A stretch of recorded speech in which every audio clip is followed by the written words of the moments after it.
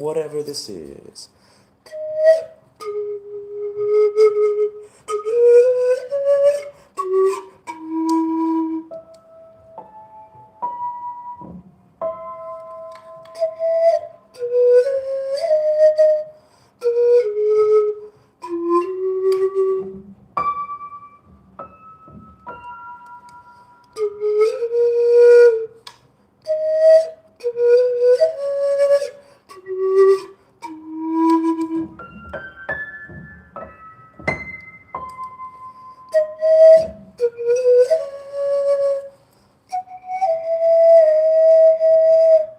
Yo, what's good? What's good? Hope you've been well, brother. Hope you've been well, Dietary. It's been a strong morning so far.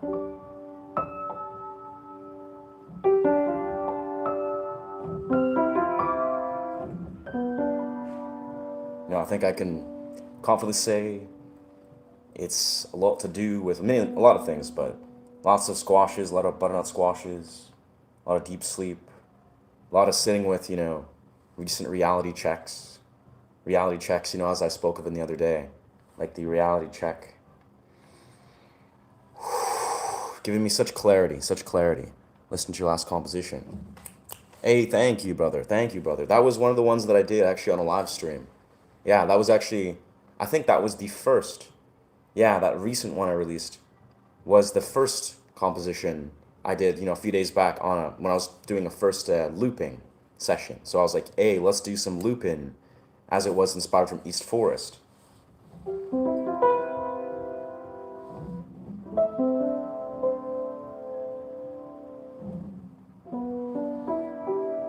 So that was a strong one. And I feel like I've just been summoning strong loop compositions since.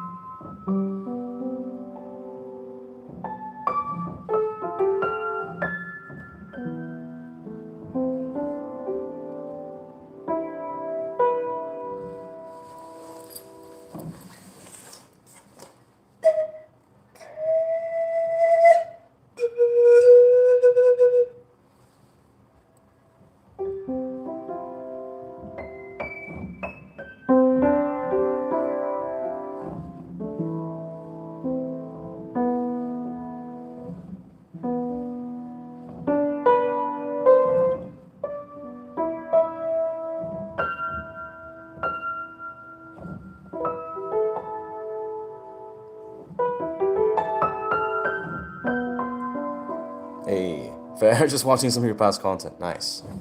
Nice. Thank you, brother. Happy Monday. Appreciate that, genius. Yeah. Yeah, brother. I appreciate you, sharing about your comment about your lucid dreaming or your night terrors, your ability, your desire to integrate your lucid dream experience. I mean, brother, it's so relevant now more than ever for all of us. But surely I found myself, just somehow I'm on a very interesting place where I feel, yesterday was the first day that I officially integrated my dream check that I was organically attracted to integrating, like the dream check of simply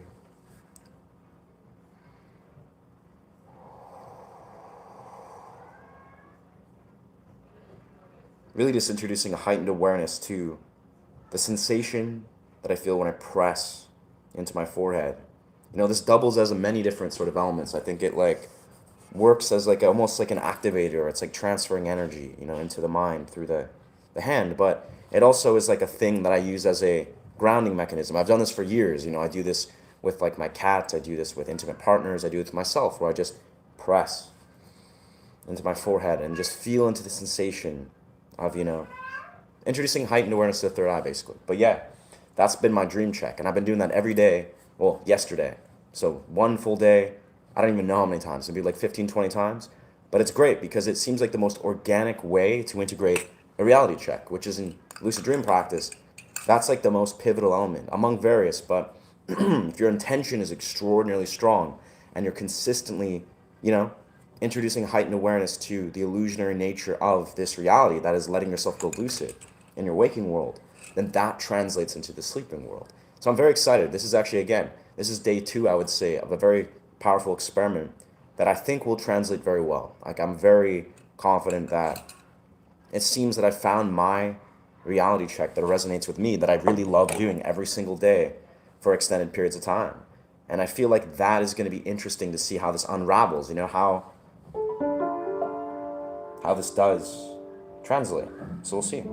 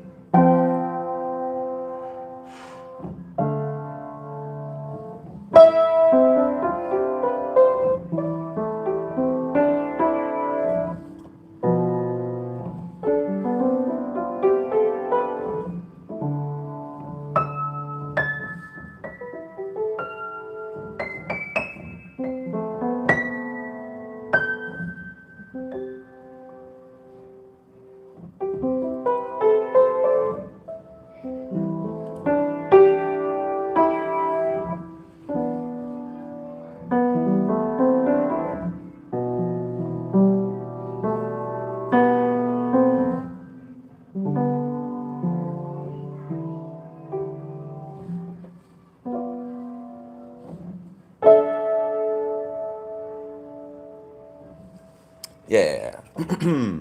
What's good? Yo, what's good, Alasser? Good to see you, Doc. Welcome, welcome. Yeah, as Alasser and a few couples have figured out, yeah, as you saw my post, I officially posted the Discord. You know, I was just like, hey, let's do this. I've been kind of not doing so. And I was like, yeah, let's just do the thing. Let's post the Discord.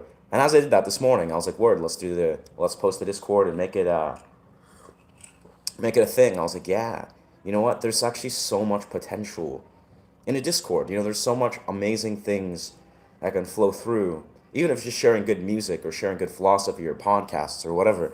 That is like similar to this. It's like an extension of this portal, but it's more uh, multidimensional. You know, everyone has the ability to access and engage in things that's taken into different YouTube parts, and it's just beautiful. It's opening up like a deeper level of discussion and engagement, as we love.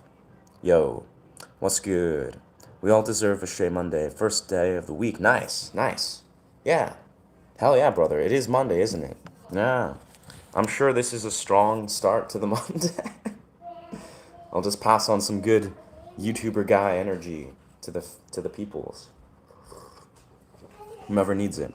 So charming and strange in a good way. Speaking from the instruments. Yeah. Sweet. Yeah. Let's see. Comments. My dream trick was literally pinching myself in the movies. Interesting. Pinching yourself. Yeah. I don't know. It's mysterious. It's mysterious, brother. What translates into a good or effective dream trick? Because that's the thing with all lucid dreaming, or at least more so dream yoga, you know, emphasize. It's actually more so about learning to intuitively honor how you can successfully and effectively lucid dream. It's not about like what you quintessentially think is the way. People think, oh, check your hands or pinch yourself or I don't know, whatever, plug your nose.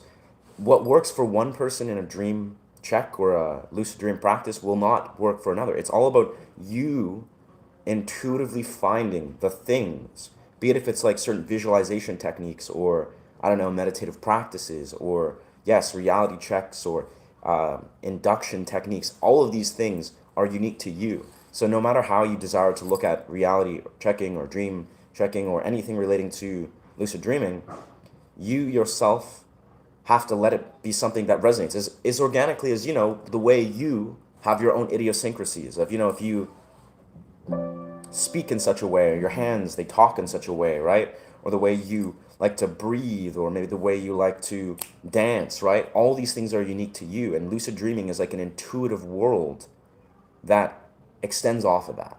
It's an intuitive thing. It's very intuitive. It's very deeply connected to your subconscious and all these things. So you can't simply force, is what I'm saying. You can't force the practice of a successful lucid dream practice. It has to be like intimate. It has to be unique to you.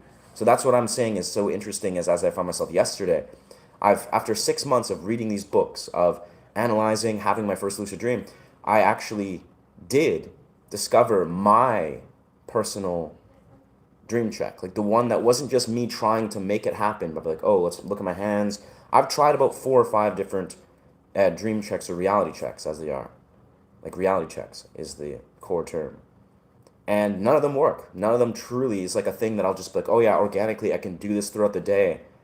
And it's like a part of me, something. Because, in a dream check, you got to do this 15, 20 times a day, organically, for the rest of your life, assuming so, if you want to lucid dream. So it's got to be something that's very intimate to you.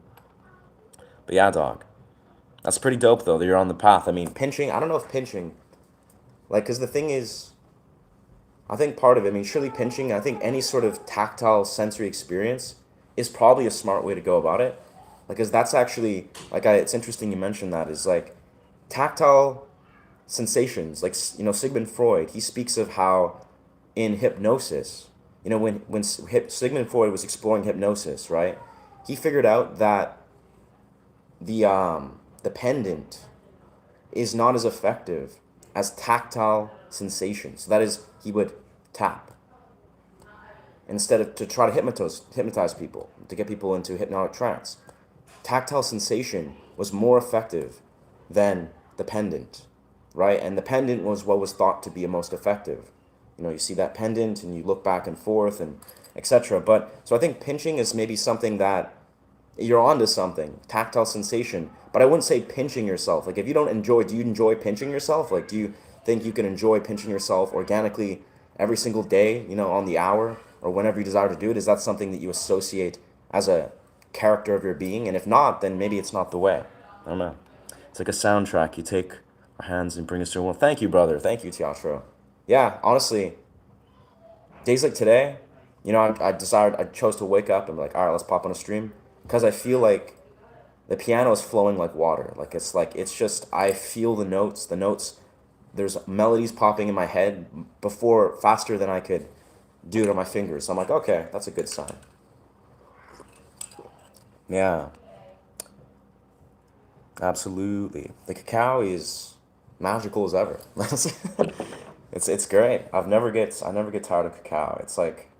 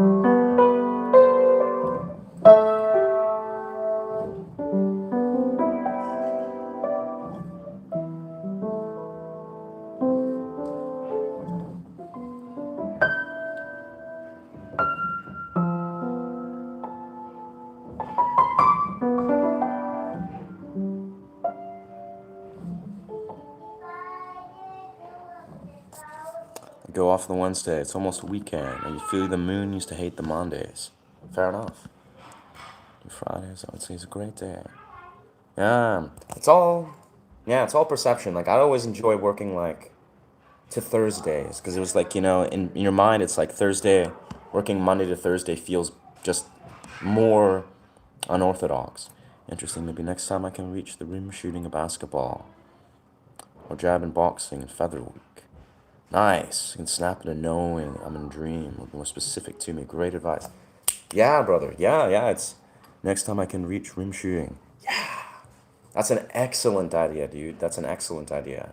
I would say that, like, generally, yeah, basketball is, I think, an incredible.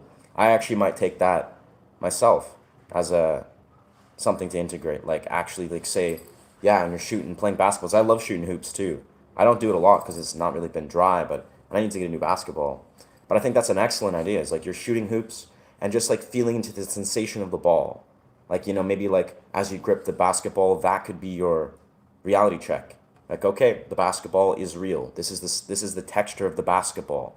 And then you shoot the hoop. And maybe that's the sound of it's probably better to be a tactile sensation, but that's the sound of the ball going in the hoop.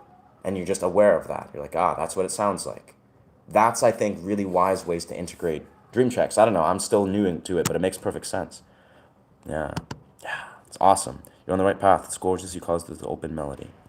Thank you, brother. Yeah. I was really astonished the other day. Like the other month, I had a song that was like, and I improvised through a similar key. There's like a song that was like such a powerful melody that I didn't even know how it was like.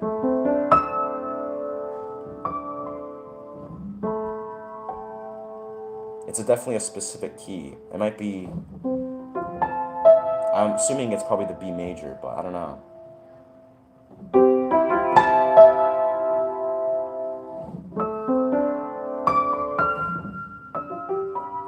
When I found myself this morning, I was successfully exploring, I think it's the E major. Yeah, it's the E major, which in the piano, if you're familiar, right? C major is the quintessential key structure on the piano, but E major is when you deviate from that. So you go white key, black key, white key, white key, white key. It's like, that's actually my favorite scale to explore, well, one of them on the guitar. And I found myself like intuitively, let's see how we go.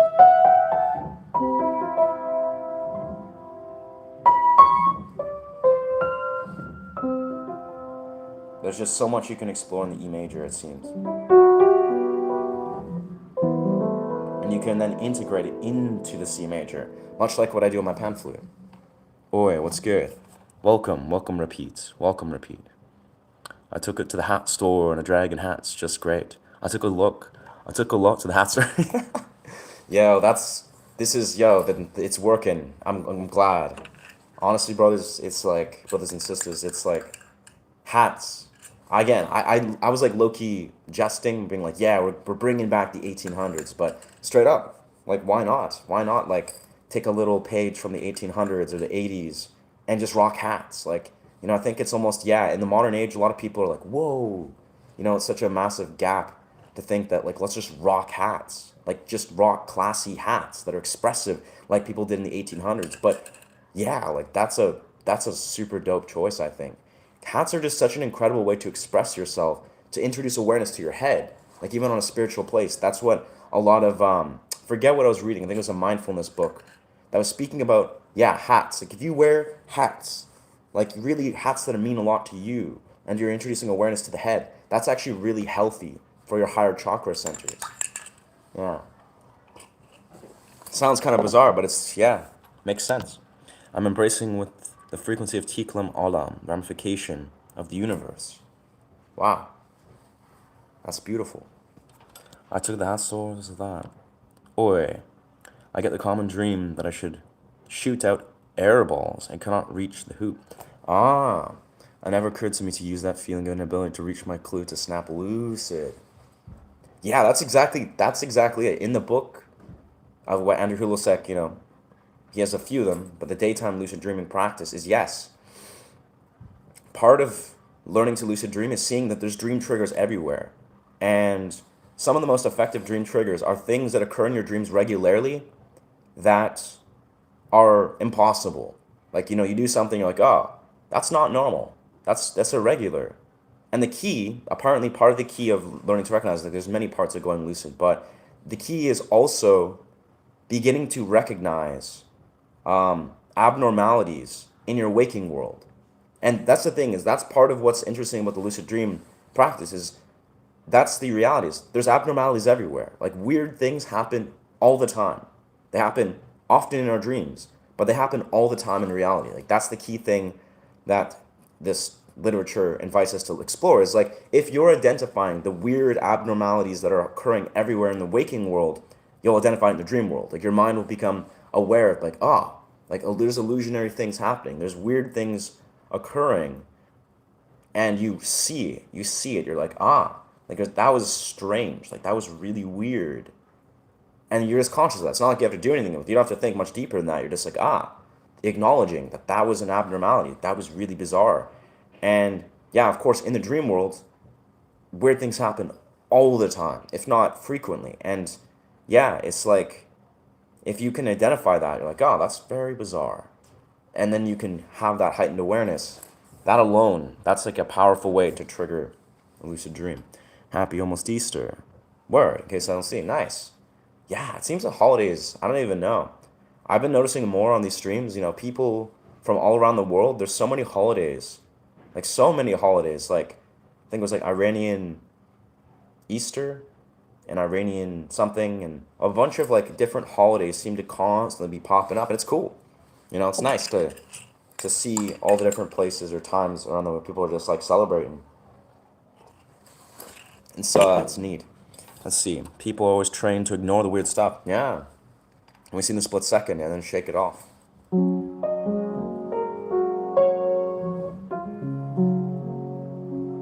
That's the truth. That's part of why we are non-lucid, right? It's not. Is our brains are like, there's simply, it's not even like a negative or positive in some rights. Our brains just like to just be non-lucid. And there's nothing wrong with being non-lucid in many contexts. Like if our brain wants to just be.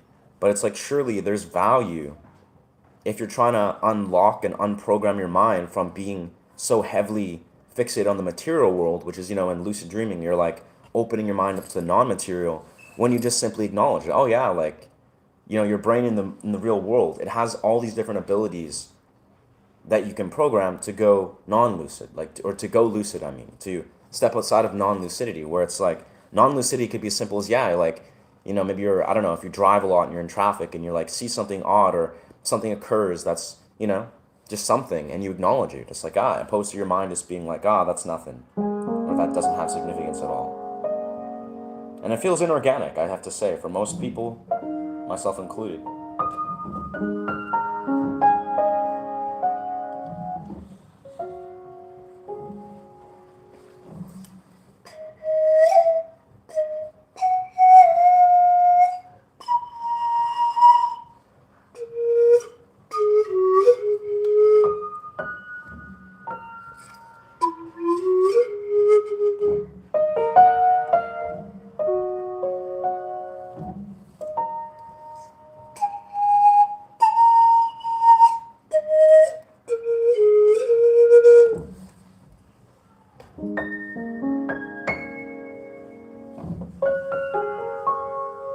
It's so interesting. I found the piano how, like, quintessentially, it makes sense, like major and minor have sort of these different polar energies, but I notice often the main or the minor keys, especially this A sharp minor kind of key, has a very like happy energy on the piano, at least the way it's arranged, where the major scale actually has a sadder energy. And usually on guitar, I'll be honest, it's usually flipped. But that's also probably the way the guitar is designed, or certain keys are more easy to access. But I find it's very strange because you usually associate the major key with like a happy energy, so to speak. That's like the quintessential thing, is the major key is usually happy. But then of course that deviates a lot, but then it's like the minor key could be more solemn, more somber. But it's funny how on the piano it almost seems like it's the opposite. And of course the cadence is everything.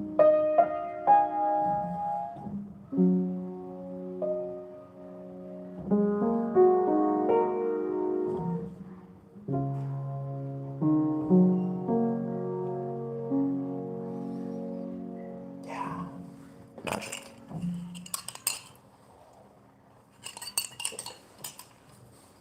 All right. Let's transition. Let's transition to the studio space. I feel like I'd love to create some loops here. Create some good loops.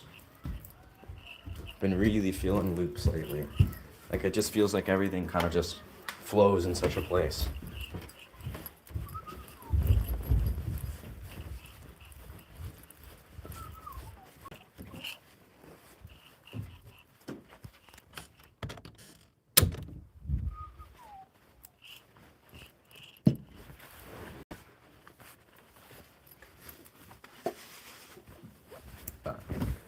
All right, here we are.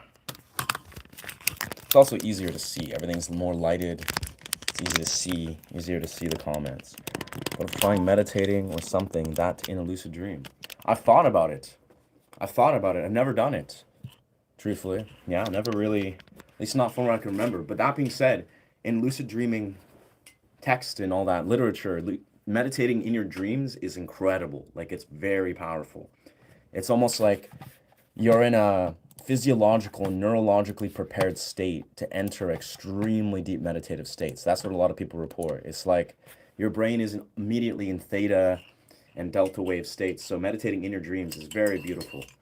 And that's honestly, that's part of what some people, why they aspire to lucid dream is you can meditate like constantly in a very deep meditative trance. Probably deeper than you can go typically in the real world. That being said, it requires you to have also, a true grasp on going lucid. Because, I mean, honestly, it's kind of obvious in many rights. You can do anything and everything inside of a lucid dream. Anything and everything. But, of course, it all depends on your ability to successfully unlock, clearly entering lucid dream. And not just from a place of, like, instability, but from a place of true control, true heightened awareness, which requires, again, true lucidity in your waking world. So once you get there, you can do whatever you want. And yeah. But it seems to take a lot of practice to get there. But it's worth it. Well, that's not what we want. Oh yeah, of course. Gotta turn on the thing. Whoa. Ah, I see what I've done here.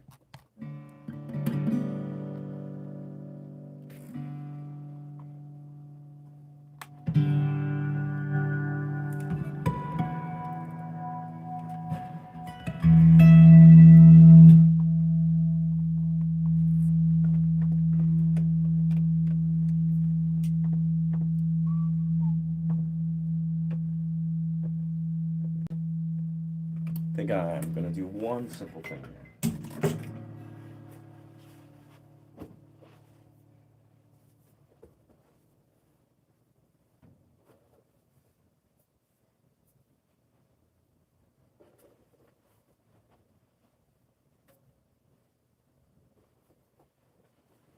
Much more comfortable, much more comfortable, much more comfortable, much more natural. Interesting. That was my intuition. Yeah, dog. It's crazy. It's honestly really these lucid dream books. I mean, I feel like they.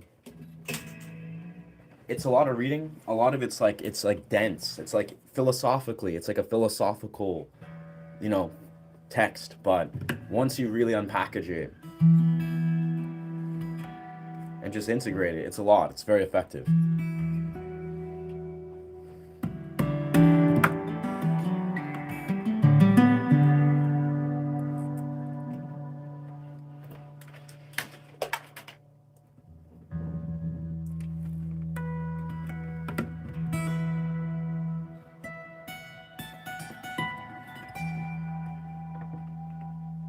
Oh, word. I see. I see.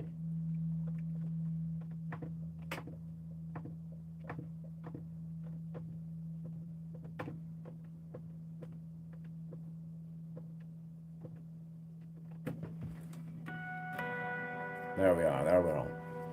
Set up. Very effective. Let's see. Interesting. Yeah. Welcome, friends. Canada. Wicked. Yes, British Columbia. British Columbia is where we're at. Blessings from British Columbia, my friends. Yeah. Yes, yes.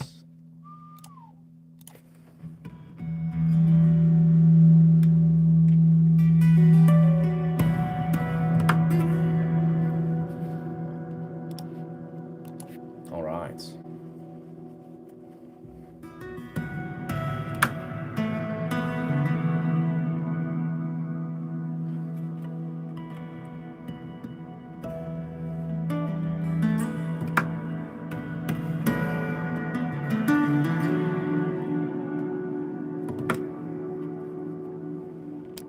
Welcome to this live stream. Welcome to this live stream.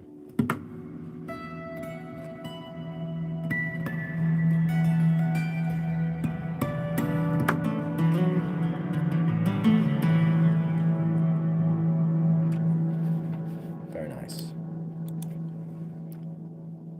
Monday. Monday is Moon Day. Moon Day. Fair enough.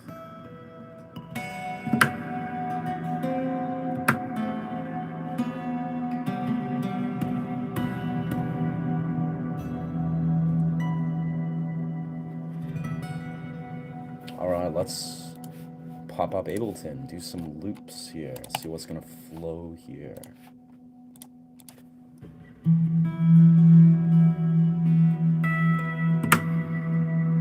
Thank you, same to you, into positive energy. Legendary. Yeah, that dude's dope, that dude's dope. Bon Jovi. Bon Jovi's dope, he's a good guy.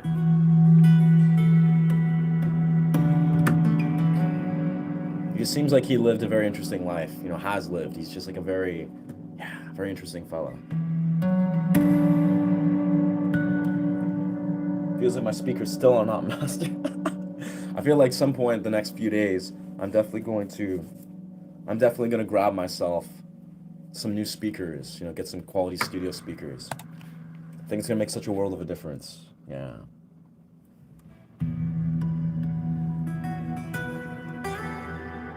That's pretty master, I like that.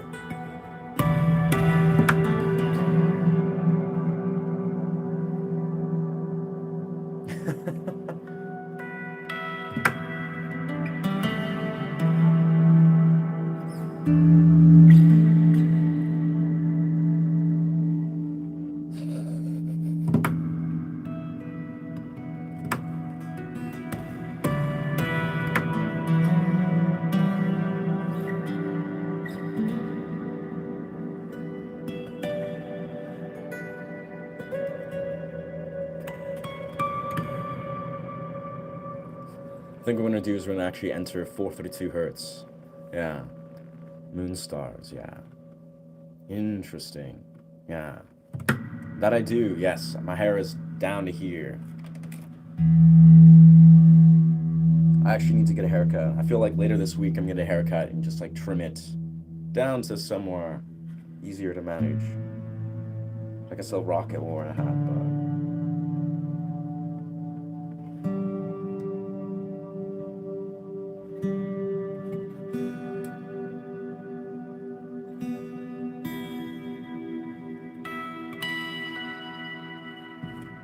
yeah, I think I'm gonna go move into 432 hertz here.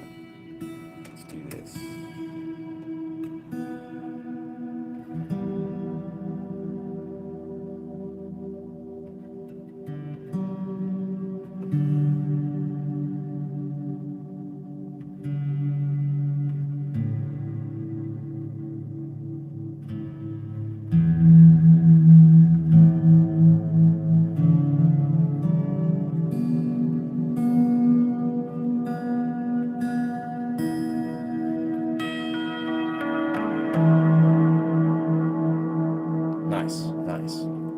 Nice. 1 second. Let's pop on some airflow.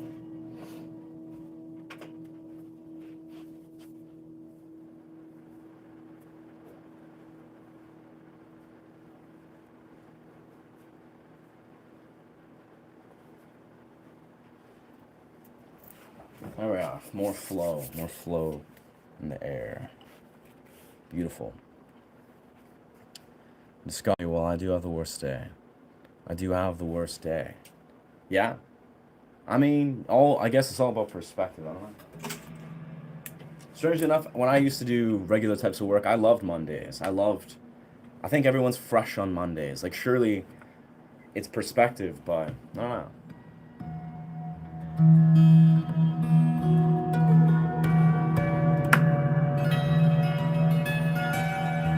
And I found when I used to work like a regular job, right? I worked at like a shipping place, and I bring my guitar with me everywhere. Every day, I'd have my guitar on me.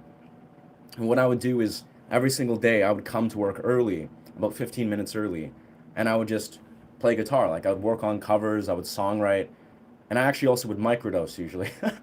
I would like arrive, I would wake up at like 4 in the morning, microdose mushrooms, let the mushrooms kind of kick in, and then I would bike to work, and then I would get to this workplace, play guitar for like 15, 20 minutes, and then I would enter my workplace.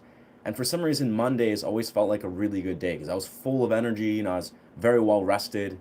So that really worked out well. For me, Mondays was always like a very positive thing. I was like sick. I'm like, I feel full of energy.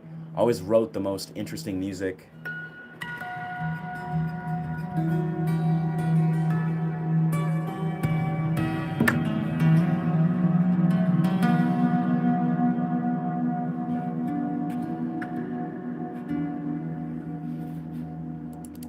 Yeah. It's weird how perspective changes stuff very quickly. Okay, let's pop on this.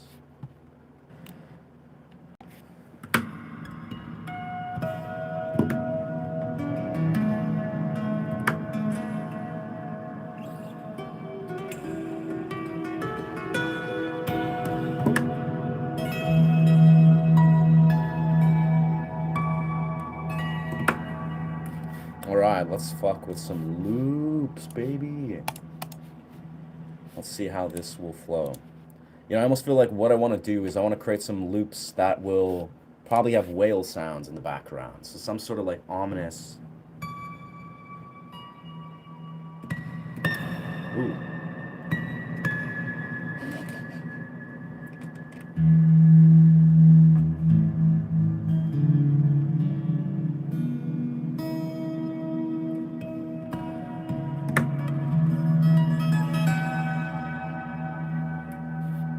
Word, word.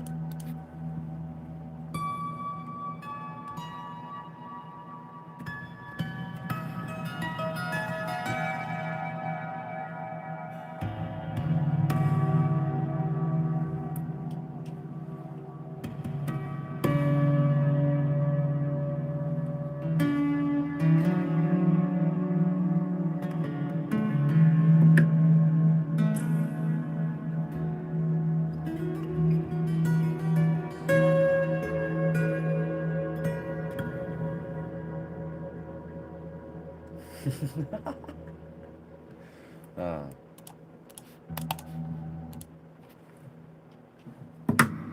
Man, I think I gotta pop this bandana. My hair is just constantly blown in my face, and it's distracted. It's distracted.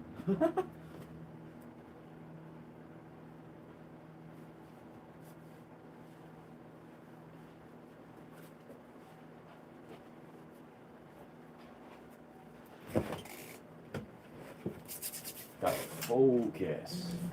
Gotta stay focused.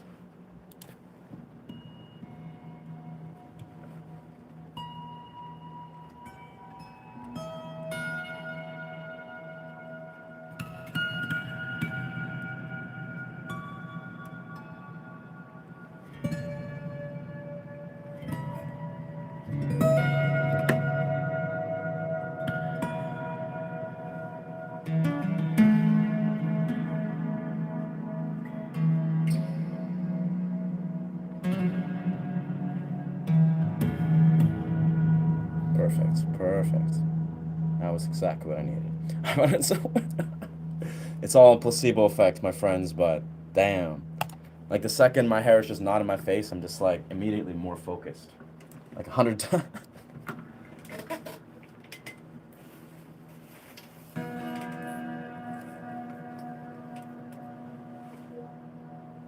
Definitely, I feel like depends on my energy. what my mentality's at. Hair is either the move or it's not the move. It's really just, there's no in between.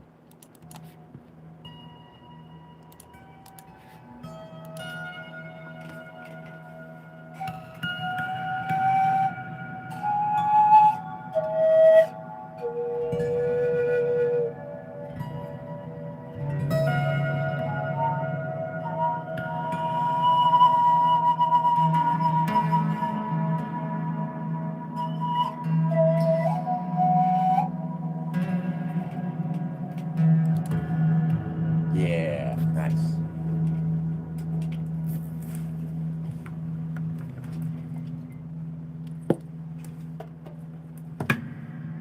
Epic industrial guitar. Word, industrial guitar. Do you still feel the same Mondays now that you're a YouTuber? No. I mean, now that I'm a YouTuber, I'll be honest, it transcends everything. It's weird, it's weird. Time doesn't feel the same at all. Like, I mean, obviously, I still have restraints and boundaries and some sort of limiting conceptions, but I don't know. 7 a.m. feels magical. 1 in the morning feels magical. 12 o'clock at lunchtime feels magical. Like it's almost like every second, every day of the week feels like very magical. It's weird. It's weird. I'm not, and I'm not even like a full time. Once I'm receiving paychecks, I'm like, oh yeah, this is real. Like I'm a full time YouTuber, like, doing traveling the world, juggling variables that are way more exquisite. I think it'll really sink in. But yeah, I don't know. I'll be honest, working in the film industry, like that's the funny thing is, I speak of this openly. Working in the film industry actually was a perfect transition to being a YouTuber because I wasn't working for a boss. My agency are working for me. And I get to I get to accept or decline any gig at every given time. Obviously, I want to be developing a professional rapport, but yeah, film industry days, you'll sometimes work 12-hour days, sometimes a 13-hour day. And never, if not very rarely, you work twice in a row. If very rarely. Sometimes you will, but if you're working as a background actor, you could fill your week. You'll be like, oh, I'm working 3 days a week. Maybe it's an 8-hour day, maybe it's a 10-hour day, maybe it's a 13-hour. You have no idea. So I'll be honest, film industry has very beautifully prepared me for transitioning outside of a regular job structure. My brain hasn't thought about regular job structure or even desired to in a healthy way in a long time, like years. But also, what's funny is too, what I do, and I've spoken this once or twice, what I do on here on these streams is almost identical to what I do on film sets. It's almost identical. I literally bring my guitar.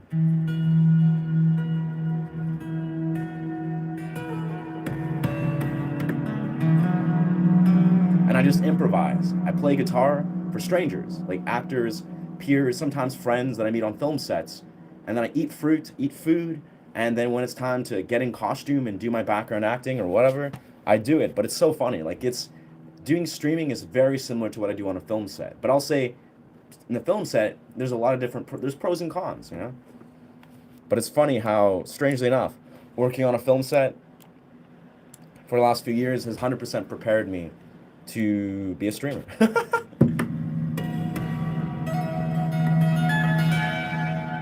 But I think many years of my life has. Yeah.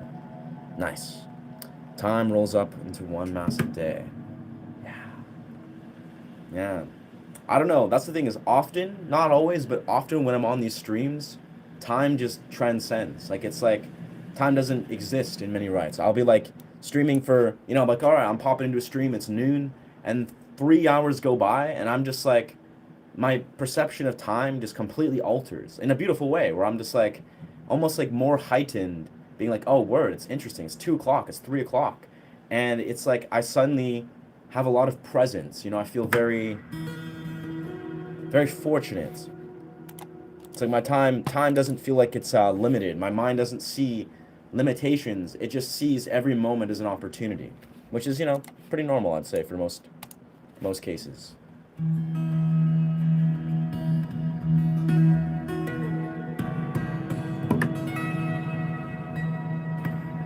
So let's expand. Let's expand off what we did here. So the idea, I don't know why, my brain is thinking whale sounds. Like my brain is thinking whale sounds. That feels like the move for whatever reason. You know, I like someone was commenting yesterday. I think they were talking about like whale sounds, maybe squirrel sounds, squirrel sounds. I don't know. I feel like that would be a fun thing to just to inspire what's going on. So I think this is what I've come up with so far. Whoa. Oh no. It glitched out. Nice. Wow. I'm assuming my preamp. Okay, let's delete these preamps. Let's delete these guitar rigs. That's so weird. Yeah. Well, this is the fun of recording. Sound checking, technical difficulties, troubleshooting. It's just the beauty of doing recording. It's just there. It's always there.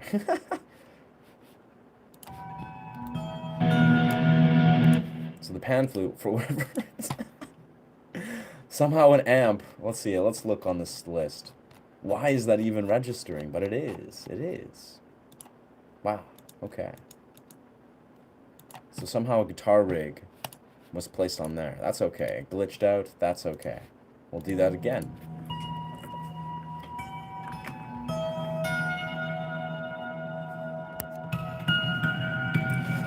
Magic.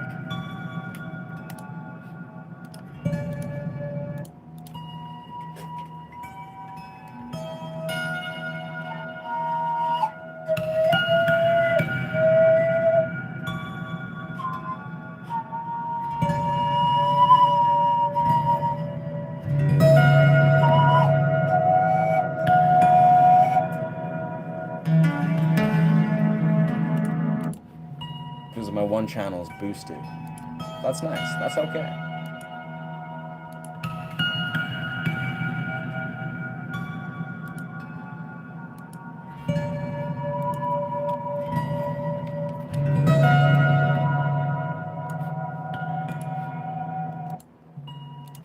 Interesting. Interesting. All right, I think what we're going to do here is do a separate channel that's all going to be dedicated to the pan flute in this route. Singing birds are the worst sound when I'm trying to sleep. Fair. Yeah, I think it's got to be a very particular type of bird, actually. You know, I found this the other day when I was trying to, figure out exactly the right sound of water and birds. I realized there's a lot of different sounds, and they're all very unique and diverse. But yeah, there's a lot of different ways you can create bird sounds. And some of them are just chaotic, because birds, they're just chaotic creatures, it seems. You know, when they're really...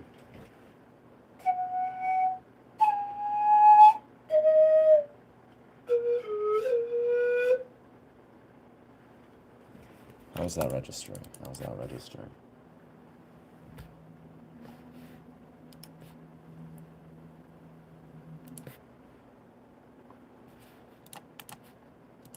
Magic, okay.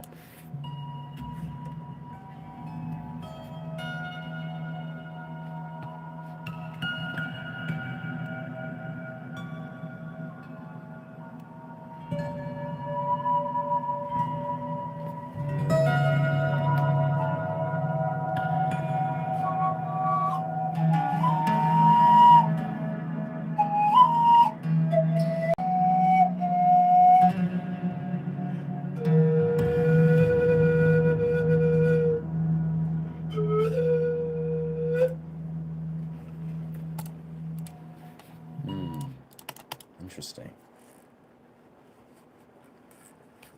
Yeah.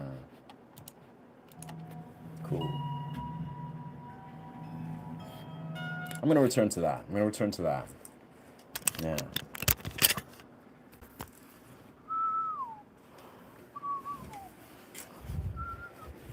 Yeah, honestly, doing pan flute recordings like that is actually trickier than regular playing. It actually requires, like, because you're bending into the notes. But yeah, but it sounds beautiful. Like, that's kind of part of the trick, is you're guiding it and directing it into the sound hole, and then it creates a very rare sound. Yeah.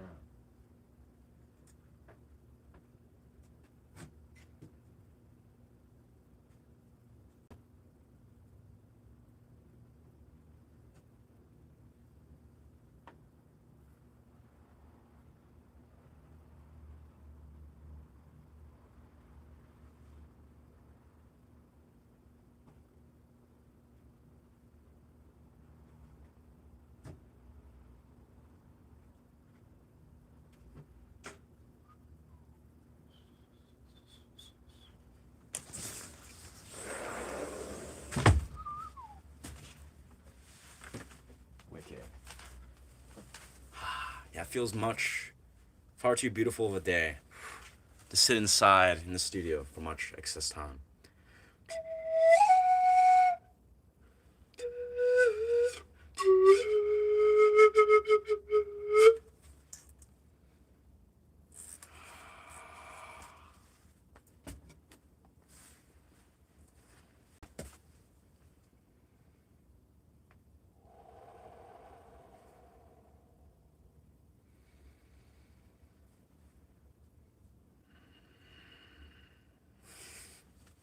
Yeah, no, I was speaking briefly about this when I was playing piano, but as I've recently unlocked, I agree, the ones outside my bedroom window, it's like they're having a mother's meeting out there. There's 50 of them. Not a nice sound.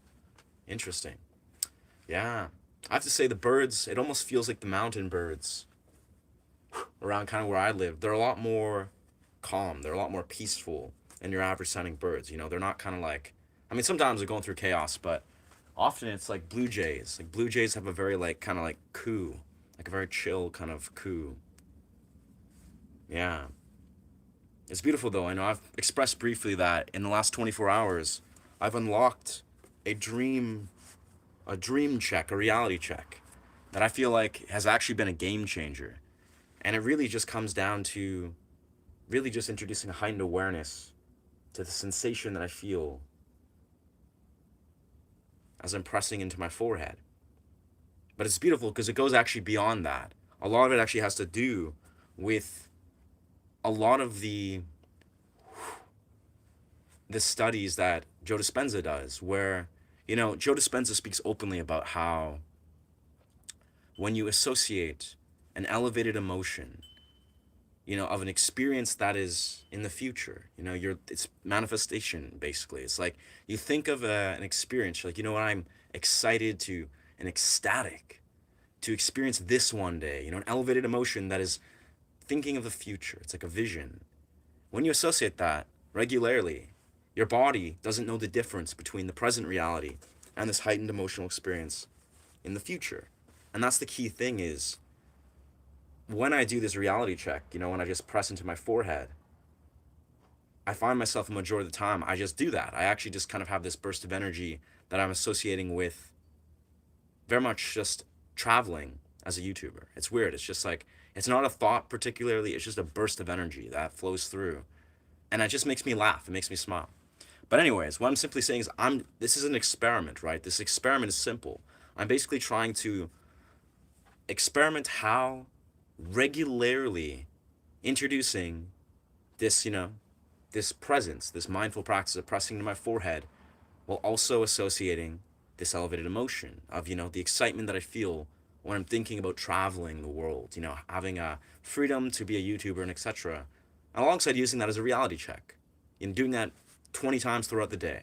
So eventually in my dreams, I'll start to do that. And then as I do that, my brain will start to then, as you know, lucid dream literature speaks to, your brain will eventually begin to feel the subtle differences between how you experience this reality check, this dream check in the dream world versus the real world. And that's a part of it. It's like, you know, say you just do this, you know, you do this, or you feel the sensations of your body, you know, tactile sensation. Your brain has a very specific way that it perceives that. You know, it's like, say you do this, like that could be a reality check. I do that all the time for some reason. But the idea is that you feel the way that this feels, you know, that your skin presses against your fingers, your fingertips. And that is a sensation that you experience. And when you heighten, you lean into that sensation, your mind's like, okay, this is what it feels like to do this in the real world. Maybe you check your pulse, you know, maybe you press into your heart. All these things have a different sensory experience in the dream world, you know? So it's these kind of things. These are the things to think about. You know, if you desire to lucid dream one day, these are the kind of things that you could entertain that could actually successfully allow you to start lucid dreaming.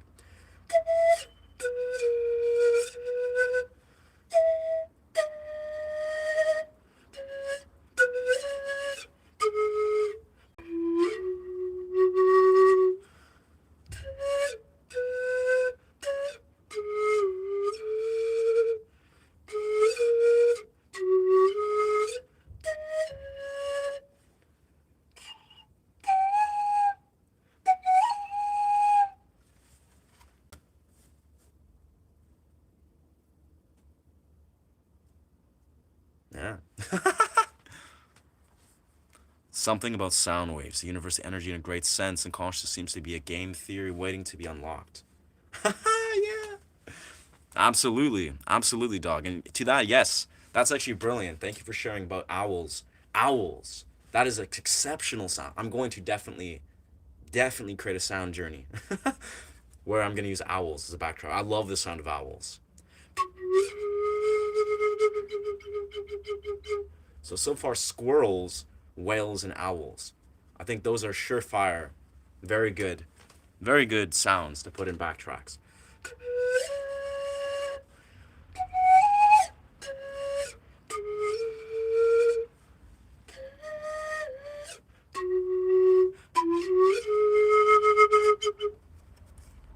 Tao quickly comes.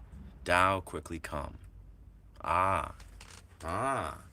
If you keep doing that to your jawline, it will grow facial hair faster. What? If you keep doing that to your jawline, you mean what? Interesting. Never heard of that.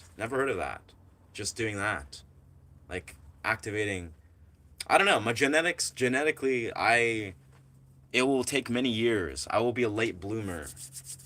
You know, I may just one day wake up when I'm 40 or something and I can just grow a giant wizard beard. But at this point, I can't grow very thick facial hair.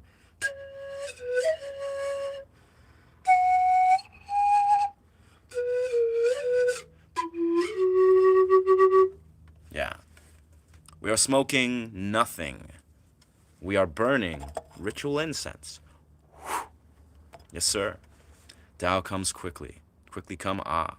I have no idea what you mean by that, but I kind of vaguely can get what you're saying.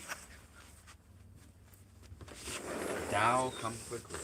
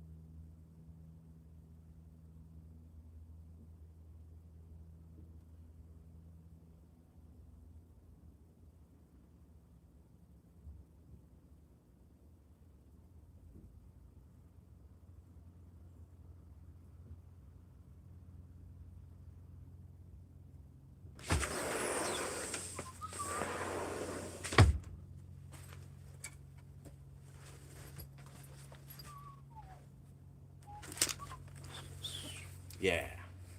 Very good. My Taoist name. Oh, interesting. It's a spell from the house. Interesting. Your Taoist name. I didn't know that's how it worked. Your Taoist name. I mean, I'm sure naturally people find themselves unlock spiritual names, spiritual monikers. You know, in a sense, a Shay could be mine, but I love my name. I love my natural name. I feel a Shay is kind of more like a performance art name, and it's my brand. It's almost like but that's beautiful. Yeah. Homegrown organic buds, always. Hey, man, yeah. Weed is pretty cool. I never smoke it anymore, but I have fond memories. I have many fond memories. I think it's a magical medicine if you use it intelligently.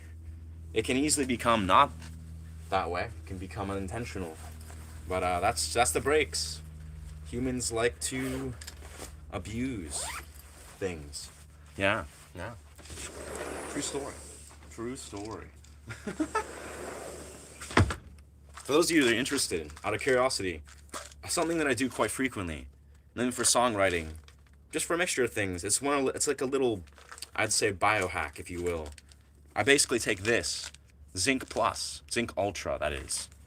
And it's basically, it's a little bit of zinc mixed with taurine, B6, B2, and also I think it has, butternut squash? Yeah, so butternut squash extract, a little bit of green tea, so the polyphenols, and inositol. Basically, it's a zinc supplement that's designed to enhance the zinc. And I take microdoses of this. It's a strange little thing that I've been doing for a long time. It's almost like zinc in this kind of little mixture. If you microdose it, it's like stimulating. It's not like a regular stimulation, obviously, but it's like you just like take a little dose of it. It's giving you a nice little vitamin cocktail that perfectly, complements the zinc. And zinc itself is stimulating. Green tea itself, obviously, in small doses as it is, also stimulating. But I do this often. I'll wake up and some days like, what, I need a little extra stimulation. And it's natural, obviously it's zinc, namely. Just amino acid and a little green tea. Very effective.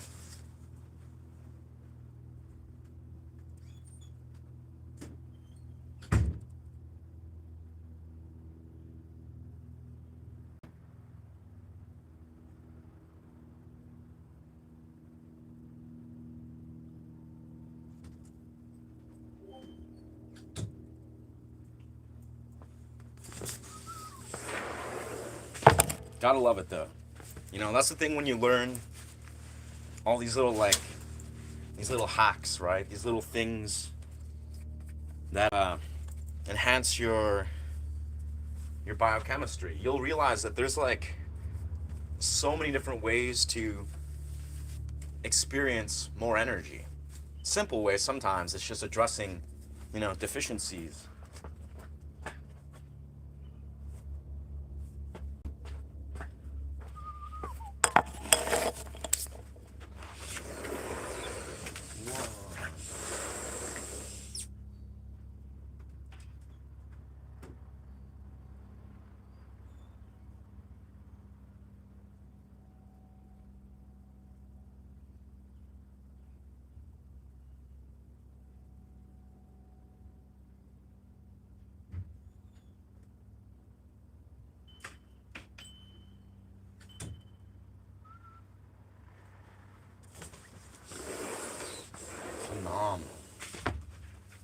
Say we're pretty much golden to get into the forests. Yes sir, the Incubus song with whales. The intro is called The Warmth. Wow, you almost sounded like that earlier. The Incubus song with whales. With whales. Lord Leong Tet Kiang of the Liang Kingdom, Squansha School. Something strange happened to me when it comes to dreams. When I was a child, my cousin would tell me about a nightmare he had, and then I had the same nightmare too. Wow. Interesting. Yeah, I don't know how frequently did that happen, alas sir. I almost feel like, in some strange way, if I were to intuitively understand that, it's almost like he was implanting that dream into you. Like, obviously, I think in the realm of dreams, a lot of it's like a dualistic relationship where if you yourself are like energetically open, or almost like karmically you're bonded with this person, then you can experience something like a shared dream. But it's also possible that this dude, had some sort of heightened metaphysical ability to basically implant a dream into your dream realm. I don't know a lot about that, but that's a thing. That's actually a pretty well-known thing. It's a phenomenon. Again, I've never had that access, but I really feel, yeah, it's a thing.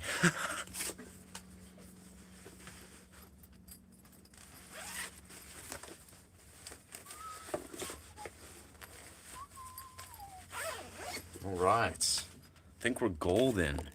Let me grab ourselves one of these ritual incense, and I think we're gonna head to the forests. Man, I need to wipe down this guitar like full on. Do I like Jeffrey? I don't think anyone likes Jeffrey, dog. Like let's uh let's stay on topic. Don't put it up. Let me hear it, my boy. Yeah, it messed me up. Ah.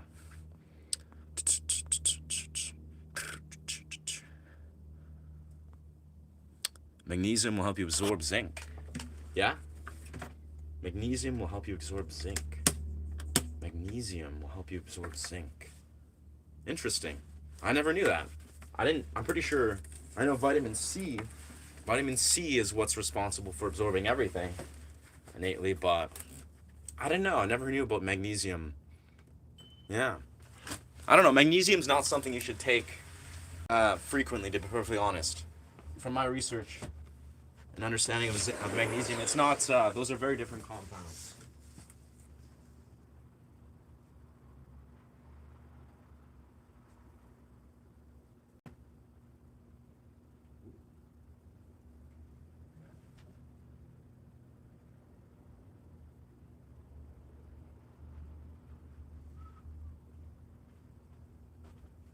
Damn, that is a interesting scent. Wow.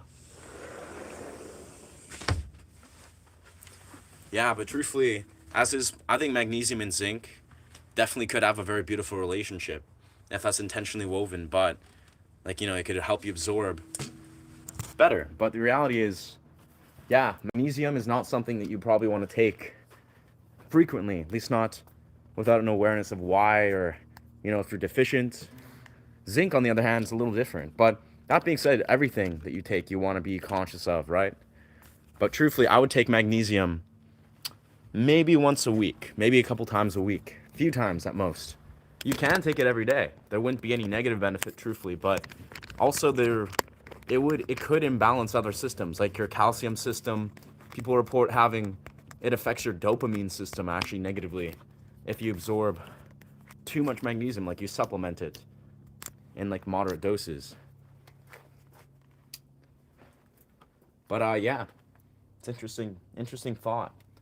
Again, it's all about, for whether they're talking about vitamins, amino acids, whatever, it all comes down to what you personally need. It's very individualistic, right? So it's important to listen to your body.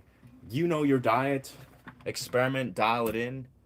There's not a lot of universal truths in your diet. I mean, obviously there's some certain dietary things that are very significant and obviously are fairly universal, but whether we're talking about amino acids and all these things, it's like a science.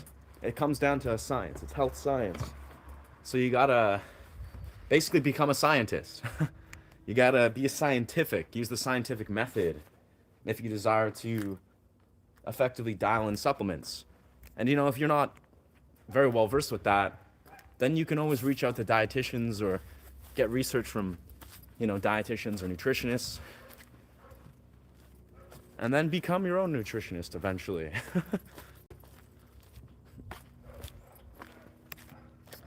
How behind am I in the comments? Let's see. Why not take the whole tablet? Zinc looks imbalanced in that.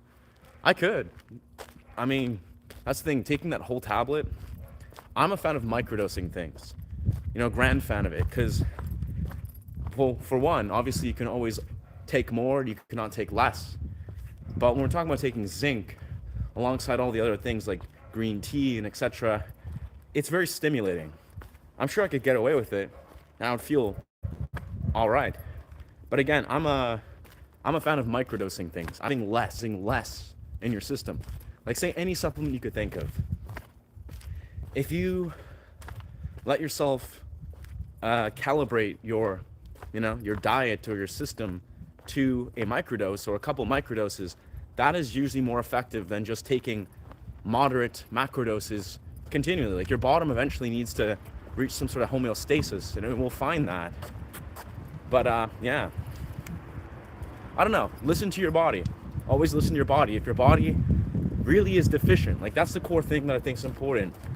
Whatever you're taking as a supplement, or if you're taking whole foods, right? It's important to listen to your body, right?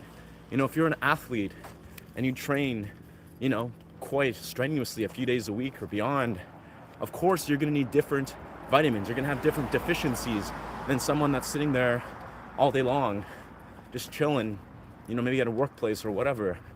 So it's the key thing is to just be a student of sufficiencies and deficiencies. Like, that's how I could really summarize really just honoring or listening into your body and learning about health science. Study deficiencies and sufficiencies. Yeah, deficiency and sufficiency. If you can do that, you actually can make very profound changes in your diet and your energy levels and your brain health.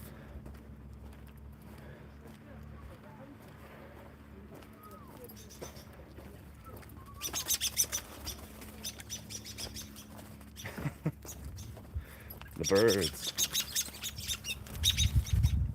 Wow. They're in some sort of bird combat. Some sort of bird quarrel. That's wild.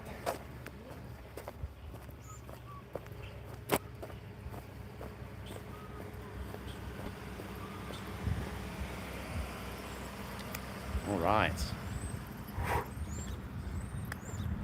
We are in the neighborhood. Just here.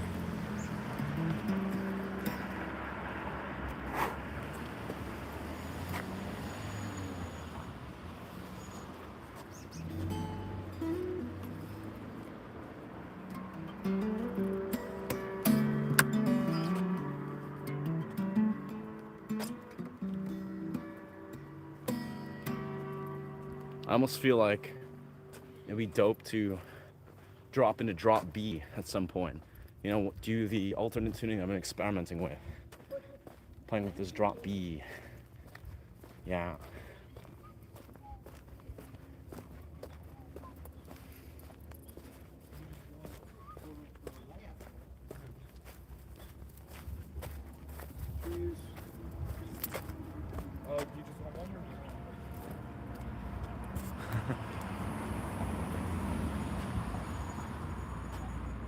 Slowly stops ringing tinnitus.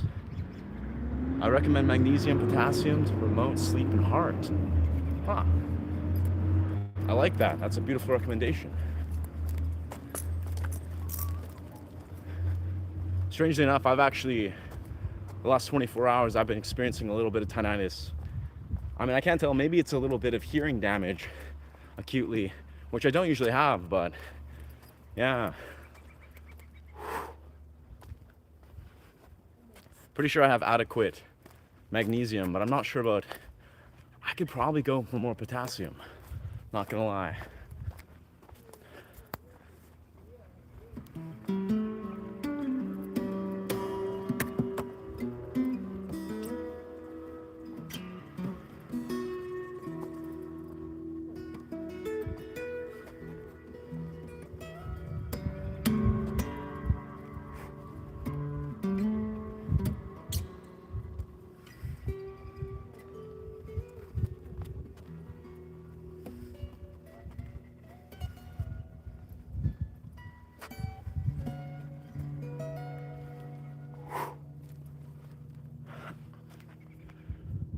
Freddy Krueger. Huh. Right. Freddy Krueger. Huh. Don't think about my wrists. Interesting. Interesting. I gotta say, I appreciate you. Appreciate you, dog. You have some interesting perspectives to share, Michael Ward. Tinnitus, the relationship between potassium, magnesium, and yes, I agree with that, brother. I've actually found, you may have, I've expressed this once or twice on the stream. Well, for me personally, wrist pain, that's like usually in about this realm. So it's a place where wrist tendonitis may appear. It actually, for me at least, relates to right here. It's almost like where the funny bone is. It's like this spot by the elbow. I actually noticed when I started applying acupressure mats, that actually made the wrist pain immediately go away, just having this particular spot. Like literally just using an acupressure mat, which is like, if you're not familiar, it's just a mat you lay on and press into that has lots of plastic spikes. And I noticed just applying this to this part of my elbow immediately made this part, any pain, any tension, disappear. And of course, that's just unique. That's just unique to surely my own sort of body, but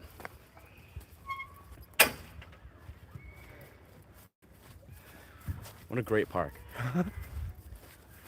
But yeah, this is actually a thing I was talking about a lot the other day with my partner. I was reading this acupressure book, or acupuncture book. It was talking about like all the ancient Chinese pressure points. And I came to this realization, wouldn't it be interesting if someone, you know, say if you have an acupressure mat, so again, you have these like mats that have all these plastic spikes. What if you intentionally use this mat every day to address certain acupuncture points? So basically use an acupressure mat, say on parts of your facial structure or your neck, and you intentionally target these acupuncture points with an acupressure mat, which is not that difficult to do. Really, it's like a very mild thing. I find you. And welcome psychological. Chirominologia. Interesting.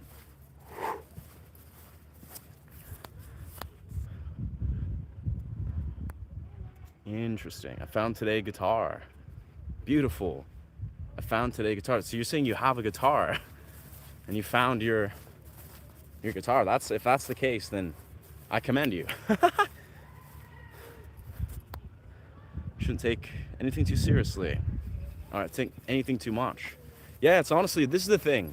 I'm a vegetarian, right? I've been vegetarian for like about 11 years. Part of what's valuable about being a vegetarian is you are very aware that you're deficient. Like you can be certain as a vegetarian that you are deficient very actively of very specific vitamins. And actually that's a good thing. You know, if you're very conscious, like, you know what, I know for a fact I'm deficient in B vitamins every few days if I don't take B vitamins, you can be certain that you're maybe desiring to integrate more magnesium or zinc. You can readily ensure that you're 100% certain that certain vitamins you're just going to naturally be deficient in because of your diet. You know, if you're knowing that, okay, meat can and can't provide, well, it provides basically most vitamins. Meat can provide like an ultimanium of vitamins. The weird thing is, though, you don't always know for certain that you're absorbing all those vitamins. You know, there's many different reasons why your gut will fail to actually absorb these vitamins in your meat. It could be the quality, it could be, I don't know, just your gut bacteria, it could be something going on and other things. Probably is not extremely common. You're probably absorbing adequate stuff. You're probably getting more vitamins than you need from your regular meat-eating diet. But what I'm simply saying is it becomes easier to have a truly balanced sufficiency of nutrients. It becomes easier when you're a vegetarian because there's certain times, it's almost like you think about it, right? You're depleting your nutrients. You're burning off your nutrients, and then your deficiencies, they slowly accumulate, right?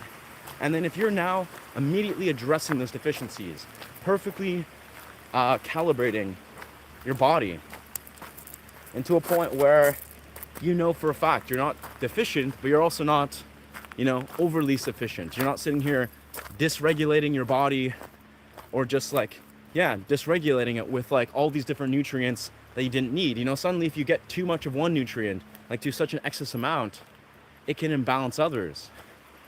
I mean, with whole foods, that's not a very dangerous, or you're not at risk for that very actively. But if you're taking, like, if you're, say, an athlete, and you train a lot, and you take a bunch of creatine, and you take, like, a bunch of, like, dietary supplements, these dietary supplements have, like, a bunch of high percentages of all these different vitamins, and then you're also eating these full, you know, diets, you're often probably going to be imbalancing your vitamins and your minerals and amino acids. Food for thought. Anyways, shout out the sun. Brother, shout out the sun. Shout out sunlight. Shout out Mother Earth. Shout out the squirrels. Wherever the squirrels are, the chipmunks, we appreciate the chipmunks. They add so much to our life. I swear, definitely. So whales, squirrels, and what was the other ones? Whales, squirrels. Oh yes, owls. Whales, squirrels, and owls. So many great sounds. So you want to promote health through vigils and headstands, while at the age of ages, morning and evening. Want to promote health through vigils and headstands. I agree with all that, brother. Inversions, like very much like handstands, headstands, handstands, inversion yoga, powerful stuff. You know, I do handstands and handstand push-ups all the time, pretty much every day, sometimes for multiple successions of hours, or like an hour. But yeah, there's actually a crazy amount of research relating to your lymphatic system that relate to being upside down. Like, this is the thing people don't speak about, is your lymphatic nodes, your lymphatics. So, you know, there's like your lymphatic nodes are on your thyroid. I think they're in your adrenals and your sexual organs, if I'm not mistaken. I don't know. Haven't researched lymph nodes a lot, but the idea is your lymphatic system, it has to drain. You know, there's lymphatic drainage that is very important for many different systems. And handstands, being upside down, doing things like what's it called? Like bouncing on a trampoline is actually really good for the lymph nodes. It's good for lymphatic drainage. This is something that I highly recommend people to look into. Yeah, a big science nerd. I'm not a doctor. I don't think any of us are, but we should be our own doctors. Facts. Drink apples. Okay. With iodine activation. With the mother in the morning, only the fresh chopped red apples. Drink apples of Eduin. Huh. I was getting tired. It's your nerves feed your brain.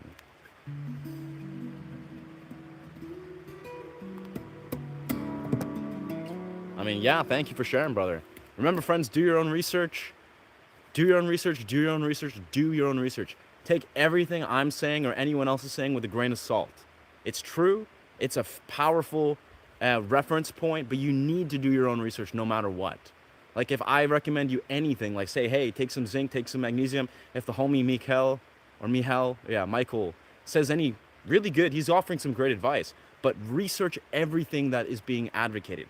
Do not take it at face value. Recognize that these are things that you need to learn more about and see how this applies to your individual body. Do your own research. Like, that's the simple rule of thumb. You can see a dietitian, you can see a nutritionist, you can see a doctor, and you should never take their word as fact. Why? Because you should do your own research. But yeah, food for thought. Yeah. I want to stream someday, but my thoughts are right about the same. Each body's own machine. Yeah. Absolutely, genius. I don't know how behind I am in the comments. Okay, not that behind. But deadass, like, that's powerful. Yeah, I'm truly, as a guy that studied the body and the mind, of course, but the body, like the physiological body, health science, that is. I've gone on my way to study this for like 10 plus years. I almost became a dietitian because I loved this stuff so much. You need to do your own research. It's so individualistic. Health science is a science. So yes, there are factual truths. There's universal truths. There's universal dynamics that are at play. Universal models of how the body works, right? But we are all so individualistic. There's so many variables. It's a science. You got to do the scientific method. You got to experiment. You got to, discern what is really working every single day. So do your own research. Be experimental. These are all reference points. All this advice about the body, reference points. You got to do your own research. Yeah. Yeah, guitar is an example of a pure math. In the world, those frets make an egg shape. Huh.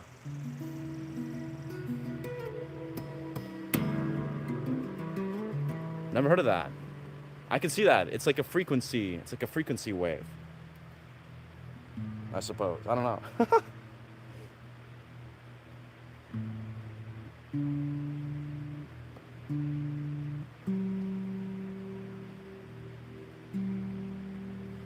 Oh, my camera thing is getting in the way.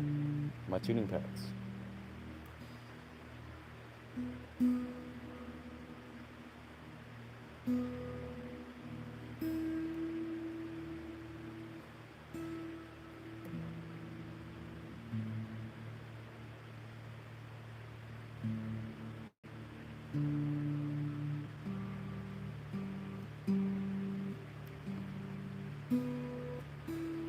Beautiful. All right. We are back to standard tuning, baby. Standard. So there are massive houses. Why would anyone need or want so much space? Yeah? Yeah. And downtown supplements. From this angle, it does seem like you're dance walking. Interesting. Interesting. Yeah, that's the thing. I imagine someone pointed out they thought I was galloping. Like I'm galloping. Like, I don't know how the fuck I'd gallop as a human, but no, I'm walking. I'm just walking normally.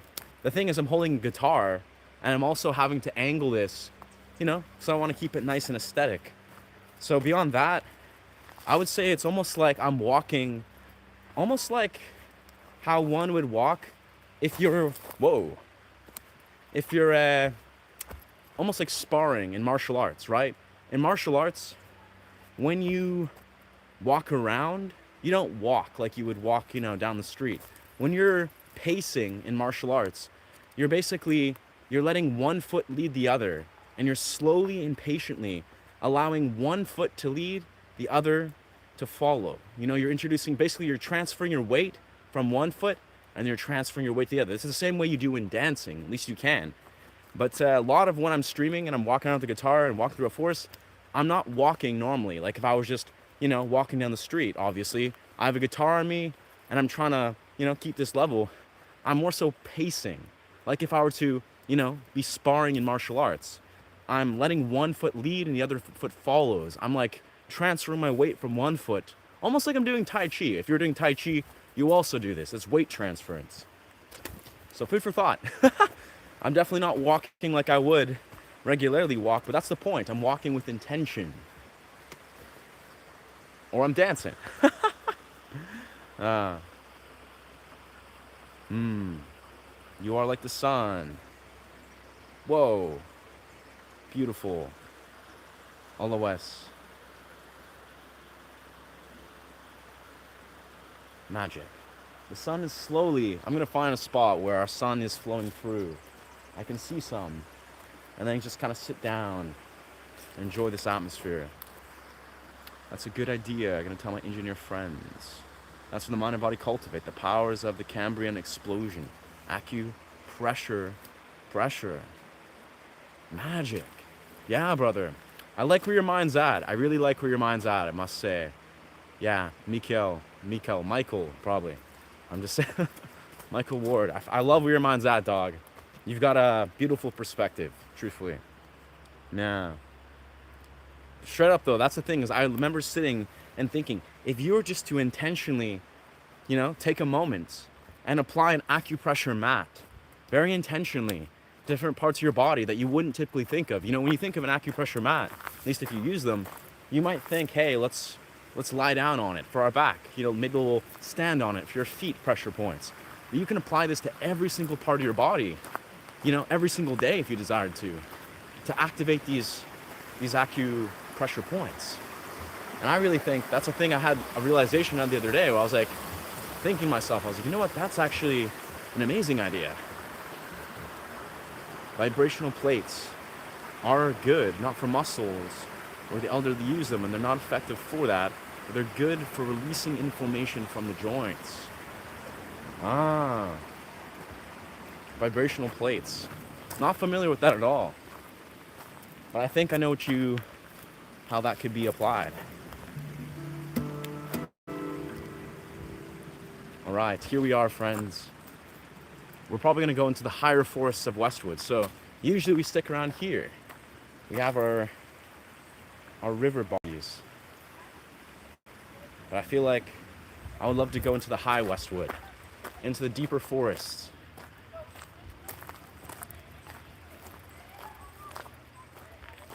course, we have the giant tree, the old forest, the old growth tree. Look at this beauty. Such a majestic tree. I remember once when I came up here, I was going for runs during COVID, and I'd run into this one older woman. She looked like maybe 10 years older than me or something, or 20 years older, and she would meditate on this tree. She would just do like, she'd hug it.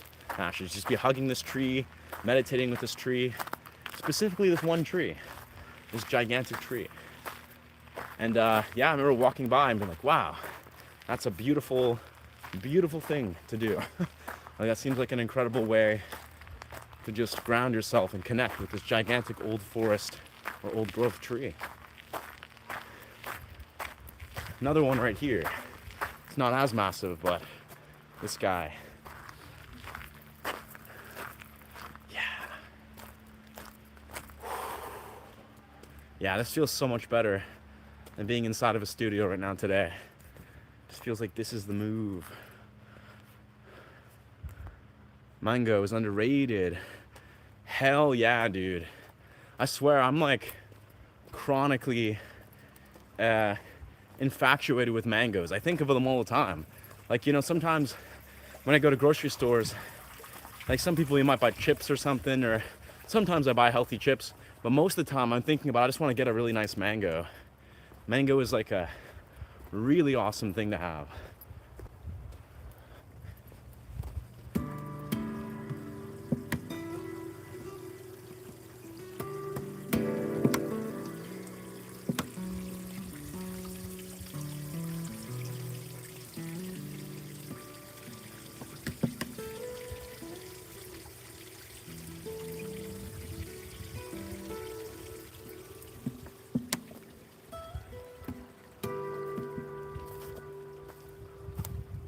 All right, we're now entering the second tier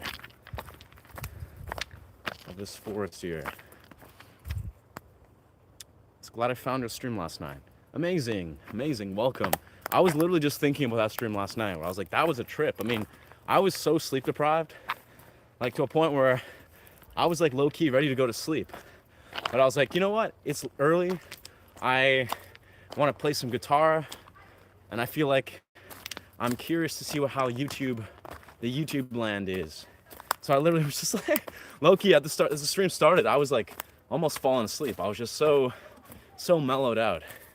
But I was really intrigued to see how beautiful that stream unraveled. There was just, you know, some interesting interactions, some beautiful people coming together.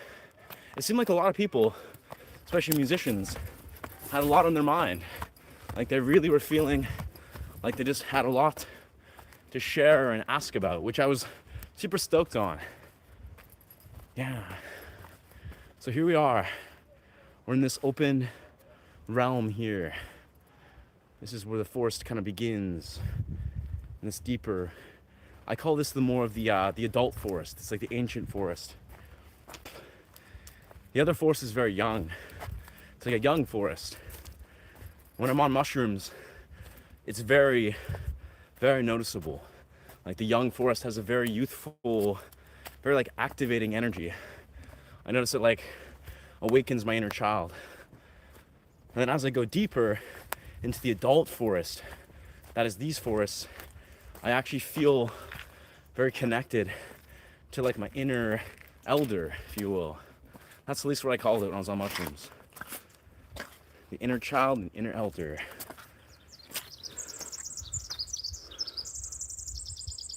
Wow. This bird, it's like a young bird.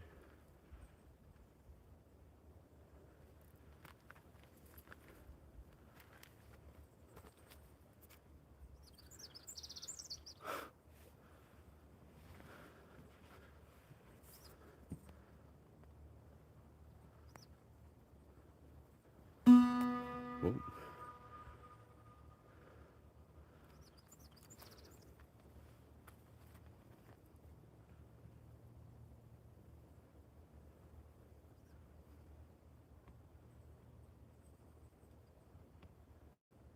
Very interesting. It's like doing some sort of bird mating dance or something. And there's a couple of them. Very young birds. Very young.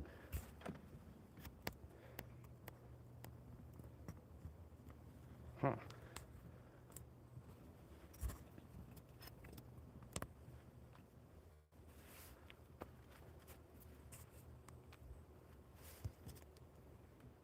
Trippy.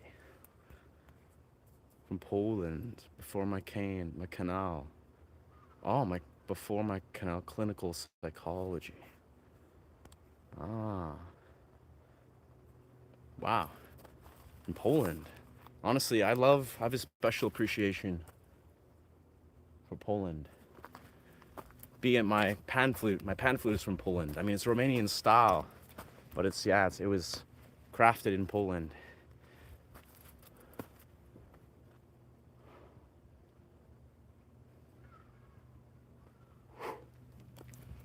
Very cool. Is that a wind or river sound? That was a river sound, I believe you heard. Yeah, it was like a small creek. Tiny creek was flowing through. Yeah, dude, the squirrels, bro. The squirrels. Actually, in the earlier, warmer seasons, there's a lot of chipmunks that flow through these forests. Like, I'll just hang out and I'll see a bunch of chipmunks. Actually, in my earlier streams, when I was very new to YouTube, about 3 or 4 months ago, I would come across these chipmunks all the time. And they would just do forest parkour. They'd be doing like flips and jumping around, and I just capture them in my stream. I just hang out, record all the chipmunks. It was great. Thank you, Mandy. It feels very expressive. It feels very nice to dress this way. And I'm only gonna get more and more extravagant. You know, I'm getting some beautiful gold, red circle shades. I'm gonna get myself some new trippy pants that have more flowers of life on them. All right, I think we're just about at our checkpoint. There's like a stump over here that I love to sit on.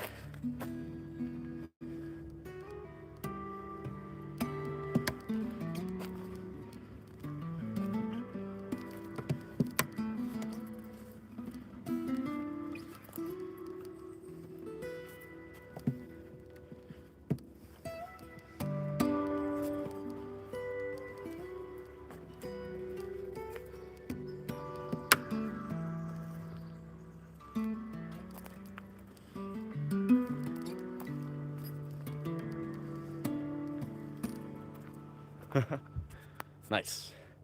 So we're clear. Do your own research? Do your own research. Yes, yes, yes. And if you're not clear, do your own research. Yeah.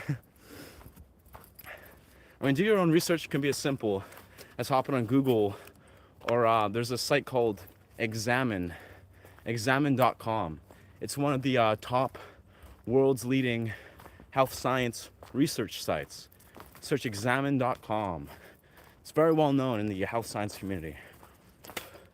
And yeah, type in any amino acid, any adaptogen, any nootropic, anything. And examine.com will give you a very well researched, peer reviewed study, which is, again, that's the thing, when we're talking about do your own research, we're not just talking about scientific studies and evidence. No, we're talking about objective and subjective studies, you know, on Reddit maybe. You hear different people's perspective from different backgrounds, being, oh yes, this is what helped me or served me, for the better and for the worse. And over and over and over again. And truly, the best research that you can do is truly your own. Is the research of you experimenting with what works for you and documenting that, you know, being conscious of that. But yeah, you gotta do your own research. I mean, I think there's too many people that desire to go on a quest to, you know, learn about amino acids and vitamins and minerals, and they do this weird thing, it seems, where they treat it all as like, I don't know, as one simple, like one-dimensional thing, where they think, oh, I took this vitamin, made me feel this way, and they're like, all right, well, the answer is don't take this vitamin ever again.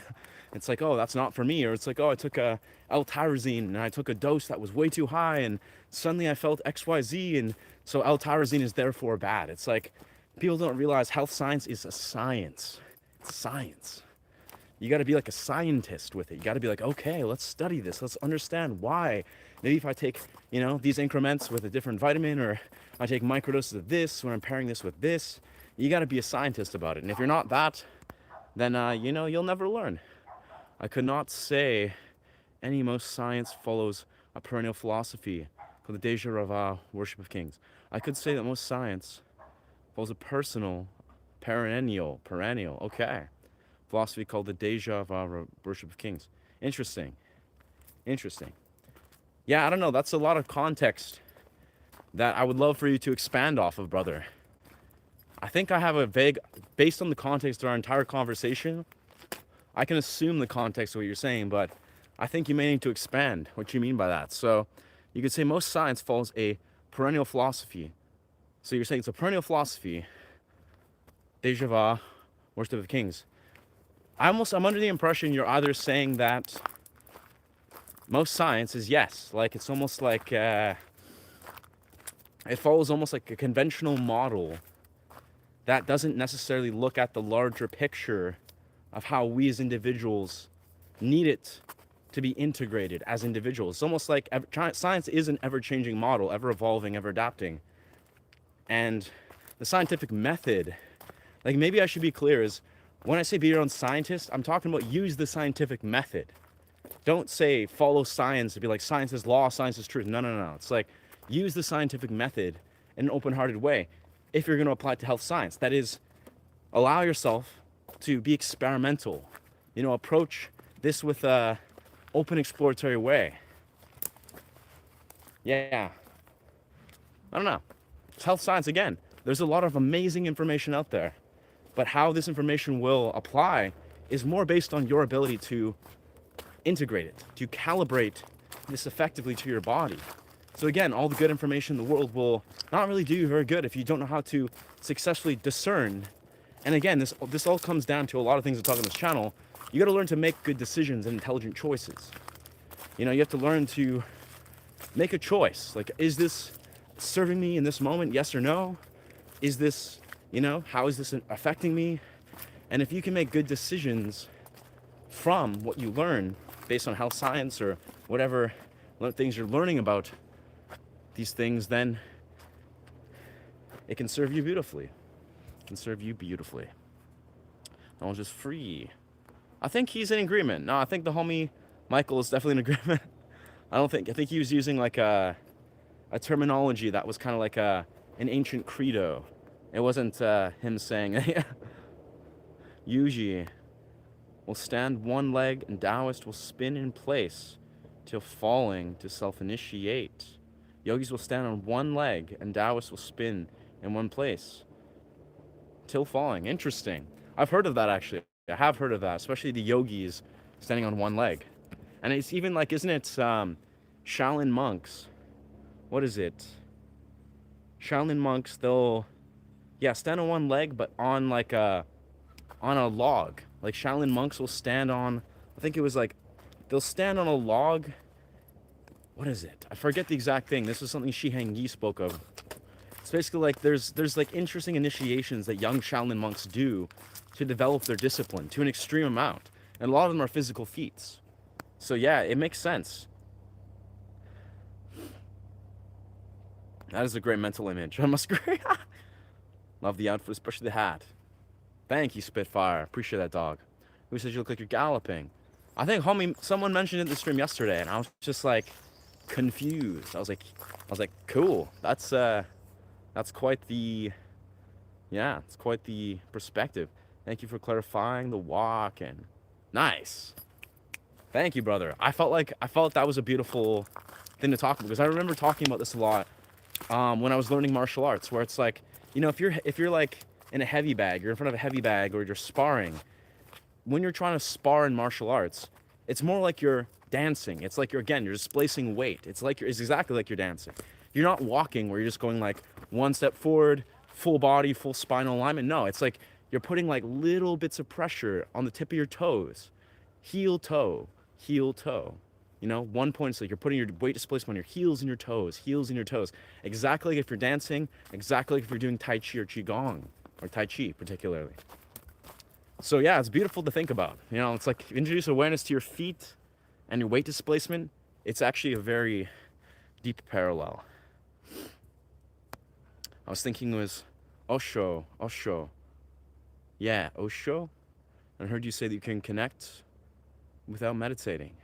If you're driving, for example, you can feel at one with the road and connect with surroundings. Yeah, brother. Exactly true. I feel that's exactly true, Alasser. Exactly, brother.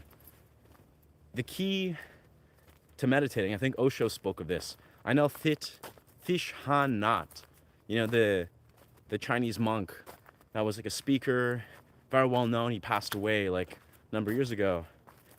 Thich Han Nhat, I might be botching his name. He spoke of that as well in his book called The Illusion of Permanence. Beautiful book, beautiful book.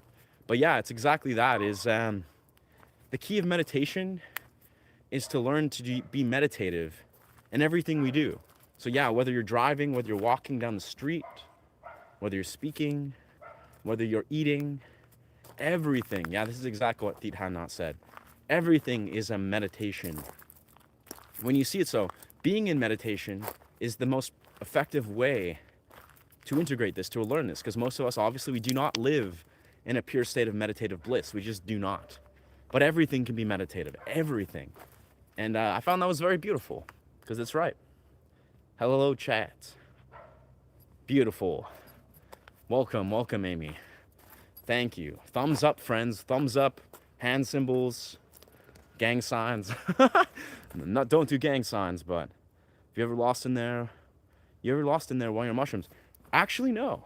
That's a funny thing you'd say that. I mean, you'd think, right?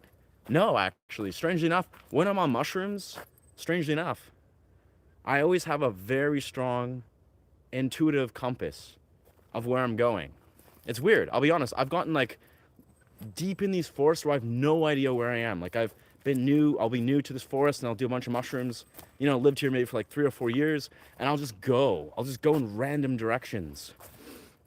And for some reason, especially on mushrooms, I'm actually always able to effectively find my way back home. Now, I'll be honest, I think that's more of a me thing. You know, I meet friends, people that actually express they suck at navigating. Like, I don't know why, they're just like, oh, I'm morally impaired. And I think that's hilarious, which is, it's just sure the way it is. Some people, they just don't have that intuitive, you know, compass. Like, whether you're navigating around the city or, you know, around a forest. The forest, I think, is the most effective way to learn to do that. But for whatever reason, even since I was a kid, I've always had a very good ability to like intuitively navigate where I'm going. It's like I just trust. I'm like, oh yes, my feet remember all the symbols of where I was. I remember all the details. It's almost like, you know, it's like you're tracking, like if you're an ancient hunter and a forester gatherer or a hunter-gatherer kind of tribe, right? You're going through the forest. Our ancestors had this connectivity to where we're going. Like they had this ability to, you know, observe and look deeply to the track, you know, the path we're on, to learn to navigate and to learn to find their way. Not to say, obviously, I'm on their level, but I don't know. I've always had this intuitive ability. I trust. I'm like, this is the way. So truthfully, I've never gotten lost. I'm sure I could get lost if I went to some foreign country, middle of a forest, some distinct area. It will happen, I'm sure. But yeah, I've been fortunate that I've never gotten lost so far. Hugging a tree. Yes. Hugging trees. I think with that, we're gonna hug a tree. Yes. I've been feeling very drawn. Here's a tree. We'll place our whole little rig down for a moment here. Whoa. Okay. We'll just, oh, no. We'll find a spot for this baby. There we go. This seems, yeah. Very, oh, no. Okay. This is, I don't know. This is not as easy as I thought. There we go. Whatever.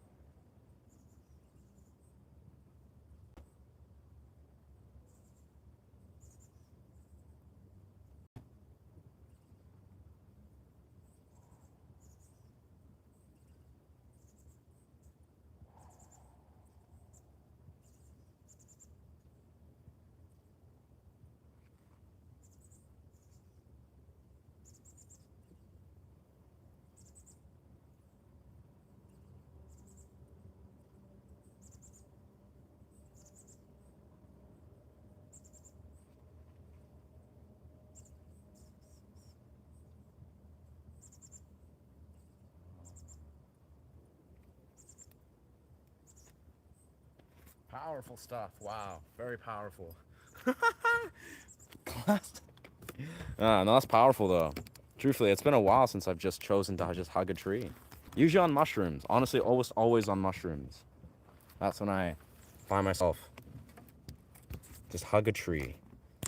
This is your reminder. Hug a tree today. Trust, it's like, it may sound hilarious, you know, for whatever reason, but actually, there's a lot of powerful literature and research behind the value of hugging a tree, you know? Like the biofield that is present within the tree. Because trees are intelligent living entities. Like, this has been proven. They're intelligent entities. They have biofields similar to ours. You know, they have biofields, and the idea is part of that in hugging a tree. I remember someone, I forget who it was like I think an ancient Aboriginal saying that when you hug a tree or when you connect with nature and the tree, like hugging a tree, it's hugging yourself. It's like you're hugging yourself, because actually the tree reflects your energy back to you energetically. Yeah, I found that interesting. I was like, wow, that's profound as fuck. Mango and lime are my breeding lines for cannabis. Yeah, your breeding lines. Wow, that's an amazing. Yeah, that's what I love about cannabis when I used to smoke it. Is yes, the flavors are incredible. Like, if you can, you know, somehow combine a cannabis plant with like pineapples and all these exquisite plants, like what a beautiful, you know, creative expression. Kiwi and best. That's so dope, man. You seem like you're a cannabis connoisseur in the realest way of the word. Kiwi underrated. Avocados, potatoes. I would love to grow my own kiwis one day. I've been eating a lot of kiwis lately, like a lot. You know, some days I'll eat like 7 or 8. And they're so easy to eat and so palatable, especially when they're very ripe. Yo, we're approaching one of my favorite parts of this forest. It's basically the slope where it kind of becomes like an incline towards the mountain. And this whole area is just like a giant bed of ferns and moss, and you can actually just trudge up this. You can kind of like walk straight up here. You know what? We're gonna do that. Let's go the path. Let's go the path less taken. We have different trees, mainly eucalyptus here. Different vibe. Wow. Eucalyptus trees, eh? I think, yeah, you said you're what? In New Zealand or something? I think you said you were in New Zealand, Amy, but that's magical. That's magical. Yeah, BC, surely BC is very well known for its trees. We've actually, the last like 5-10 years, we've had tree activists go in full effect, you know, trying to preserve the old growth forests on Victoria Island in Fort Renfrew. I actually went up there for a few weeks because, you know, it's the old growth forest movement. Incredible movement. Wow, look at this.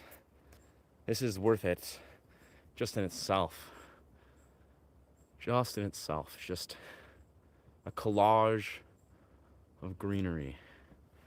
Yeah, old growth forest trees. Some of those beautiful trees. They have mushrooms on these trees that are like, I don't know how to describe them, the size of like a stump. Like, they're like gigantic, larger than myself, like 3 times the size of myself. And they're mushrooms. And they grow in these old growth forest trees. Super dope. Wow, and look at this. This is a, what are they called?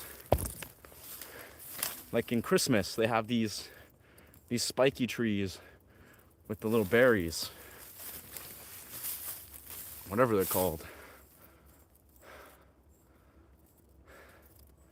Spiky trees. Very nice. Got all these little humbleberry or humble, what are they called? Huckleberry. These bushes right here in the summer, they literally have endless bursts of little huckleberries, and they're delicious. They're so delicious. Wow. We're in such a beautiful area.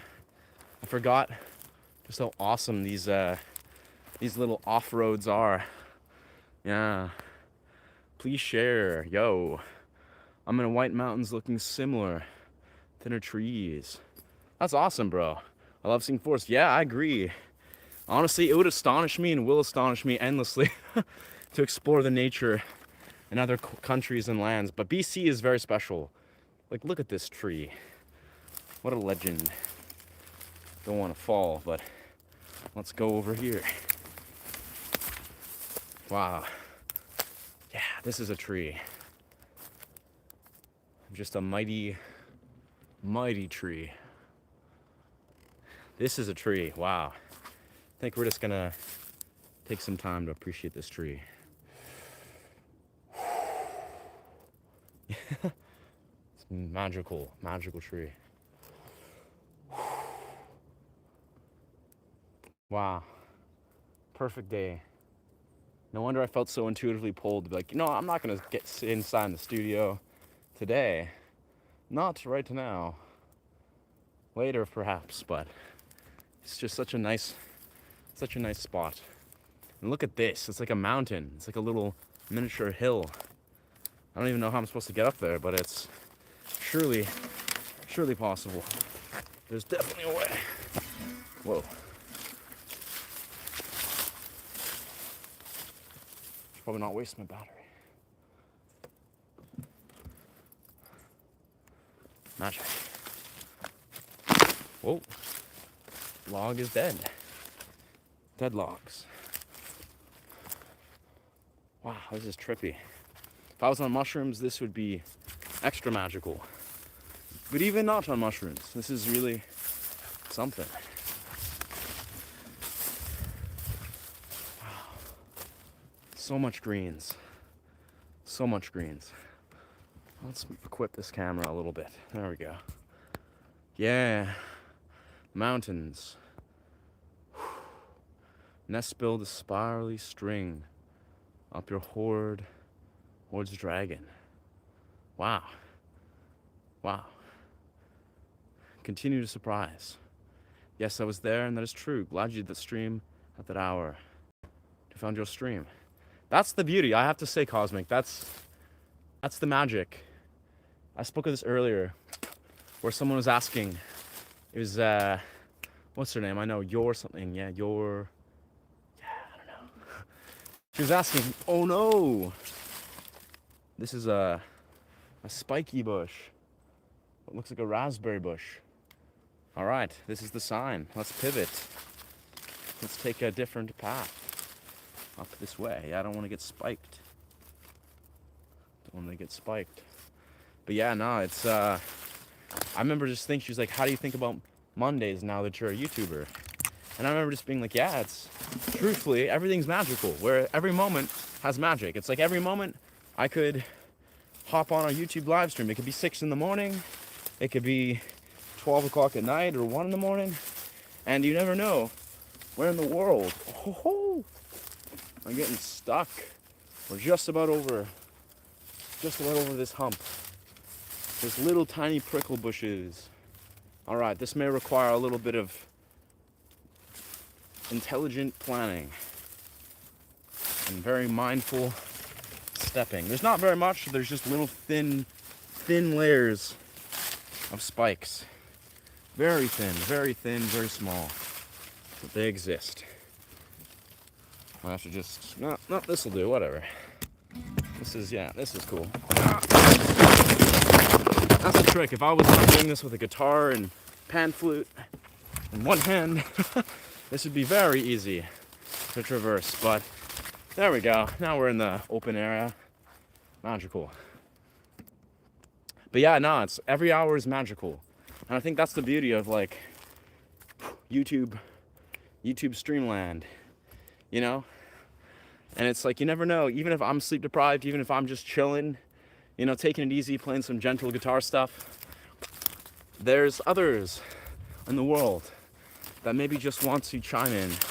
Maybe they just want to be a part of this chat. Maybe they just want to, you know, pull a seed of inspiration. And that's beautiful. Because this is also a reflection of the real world, right?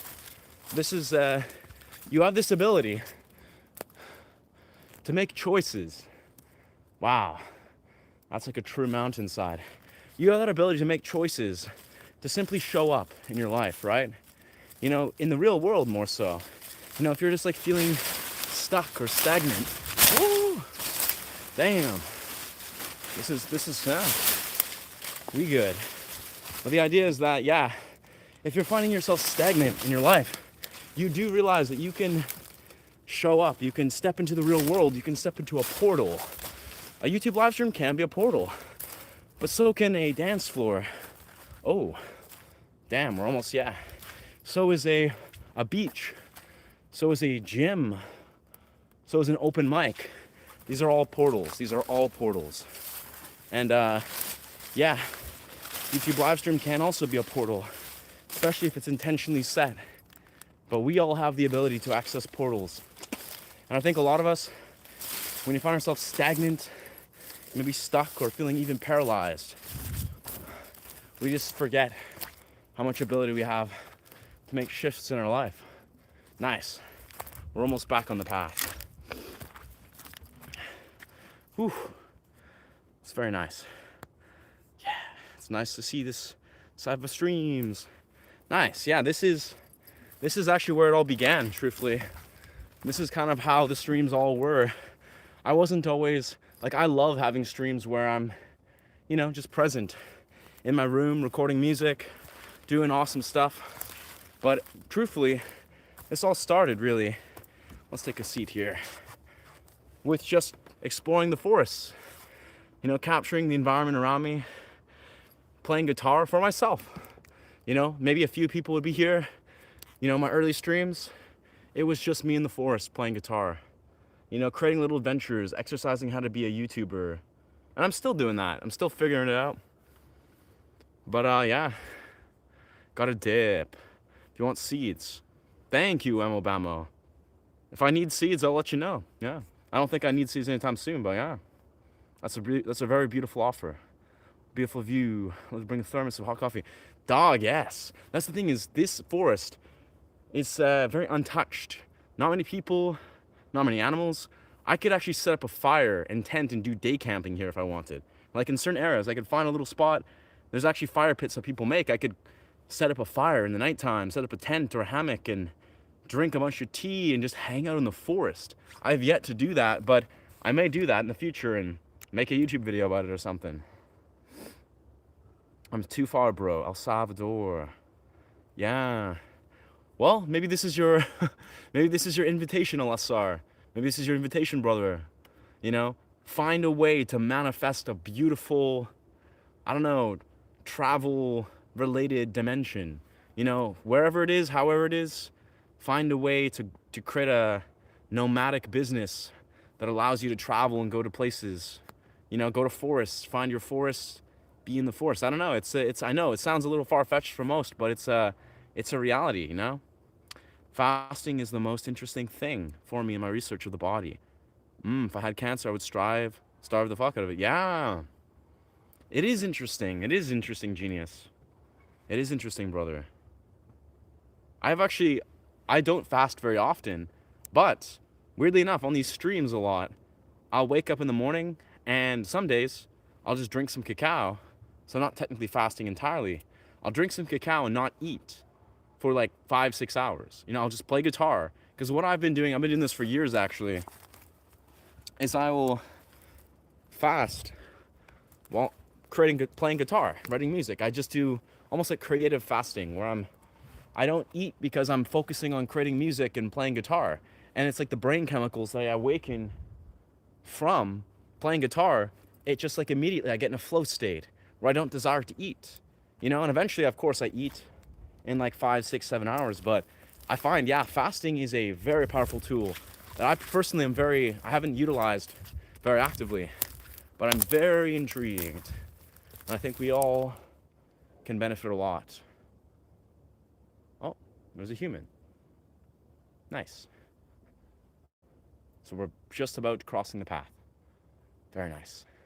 Yeah, my partner though, she fasts pretty frequently. She's also on a medication that suppresses her appetite a bit, but she seems to just unconsciously she fasts frequently. Like when she's over, I'll sometimes be like, hey, like I'm gonna cook you a giant meal, and then we'll just like eat a bunch of meals, and I'll just like kind of like, yeah, you know, make sure we are nourishing our bodies full-fledged. Look at that. And we are back. We are back, baby. Yeah. Fasting is the most interesting. Yes, sir. Yes, sir. How far behind are we on the chat? Let's see. Oh, a little bit behind. A little bit behind. Not really, though. Virgin Goddess Daughter. Jintari and Jinshin. Shua. Huh. Of the Xuan Zen. Talismanic magic. A marriage goddess of the sea. In 10,080 animal demons, 9 channels, and divines are also philosophies. Wow. Huh. Interesting. I'm not familiar any. Out of curiosity, Michael, brother, any books that you would recommend to Michael Ward? Any books you would recommend that beautifully make Zen stories, ancient, I guess, Chinese Taoist literature that you find you really resonate with? I would love to hear your perspective. You seem to be very, like, the guy to go if there is literature. Obviously, Taoism is historically not recorded often. It's like a paradox, is trying to record and verbalize the Taoist dimensions. But I'm very curious what your perspective is. If there's like literature, you know, be it like ancient stories or texts that have been transcribed, that is you think is of value. Bro's experiencing a unique connection with a tree. Yeah, yeah.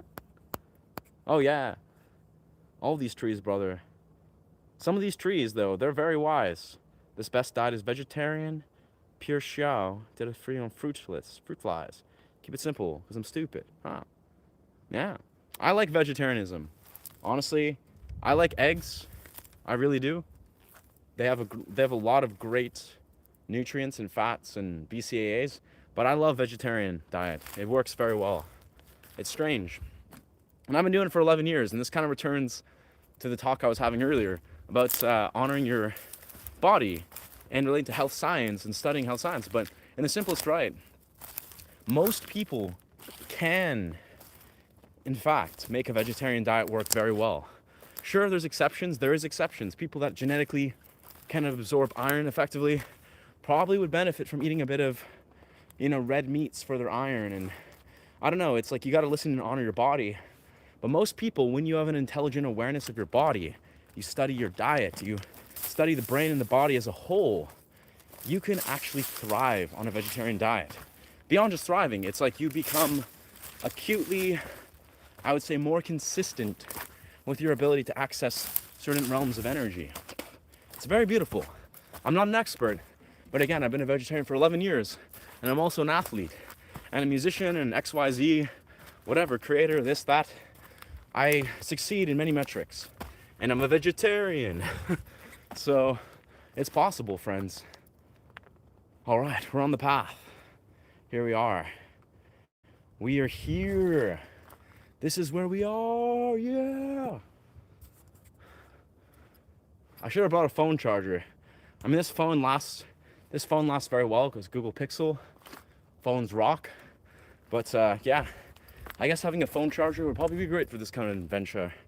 I think we got like 50% or something. 50% on the phone, which lasts quite a long time. Wow, look, this is the spot. This is where we want to be. This is surely where we want to be, friends. This is absolutely where we want to be. Right up here. Way up here. This is where we can see everything. Wow, my hands are no longer cold.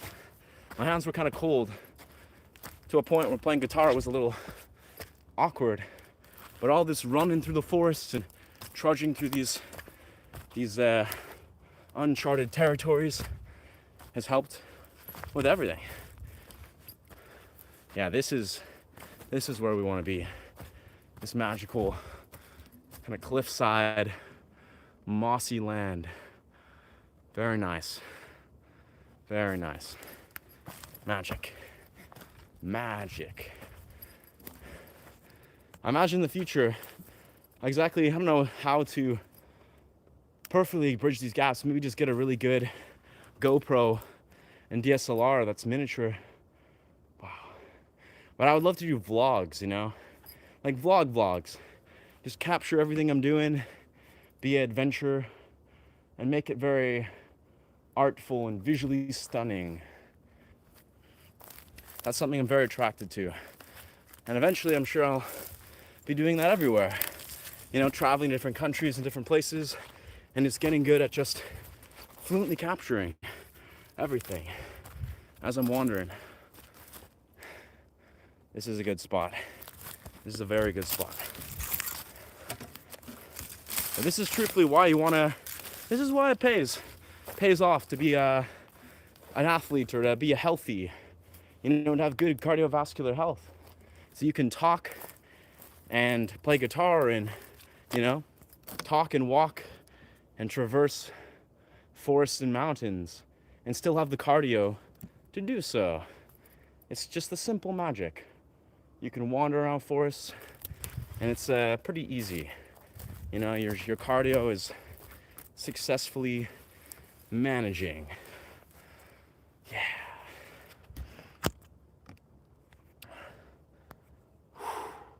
How old is that tree? Honestly, not a clue in the world. I feel like those old growth trees, what are they? They're at least hundreds, if not, I don't know.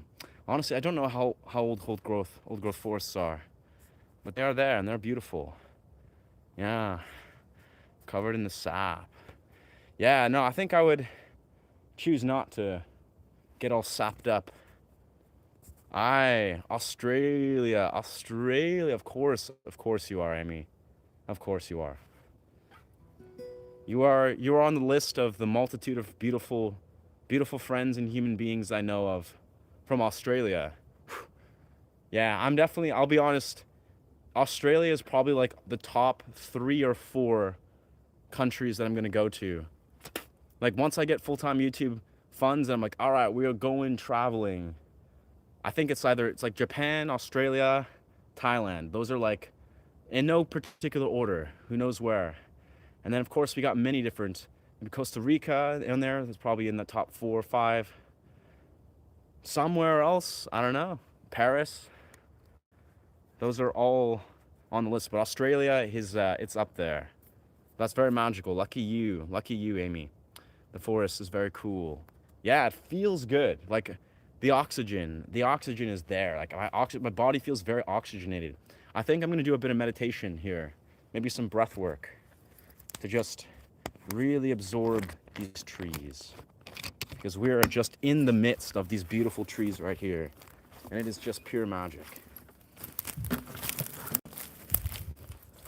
Let's check. Place that right about there. Look at us. We are here in a spot. What do you mean mistletoe? Yeah, mistletoe. I don't know if it's mistletoe. I think it's what's it called? Tinsel? No. Maybe it's mistletoe. Yeah, it's one of those spiky trees. I just had the profound thought, if the spike turns you just navigated through, you have not getting stuck. Your steam and your stream open a new window of having been stuck and moving on. This stream has been inspiration, beautiful, and realization. That's magical. That's what's up. You have joined the quantum possibility, baby. You've entered the quantum possibility of endless possibilities that now is yours. You've seen beyond the thing. Doing what you love is always the way. Yes. No, you've seen, just like many YouTubers before me have passed the torch to me, you've seen beyond the veil, that everything is up to you. It's all on you. It's all on you. The nature of everything is illusionary and ethereal. For those with a dualistic perception regard suffering as happiness, like those who lick honey from the edge of a razor blade. How pitiful those who cling strongly to concrete reality. Turn your attention within, my heart friends. Said from the modern Tibetan master, Noyo Shol Ken Rinpoche. There's a lot of this guy's quotes in this guy's book. I think I got a couple little thorns. Got a couple little splinters in me. Oh yeah. We'll dig those out at some point. Those are the breaks. Those are the breaks. This is what the life I chose. Splinters and bug bites. Oh yeah. Can't be afraid of reality, friends. You gotta just be in the reality. Okay, what was I doing? Right now, the beings of all three realms, in the mindless they all are asleep. Awake they roam in their blinded states. Whoa. Damn. Yeah, we'll dig this out eventually. We'll dig it out. Yeah, that's the book. Magic. Am I lost? Absolutely not. Fasting is healing. Research it. Nice. Nah, we are right on track. Right on the path. Right on the path we want to be. I've been wise to bring water, I feel, but it's okay. This is to deter the insects when I'm meditating. It's like a Sith hood. It's like I'm suddenly a Sith. Welcome, welcome, welcome. Bless.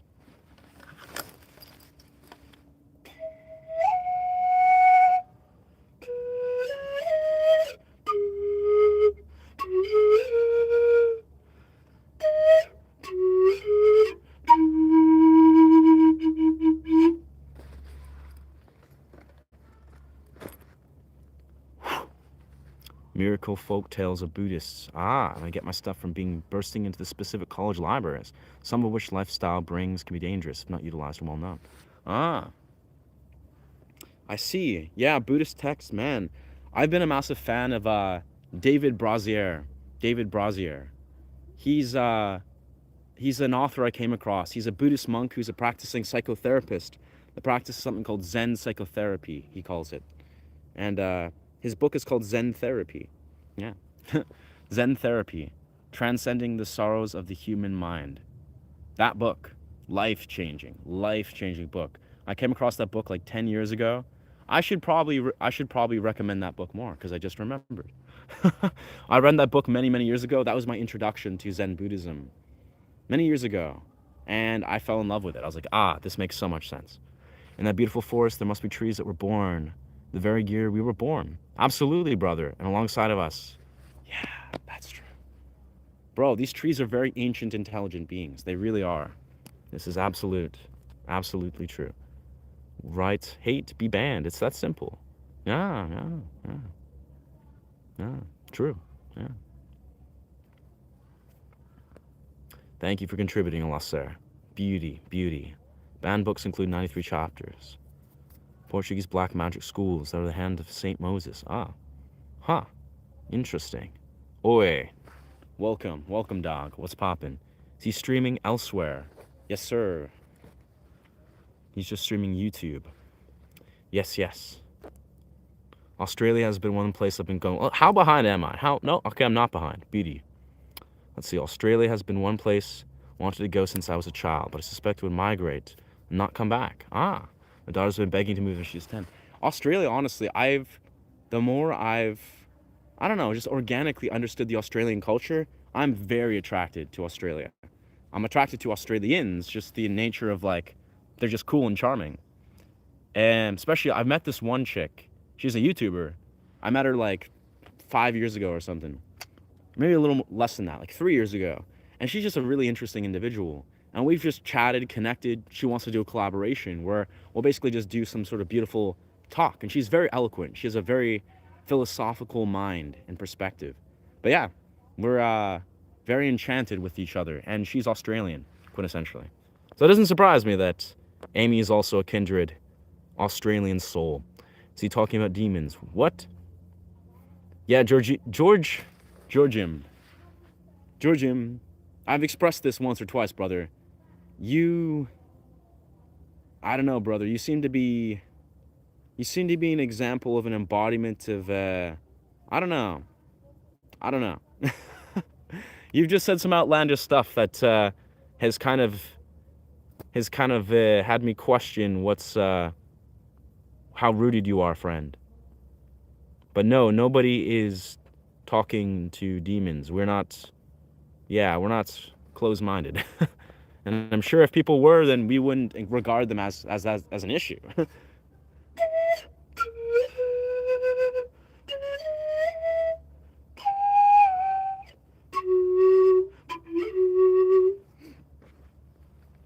Yeah, Norway, nice. Yes, yes, yes, yes, yes, yes. This book sounds amazing. I'll read it. I've read LSD Psychology by Stanislav Grof. Wow. LSD Psychology developed holographic breathwork. Wow. Wow. Holotropic, I imagine. Yeah. Unless that is holographic, which is different from holotropic. Gotcha. I captured the mosquito. Magic. Welcome. Welcome, Sarah, LA. That's so beautiful. Thank you for sharing Cosmic. It's Cosmic Sky Makeshift Matrix. Great name. That book is still in my Amazon basket. You should buy it. Interesting. Interesting. Can I get a shout out? Sure. Sure. Can I get a shout out to Memphis and Joke and Jockic? You got this, brother. You got whatever you're doing. You got this. Oh, yeah. Yeah, baby. No. Yeah, no, it looks like, yeah. For some reason, my data disconnected. Like I lost connection. So then the stream disconnected, the stream. But fortunately, yes, and now it's reconnected. Yeah. Amazing. If you're speaking of what's in your book, the David Brazier book, beautiful book. But yeah, I'm curious about what McCosmic's saying about that book about LSD. Yeah. The LSD psychotherapy. LSD psychotherapy. That sounds fruitful. That actually sounds brilliant.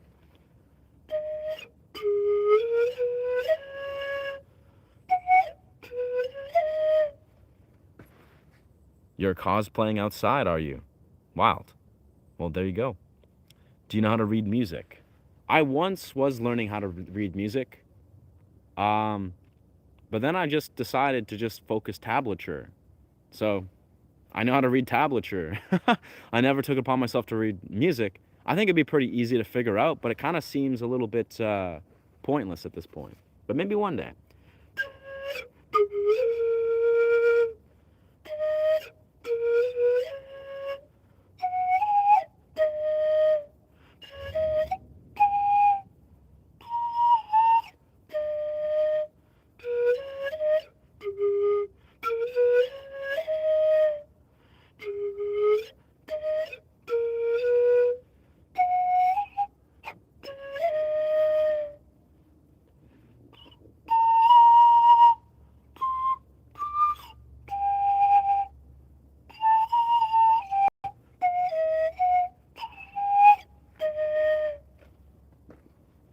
Those high notes, though. Those high notes. Looks like I got stabbed a few times by those bushes. Yeah. All right. As we did before we disconnected, let's just take a moment to meditate. Let's take a moment to meditate. Let's deter the mosquitoes.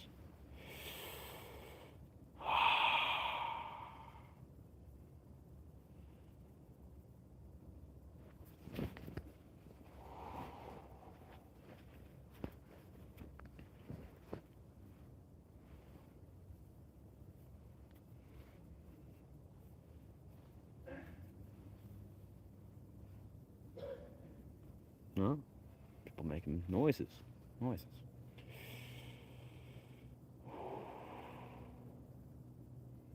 And you are the creator. The moment that you believe it is or it is not so, so it is. You have the potential to create infinite possibilities and to engage, to make intelligent decisions, to live the most abundant life of your dreams.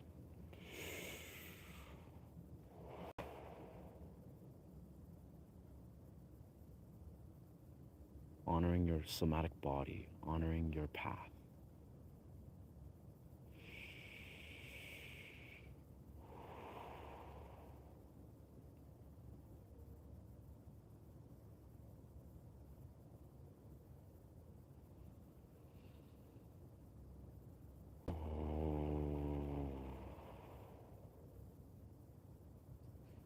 Oh, mosquitoes attacking my face.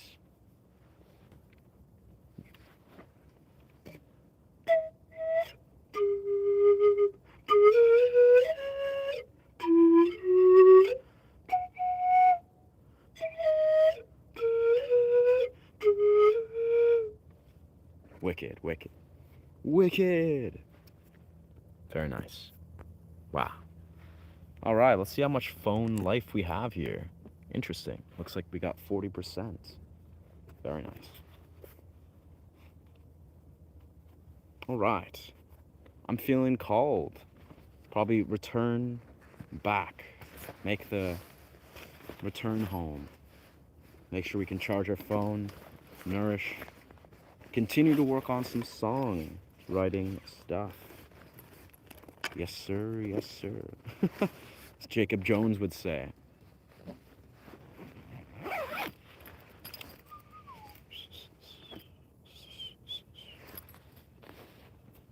Before we do that, though, let's definitely just slip into some guitar flow, because we have a guitar.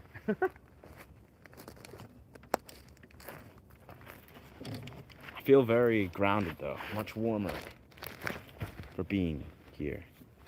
We got all these pine trees, all these beautiful ancient, or not ancient, but miniature young pines, all these beautiful pine essential oils. So great. So great.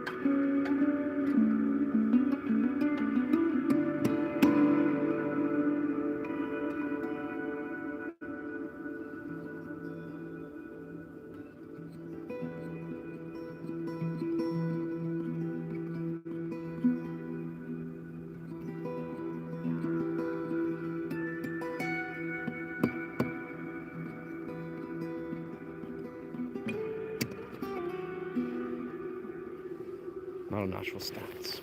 Yeah.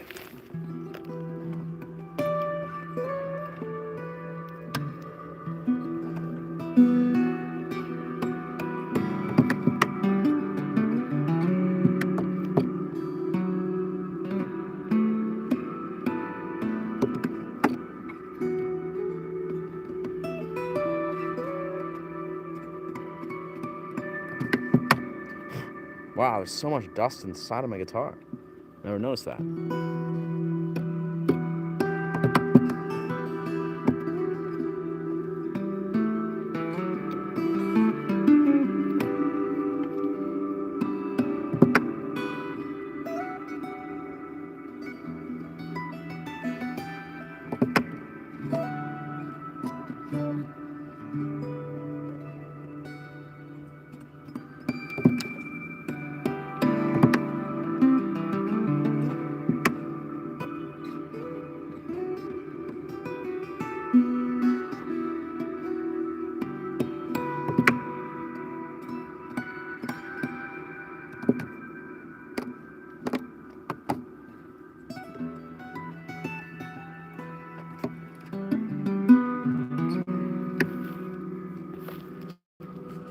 Let's create this angle here. Feels more organic.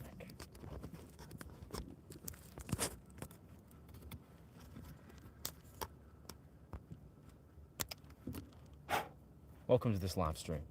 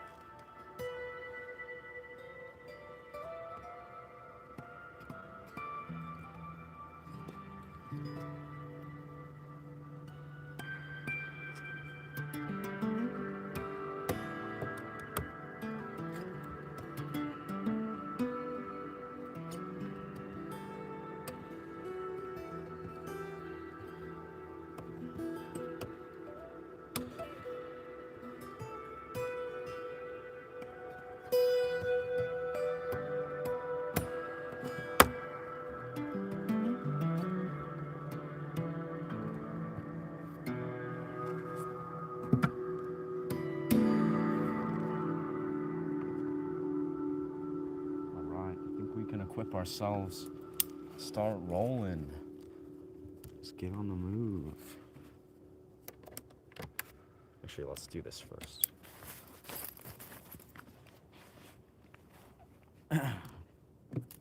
That's the move.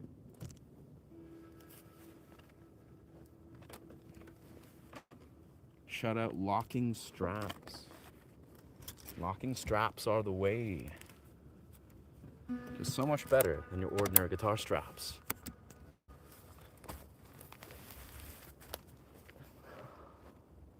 Nice. All right.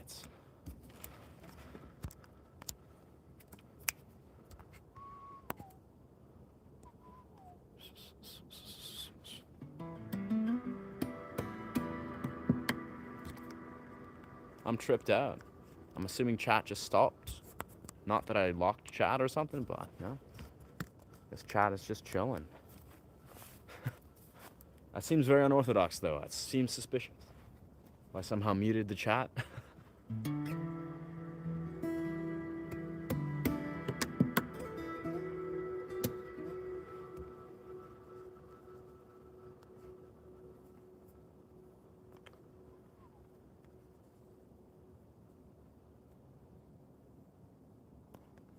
Man.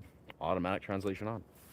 Chat, feel free to say something so I know that my chat isn't muted. I'm just tripping out because I'm like, whoa. It's been like 10 minutes and no chat said anything. Maybe it glitched out when I reset it or when I reconnected. I don't know.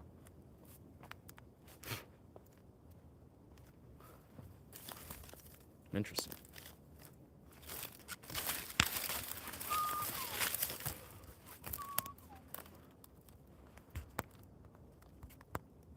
Interesting. Yeah, nah, did I somehow flip off the chat? Did it glitch out? Is that what happened here? Well, we'll figure out soon enough. We will figure out soon enough.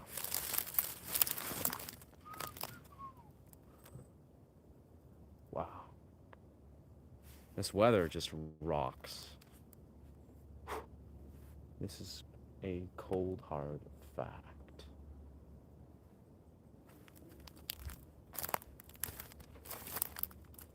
It's all very skeezy, it seems.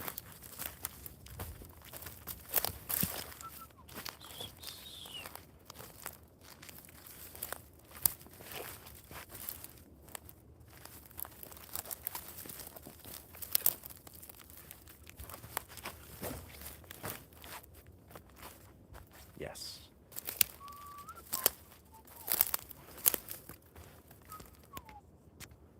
Glitched out, bro.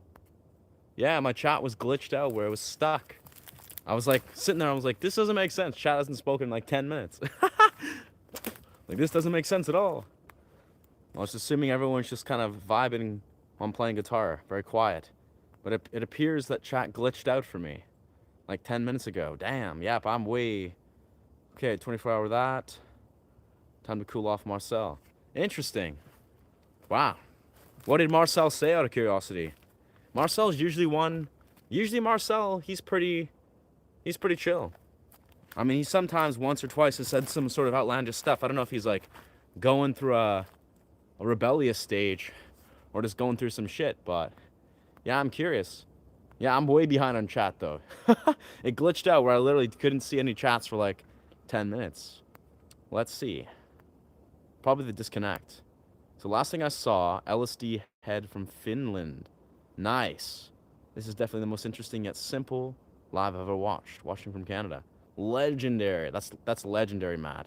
I love that you say magic so much. Our kitty's name is Magic and our daughter's name... Yeah. I don't know. That's just been a thing. You know how Australians... Apparently that's a thing. Australians are like, magic. That's what I've adopted. I don't know. I've for some reason, I say magic. You know, it means like cool, awesome, or just like, you know, it's just, that's great. That's just awesome. It's like awesome. And I don't know, I love it. Yeah, magic is great. Just magic. Yes. We love Australians. Cold hard facts. I think my internet is down. Yeah. The video went, yeah. It hardcore. It glitched out. YouTube glitched. My internet went down, then YouTube didn't update the comments. Blah, blah, blah. So anyways, thank you, Ryan. Invitation inspires me to do it. I have to go to the force soon. Thank you, brother. Legendary. That's beautiful, brother. Appreciate you, Alasar. Appreciate you.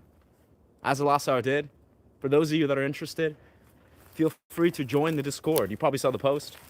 The post was official Discord link. You know, I share super dope music.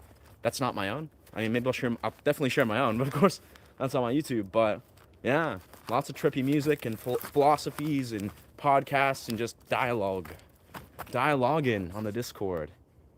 You deserve another cacao upon returning home, my friend. I'm glad you think so. I don't drink cacao though after 12, after noon. So, I mean, I could if I'm going to a rave, but I'm not going to a rave. It's a Monday. There's no raves. Life has purpose. Anyone could tell you that. Escaping purpose. Interesting. It's God's gift to us in our free will and his messianism. Oi. Cacao and chill. Cacao and chill. I like that. I think that sounds like an extraordinary idea, Amy. Something about the way you said, so great. It makes me think of Bill and Ted's Excellent. The adventure, and they said, so great. So great. I'm going to read up with Socrates. Socrates is awesome. Let's be real. I studied Socrates briefly, as I study most philosophers. A lot in college, but mostly outside of college. You know, I've been a fan of Marcus Aurelius, Alan Watts, Terence McKenna, more modern philosopher, of course Osho, of course Lao Tzu. Yeah, lots of Eastern philosophy, a bit of Western here and there. And of course Descartes is awesome, William James is amazing. Very intellectualized though, like Socrates, Aristotle, even Marcus Aurelius, he's like very simple, but very like practical to the core. But a lot of those Western philosophers, very intellectualized. Like it will, if you're desiring to read some Aristotle and some Socrates, you gotta buckle up. Like you gotta put on your reading glasses, so to speak, where you gotta like really zero in, because it's like dense. It's like academically dense stuff. It's beautiful though. You stretch your brain, but it's like very powerful. Because you know, some philosophy, again, like there's a lot of like the ancient philosophers and like Aristotle-based stuff, very academic, very intellectually dense, or cognitively dense. Where it's really like, after you read that stuff, it like blows your mind. You're like, what the fuck? If you even understand it. Don't pressure yourself into purpose. Go with the flow of your own journey. Yeah. I agree with that. These live streams are a pretty solid example, I would say. You know, you can at a given moment do whatever you want. That is, if you need to take a breath, you know, just chill, read a book. Just, you set the tone for your reality. It's beautiful. Sometimes when we are not supported or threatened, we are bored. Interesting. Huh. Yeah, sure. Interesting. The stream is helping me shake out of the dust of my soul. It's wonderful playing the dust of your guitar, yeah. Hearing you playing in the dust of your guitar, yeah. I mean, my guitar, yeah, surprisingly has dust inside of here. Like inside the sound hole. That's just accumulated. I mean, I play my guitar every single day, usually for about 3 or 4 hours. But, yeah, dust is everywhere, so it seems. Yes. Beautiful. W Amy. W Amy all day long. Being a good person in the chat is your purpose enough. In chat is purpose enough. Hell yeah. Be one with the universe, relax, and the 9 channels will carry you, immortal infant. Wow. Wow. Let's see how behind I am. Not that behind. No. Wow. D&D character, concept, a Buddhist sorcerer traveler called Mio Hisk. Sure. Yeah. Imagination. Remember, been chilling. Hey, welcome, Mona Lisa. It's moving, saying I've been chatting. I see it from here. Maybe do a stream reset. So I think we found, yeah, I did exit and re-enter, disconnect and reconnect, and that's how chat freshed. Yeah, I lost chat for, a while. Way behind. Yo, the nature and forest looks beautiful. Thank you, brother. Thank you, brother. Yeah, that's I think where we were before we disconnected and then reconnected. Like, look at this. It's just this. Just like Ram Dass says, just this. Just this. Just this. That's right, Ram Dass. He's looking down on us. Just this. Just this, friend. Yeah. 30 days, 3 hours a day. 30 repetitions will help your heart's mind. Okay. Okay. If anyone has an attitude problem, okay. What a beautiful way of saying that. Yes, Amy. You're a gem. You're doing a stellar job as a moderator, and I got your back. I also have my moderator tools, my finger my finger guns is just like blap. I will happily facilitate alongside you. I mean, I was not refreshed as we are. Are you reading me over? Reading me over, checking. Do you read music? Let's see. Do I read music? I think this is the second time I'm seeing this. We're officially caught up, friends. I don't read music. I read tablature. Yeah. Yeah. I can read music. Like, I was learning to read music as a kid. Didn't see much purpose in that. Maybe one day. I'm sure it'd be pretty easy to learn, truthfully. Yeah. Can you give us shout outs? Sure, brother. Shout out Beast. Hope you're doing well, brother. Hope your studies are going well. Hope your guitar practice is killing it. Remind me of a character from Alice in Wonderland in a good way. Thank you, brother. I love Alice in Wonderland. I actually have a very special connection to Alice in Wonderland for some reason. Like, I've always connected with Johnny Depp's Mad Hatter. And I did 2CB when I was like 15. Before I did any psychedelic. Whoa, this bird though. This bird.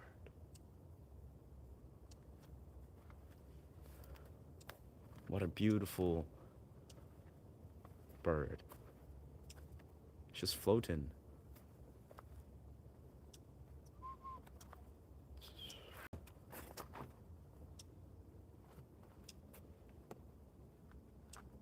Just chilling on these little pine bushes. So cool.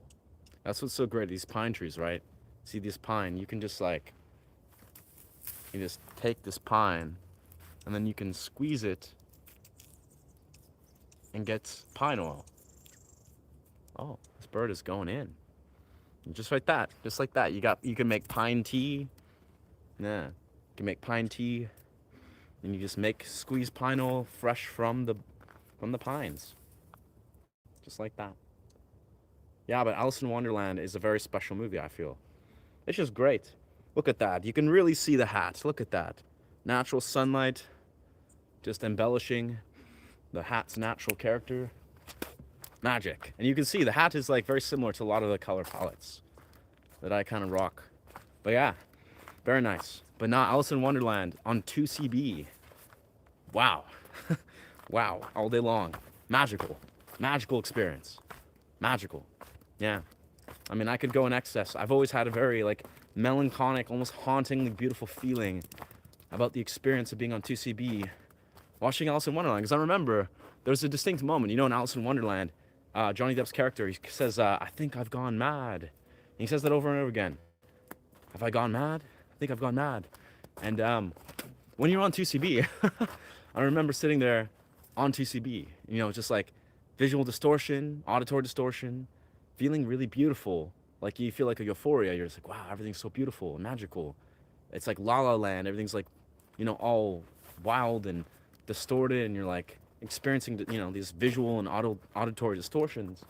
But it feels so beautiful. It feels magical. And I remember when Johnny Depp's character would constantly be like, I think I've gone mad. I would just like feel this magical feeling and be like, wow, but isn't that beautiful? Like, he feels like he's gone insane or he's gone mad. He's gone mad. But is he actually returning to sanity? Like, he's recognizing, he's like afraid. He's like, I've gone mad. I've gone insane.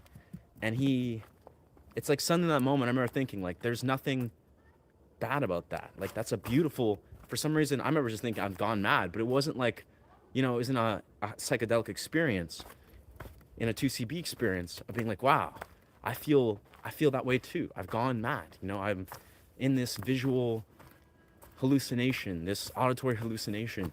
But it was beautiful. It wasn't like something to fear. It was almost like it was challenging and penetrating the very fabric of regular reality. We're like, oh no, like, almost like in the simplest right, how we perceive sanity to be.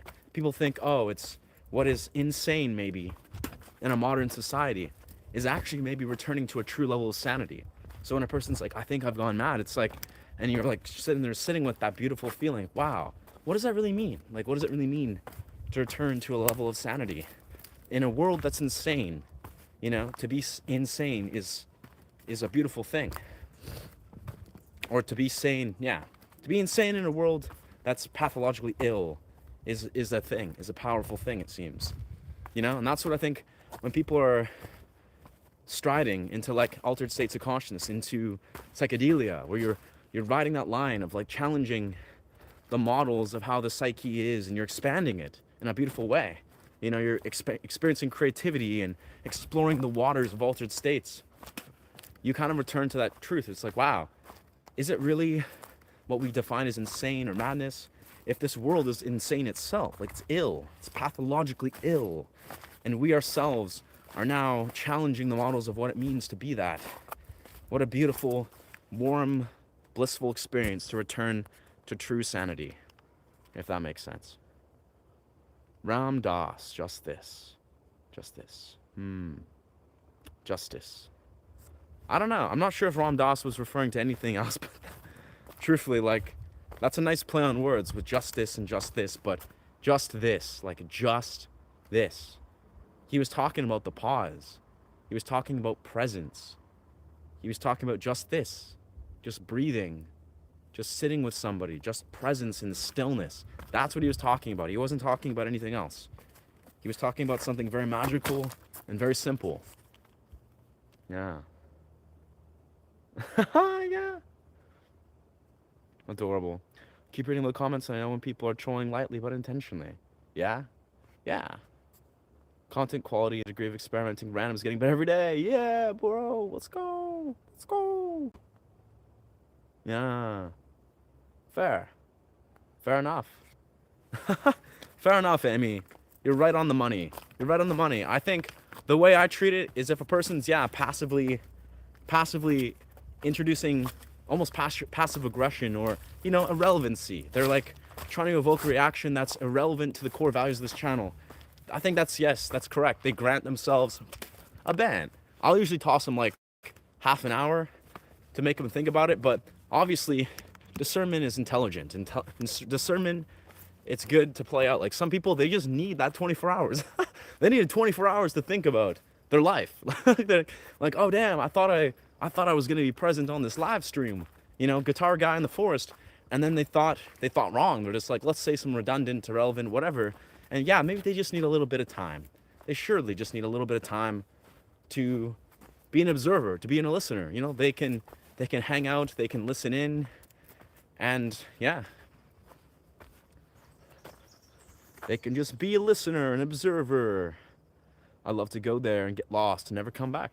Yeah, brother, I've spent many, many hours. If I'm on shrooms, I go in these forests and I do not desire to come back. Like I'll spend like 3 or 4 hours in these forests. I'll go back home, eat some food, drink a bunch of tea, and then I'll go back out and hang out in the forest till sundown. And that's a great day well spent. Alice in Wonderland. It is beautiful, yeah. I feel good. I feel very good being here. These last 2 days, they've just gotten increasingly better. Just being in the forest and doing these live streams, which is just fun in itself, but it's like in the forest, like I'm happy here. What do you do if you saw a bear in that place? I do what I usually do when I see bears. I've come across about 4, maybe 5 bears in my years of living here, and we just hang out. Yeah, we basically just stare at each other.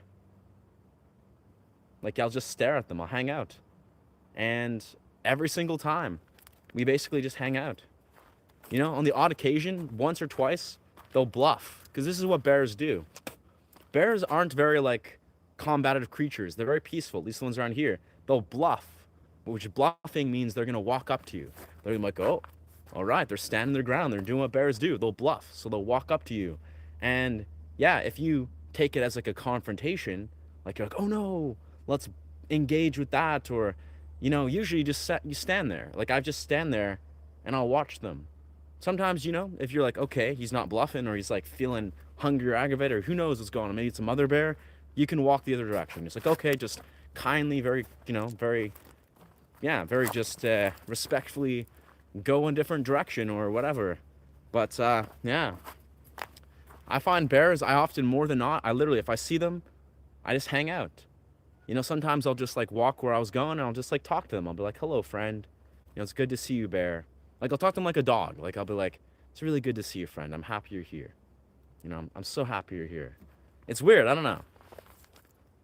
Like, again, Westwood Plateau bears are not, they're not like, I think other places. This is like more outside of society bears. People are very kind to the bears here. I don't know about other bears. They change color with the sunlight. Yeah, that's the true color. Yeah, the true color palette. It is a trippy story. Thank you for being here. Magic. Appreciate you, Amy. Mod Amy, can you post the Discord? It is. It is a Shay dot movement. It's a Shay with the weird. It's a Shay with 2 dots underneath it. So it's the Yoruba African spelling of a Shay. It's on the post. If you check under posts under my channel, I had a recent post where I popped it in there. Yeah, it's nice and easy to see. The mind is powerful when bored, flowing, observant. There is dead goddesses of marriage and living in manifestation, medium shipping. Wow. Interesting. Some interesting wording. Interesting wording. I think I get what you mean, brother. We just need to keep moving. Movement.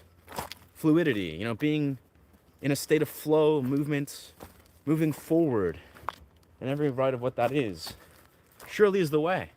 When we're stagnant, when we are stagnant in every context of what that is, things cannot flow. Let's see. She posted the Discord link. I don't think it's working. Sanity is relative to a certain point. Absolutely. How do you react and accept death, the passing of a living being in your perception or perspective? I mean, someone commented on that actually. They expressed, someone, yesterday, they expressed that they're trying to deal with, a friend who was grieving a loved one who passed away. I think immediately, the way I usually see death, I mean, personally, over the last couple years, I've actually came to a very deep-seated level of peace and acceptance with just the concept of death. Like fear, I'm processing fear basically relating to death. That doesn't necessarily mean that's the entirety of it. Obviously, we're humans, we have emotions, we need to grieve, we need to process, the passing to another world, into the other world.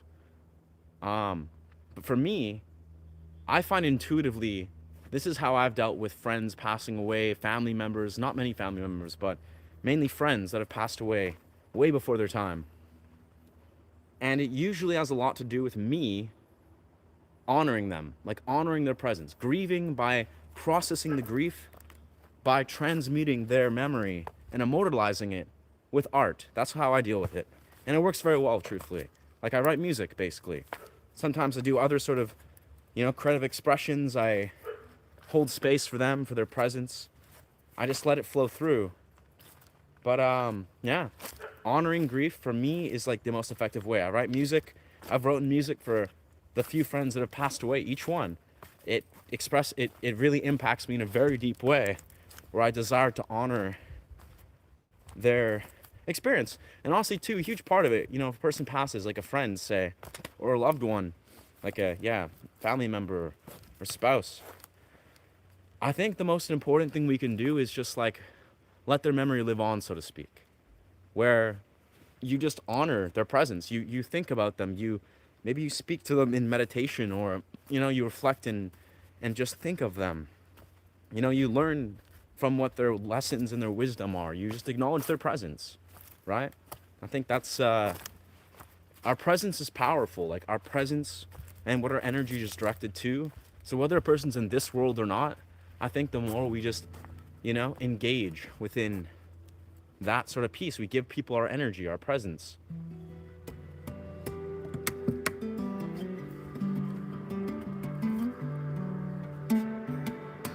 But it's difficult because obviously, even just returning to the core thing I said, a lot of us have a deep-seated fear of death. Like deep-seated. We all hold on to fear, obviously. We're humans, right? And the core fear that every fear we have basically stems from death. That's the truth. We all fear death. We all, we fear various things because we fear for our survival. We fear for, our inevitable demise. We're just like, oh, we're going to die, and it's really hard to sit with. But death is not a bad thing necessarily. It's unavoidable. It's a part of life. It's just as sacred as living, right? As life, as birth. There's birth and there's death.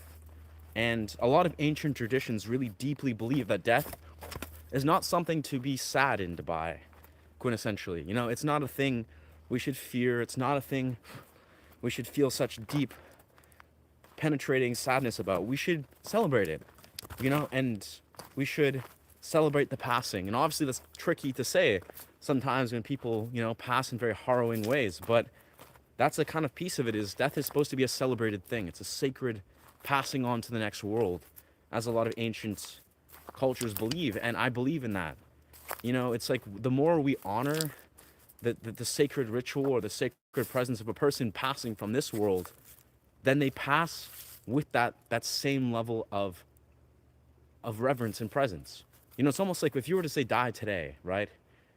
You would pass with the same level of presence and embracing or reverence that you'd hold for life. If you embrace death, you can embrace life. If you can embrace the idea of dying, you will die in such a way that is beautiful, that is passing in such a graceful way. But obviously it's easier said than done. But that's why I love things like Changa, altered states of consciousness, that often reveal a feeling that is similar to passing on. It's a very difficult thing to explain, but things like DMT, quintessentially, at least Changa, for me, what I've engaged in, as I've found myself embrace and engage in Changa, about 10 times over the last 9-10 years, is it's an immediate portal into something that makes you embrace the human fear that is present in death. That's what I found myself see over and over and over again. And it's beautiful because a huge part of it is this is what I told myself, and I come to realize is inevitably there's nothing to fear. There really is not. There's nothing to fear. Nothing to fear in this world. There's nothing to fear. It's all an illusion. Nothing to fear. There's no fear in death. There's nothing to fear within death. Nothing to fear within XYZ. And the more you can let go of the fear, you're just like, but there's so much to hold on to. That's the thing, is we're holding on. We're trying so hard to grasp onto this reality, that's the nature of it. But the reality of it is we should not try to grasp on so tightly. It's the more, when you look at metaphysical anomalies, like quantum theories, the idea of how does one enter the quantum? How in any construct can someone enter a transcendental meditative state? How can someone embrace lucid dream realities and dip into these realms with a deep reverence and connection? How can one enter altered states, XYZ, right, in any given way? Often, it has to do with letting go. It has to do with letting go of your identity of self, letting go of the perception of self, thinking that you are your identity, that you are your ego, right? And once you can do that, that's the same thing. When you realize you're not just your identity, you're not just this identity of self, that is truthfully one of the core things that a lot of practices try to teach you when you're trying to learn to embrace the non-material. We hold on to we grasp so tightly onto the idea of self, to the identity of self, and that actually inhibits us from learning and seeing the deeper construct that is beyond the self. The non-material. The material is embedded within the self. Our sensory experiences, our experiences, and all these things that confirm that we are our identity. But the reality is we're not.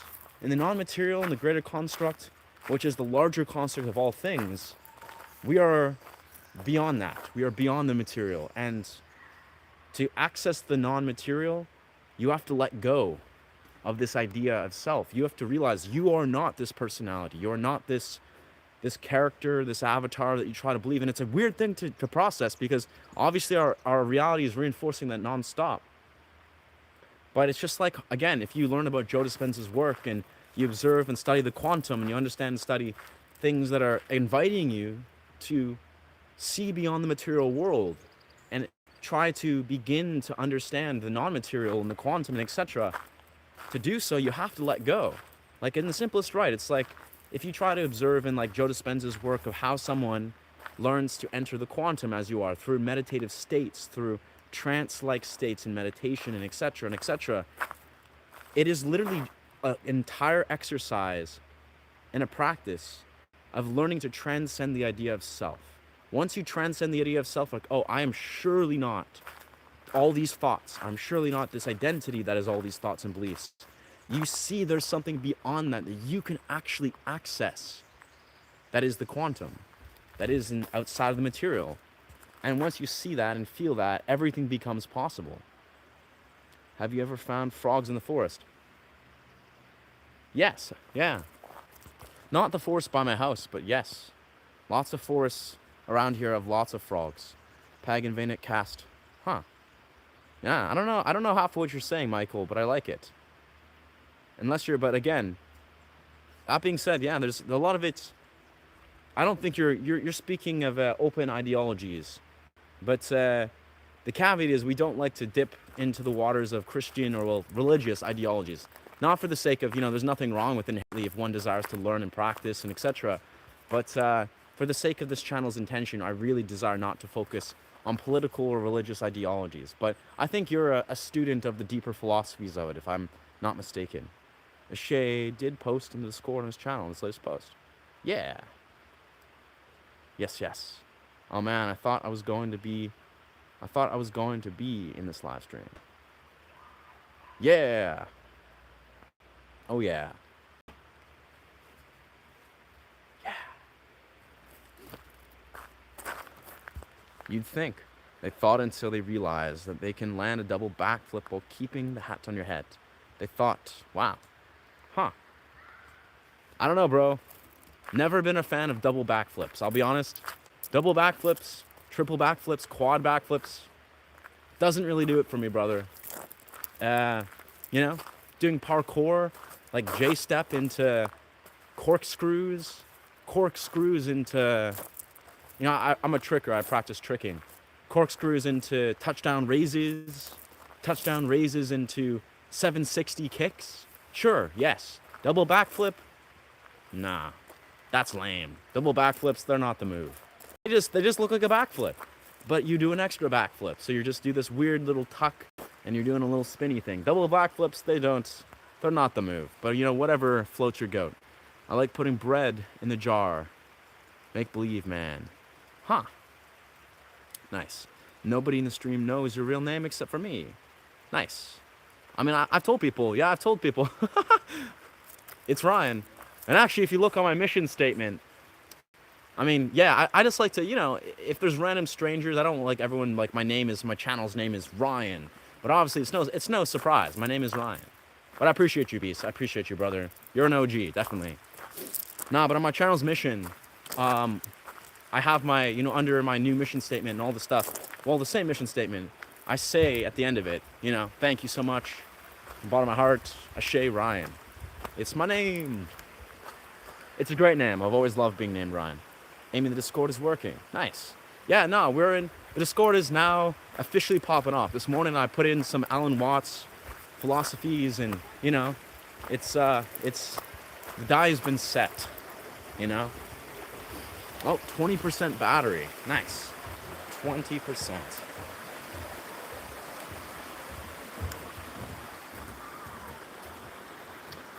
When I sold my art at raves in the forest. I was sitting here to usher and inspire new metaphysical spiritual trends. That's beautiful. That's an excellent craft. I have friends who also sell art at raves. Yeah, that's when I realized. Yeah.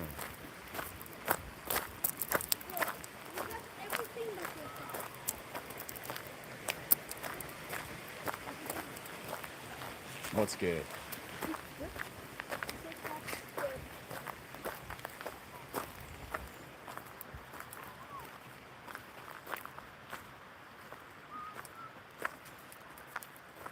Interesting.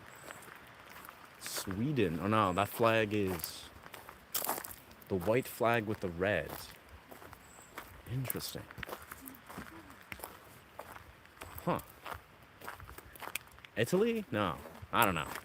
Yeah, we're here in BC. Yeah. Because I could never create all, I imagine, this in one body. Interesting. Well then.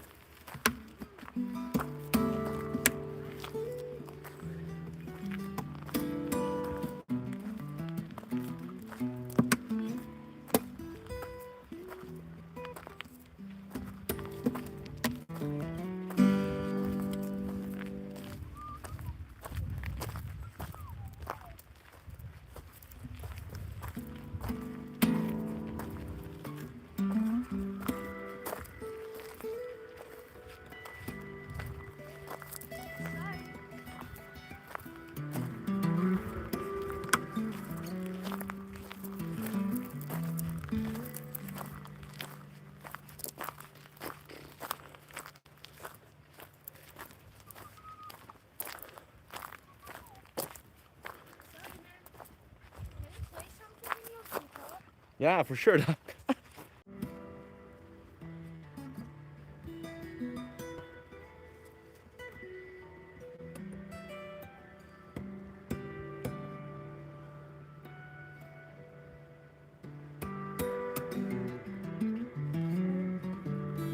Yeah. Nice. You guys play guitar? No, but we like it. Yeah, we really like it. That's awesome. That's Can legendary. we take a video of you? Sure, yeah. Go free, yeah. I'm recording myself. YouTube, doing YouTube stream. You too. Yeah, YouTube's awesome, yeah. I'm a YouTuber, yeah. Okay, so go. Hey, yeah, let's go.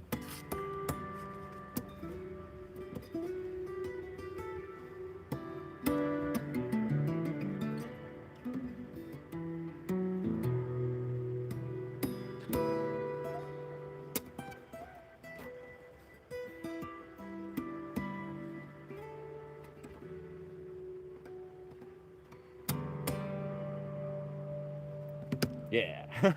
That was nice. Thanks, dog. Thank you. I want to learn guitar like that. You should do it, brother. You should do it, yeah. Where did you learn that? A lot of it, I learned some in Lon McQuaid when I was like 10 or so.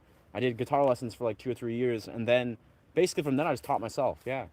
Oh, Just basically, yeah, I just learned a lot of music from like online, just learn artists, and then just taught myself, yeah, lots of it. That's very good. Thank you, brother, yeah. Can we have your YouTube? Sure, yeah. What is it?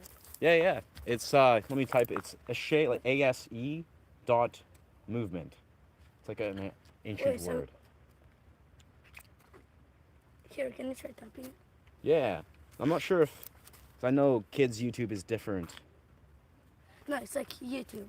Yeah, but I know, like, you should be able to, yeah. Shame. Yeah, this is... Oh, I think I typed it. You gotta type it. Maybe go back to the YouTube app.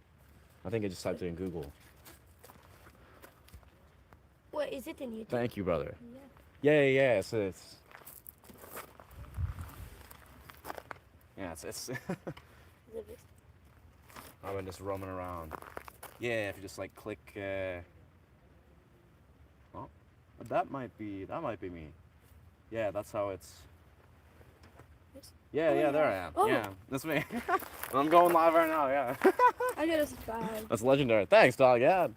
We're right now killing her now. Subscribe it to Veteran Thanks, man. What's your name? Arvin and Ariel. Yeah. What's good? Appreciate it. Yeah, I'm Ryan. Are you going Arvin. live? Yeah, this is us. if you click the Yeah, it's fun, man. Doing YouTube is a great Yeah, community. it is. Yeah, it's dope.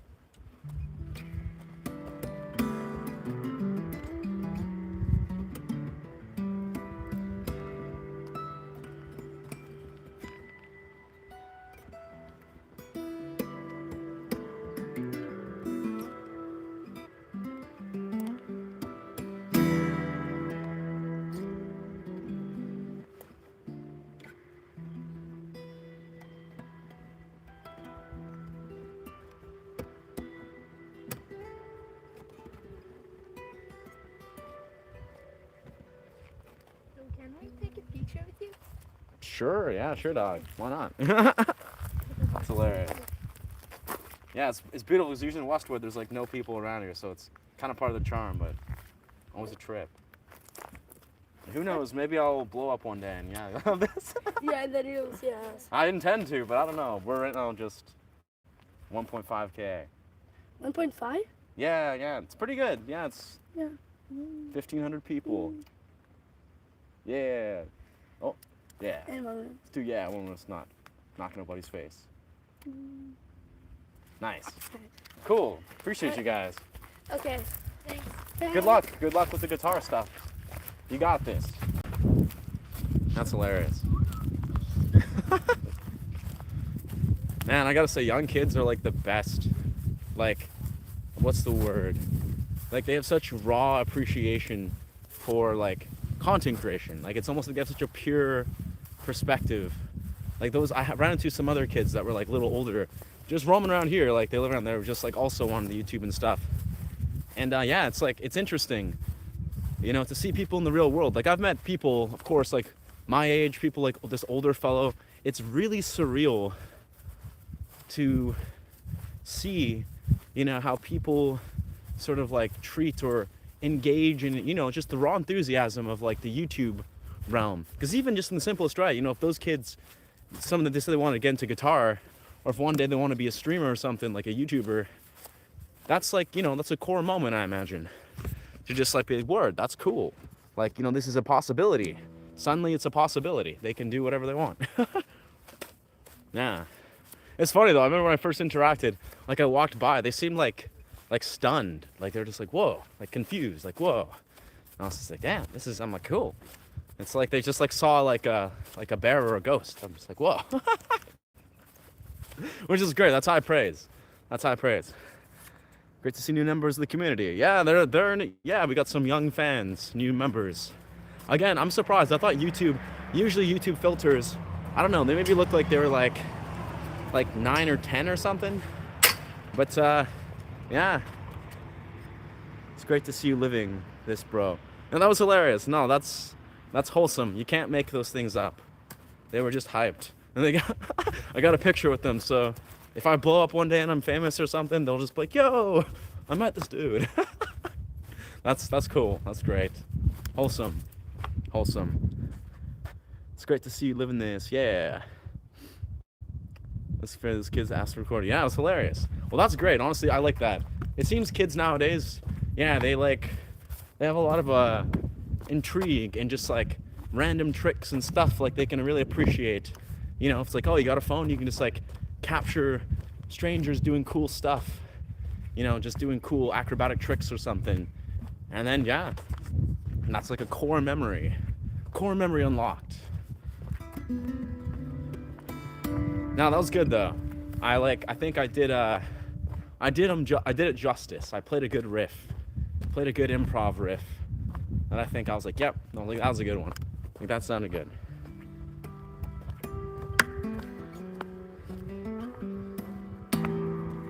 Yeah, great stuff. I'm sure it's like, yeah, will be interesting. Honestly, that's just an example. Honestly, you know, I've only been a YouTuber for like, you know, coming up 8 months or whatever. Really, just been a streamer for like 6 months. Like, it's all been happening very recently. But yeah, I think it's so interesting. I've experienced this, you know, watching other YouTubers. When you see people that travel the world and they're people like, oh, you're a YouTuber, cool, and then they start like, you know, talking, sharing their story, just connecting and being very like, you know, transparent and intimate with strangers. It's like, that's such a magical thing. It's like being a YouTuber, it seems to like really connect people, or it gives them a platform, or it gives them like just the enthusiasm to have a platform to speak their truth, or, you know, just be a part of something, you know? Yeah, so that excites me. You know, I feel in the future to travel and connect with people in some sort of capacity, even my local community. Super dope. Super dope.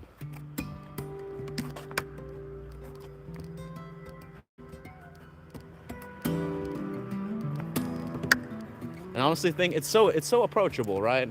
It's so approachable with the guy with the guitar. And of course a YouTube stream, but it's just the guy with the guitar. It's like, yeah, of course, we're here to just play music. Just to play guitar and music stuff. especially when I have it equipped. It's like I'm in performance mode. Yeah, very nice. Career goal for kids is to be a YouTuber. That's what I've heard. Yeah, that's kind of harrowing in a sense. I mean, it's beautiful. I think it's beautiful to dream big. But you know, it's something like 10% of YouTubers, or at least YouTuber accounts, will succeed. So it's like, I think it's good if they're gonna be a musician, or they're gonna connect with music and connect with the beautiful community that is YouTube. They're probably gonna do good things. Like they're probably gonna develop a good presence. I would assume. But yeah, I mean that's 2026. Yeah, it makes sense. I think being a YouTuber is a very commendable thing. But it's like not everyone can be YouTubers, unfortunately. But I mean, who knows? Maybe with the right guidance, with the right wisdom, and the right integration, it's not an impossible task. So I've learned.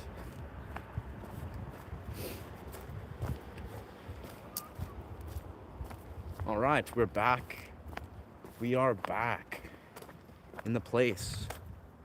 Forget doctors and lawyers. Yeah, nah, we don't. We don't need more lawyers. Probably definitely don't need more doctors, and we probably do need doctors and lawyers, but I don't know. Yeah. You know, if you're a doctor and a lawyer, maybe you can also be a YouTuber. If you got that, you know, law wisdom, and you want to teach people about, I don't know, maybe some ethical domains of law, or you're a doctor and you want to actually help people and be a YouTuber. I've actually met, you know, a handful of doctors, not met, but seen them on YouTube. They've become YouTubers from sharing vital parts of their practice. You know, some part of it's like, you may be a doctor that specializes in peptides.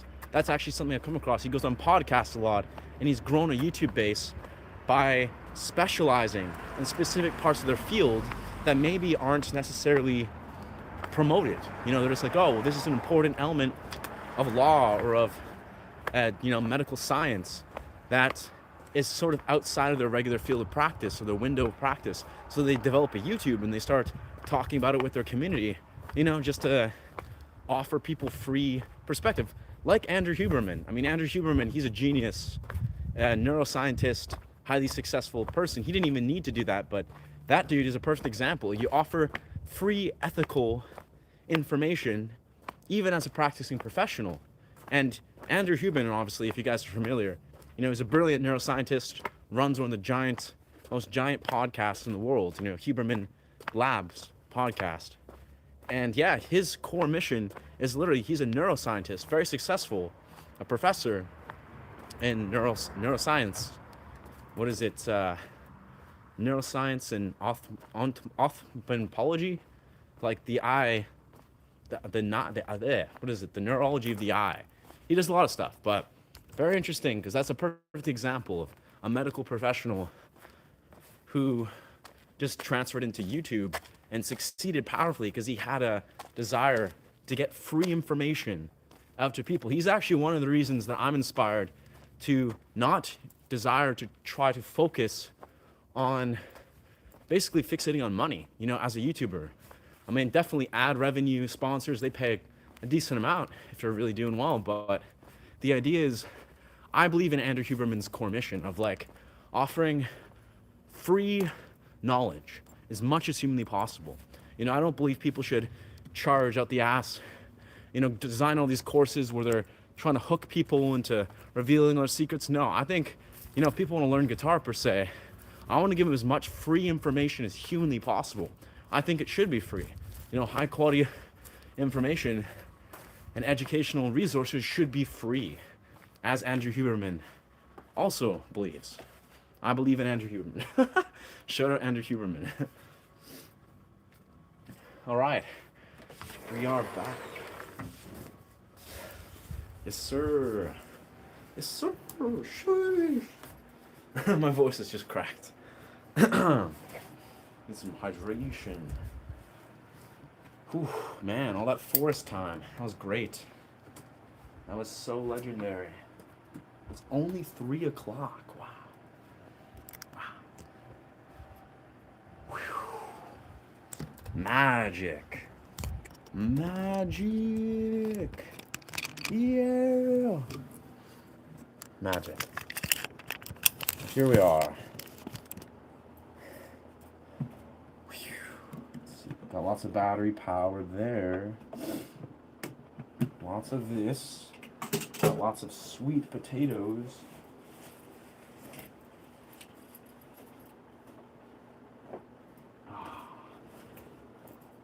Let's see.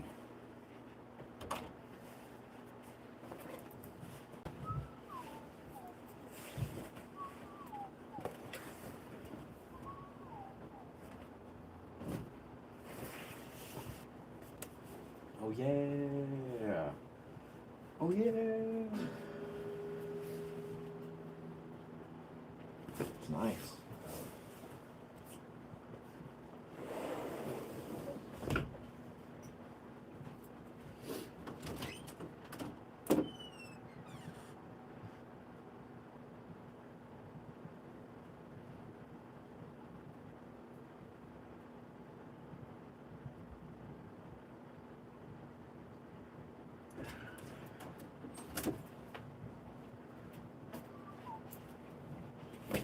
Ah, yes.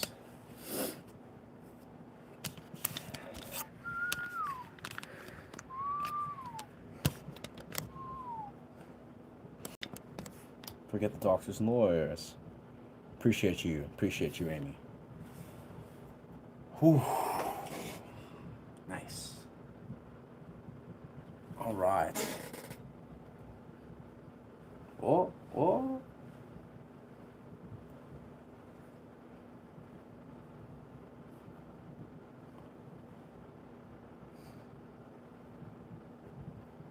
Yes, sir. We're in the indoor world. Probably prepare some sweet potatoes, because, yeah, get hydration. Best doctors are all online. Yeah, it's like the best doctors, I'm sure, are those that are like learning, you know? They're students. They're open. They're students of medical science. Even if they're old and, you know, they just want to learn. They want to figure it out. This is my light glove. My new color palette set that I made. You can kind of see it. This is my color set. All these rich reds and purples, and it's great. All right, let's see. Let's see.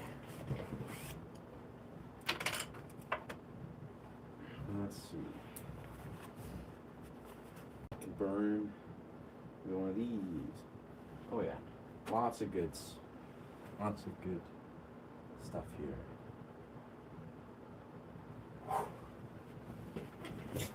Ah, okay. 22. Word, 22. So it's 10 o'clock. Wow. I like to be here when I can. Nice. Yeah.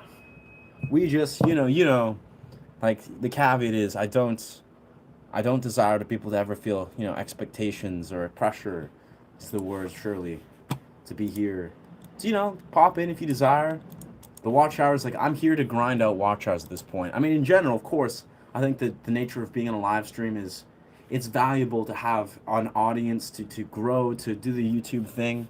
But of course, at this point, I'm at a very particular point where I'm like really desiring to grow these watch hours, which is honestly not that complex. It literally just means for the next 4 weeks, it's valuable to just get watch hours. And how part of it, part of my own exploration as a YouTuber is like to find the way to unlock long format YouTube. That's a part of my quest. I've spoken this once or twice. I'm on that quest. Whatever is the answer, I think I have a strong idea, but I also don't really. Of what it means to do a long format YouTube and higher numbers. And it's an interesting quest. Honestly, it keeps things interesting. I'm very open to learn, to be like, one day I'll unlock long format YouTube. I'll get those long format watch hours, and if I could do it soon, it'll be beautiful. I will successfully get the 4,000 watch hours. If I do it later, then I also win, I get to grow my stream audience, and I get to have fun doing streams before I get, monetized. It's a win-win. Really, one is just more of a grind, but I'm okay with the grind, so to speak. El Salvador. Whoa. That's awesome, bro. El Salvador. Wow. El Salvador.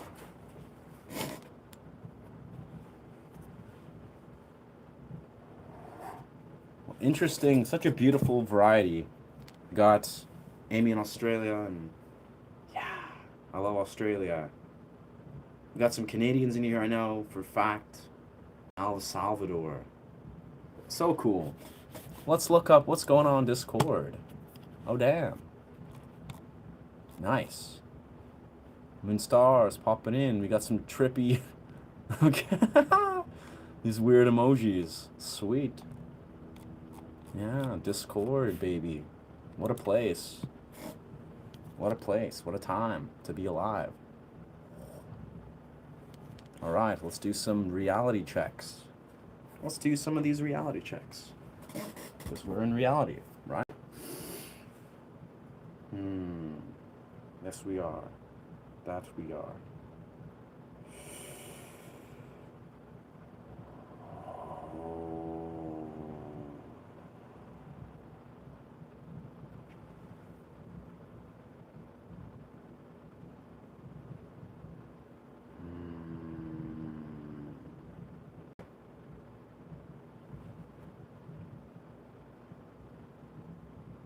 Yeah, this is gonna play out well.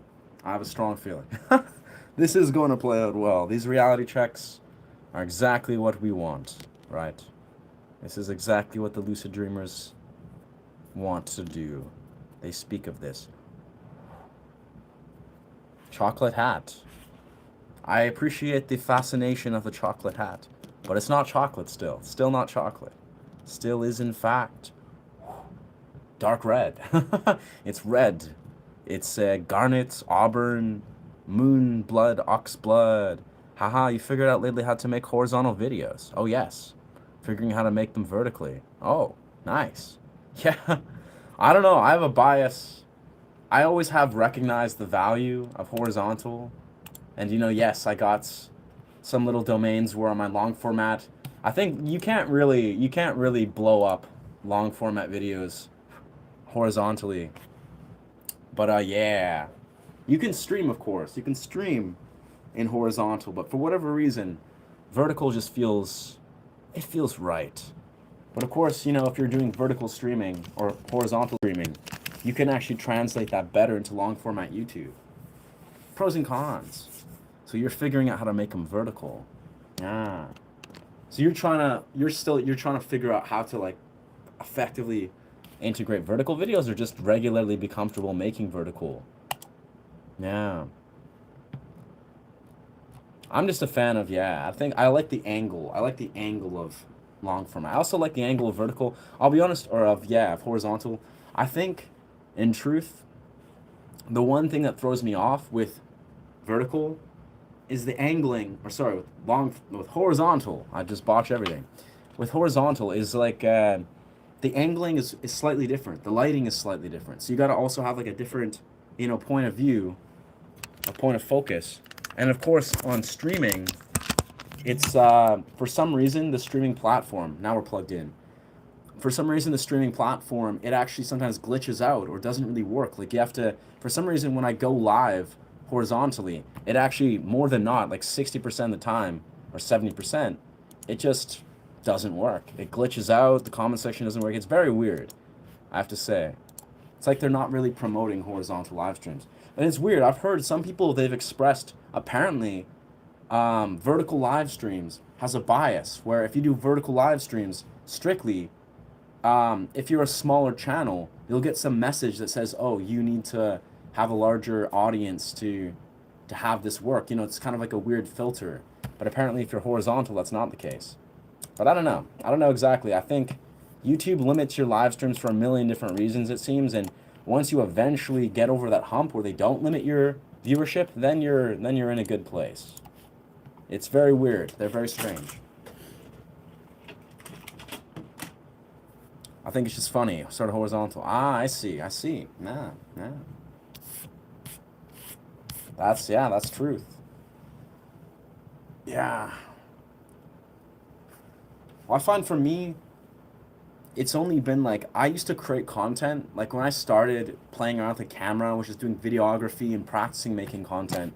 I did it on a DSLR camera.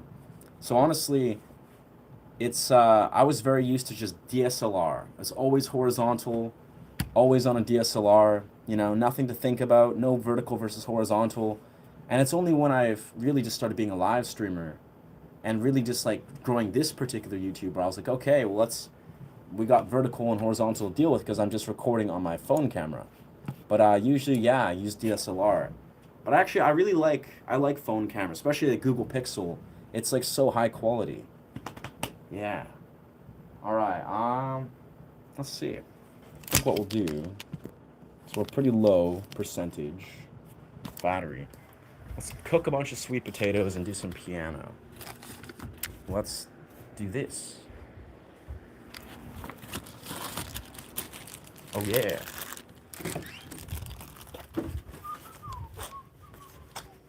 We'll charge our phone later. That's a later future problem.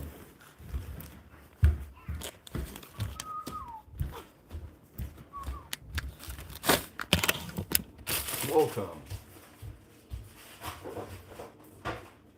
This is now a cooking live stream. Yeah, we're a cooking live streamer now. We're not teaching guitar anymore. That's not what we do. We're just gonna be cooking. This is a cooking channel. Welcome to the cooking channel.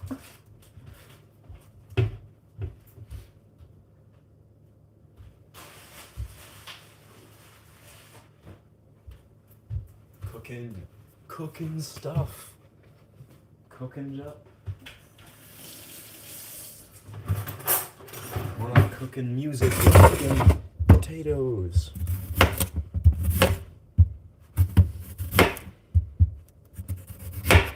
Naturally.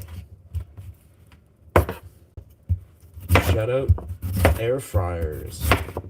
When you don't have time, but you want to eat. You want to eat stuff. You want to transcend time and space. You just use air fryers. If you're addicted to potatoes like I am.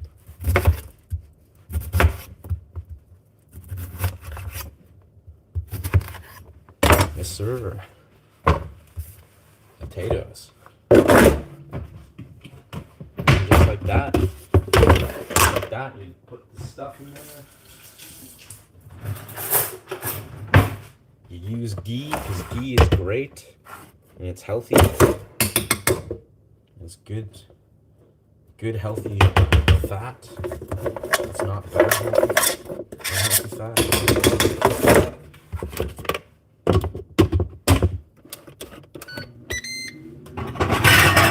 And then of course, you just play piano while you're waiting for food.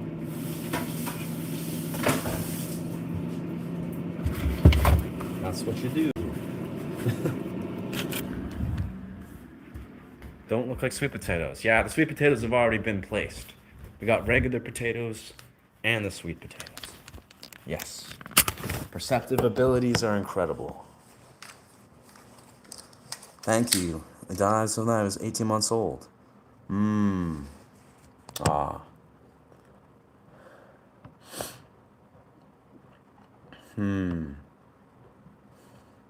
Really, when you talk about death, I tell the truth, I don't fear that I welcome my toddler's son. Ah. Yeah, it's... I speak of death almost from like almost like an intellectual standpoint. Emotionally, we're humans, we're emotional beings. We all, we're emotional beings. We're gonna experience grief and gonna experience a lot. That's difficult. That sounds harrowing. And I'm sorry to hear about that. Yeah.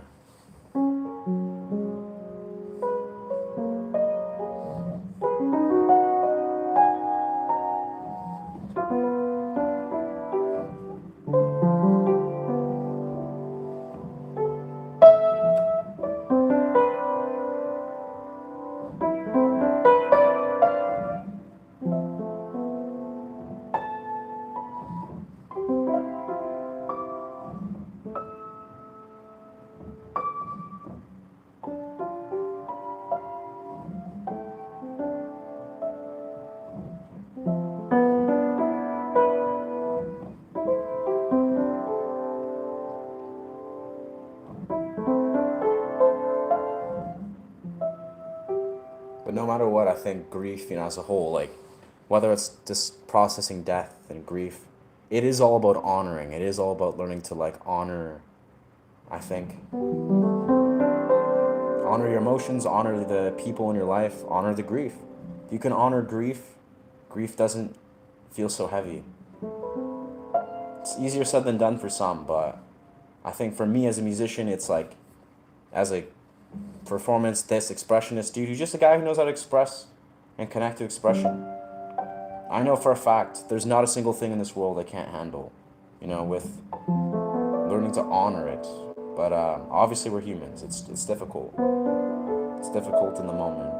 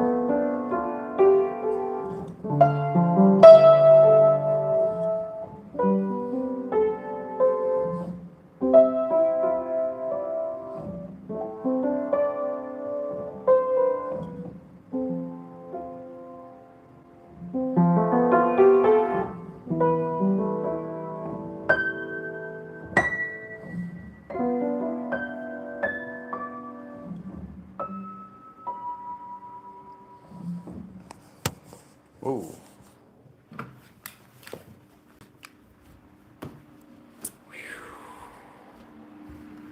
Magic. It's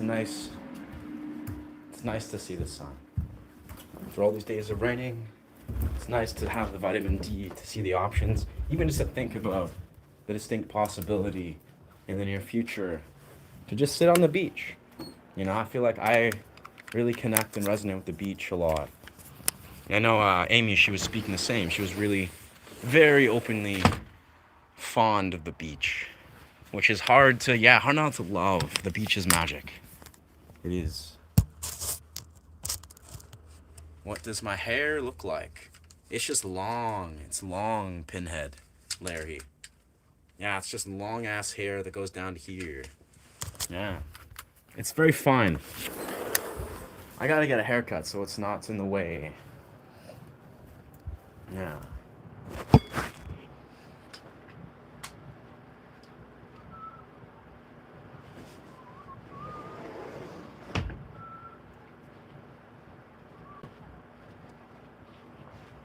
Oh.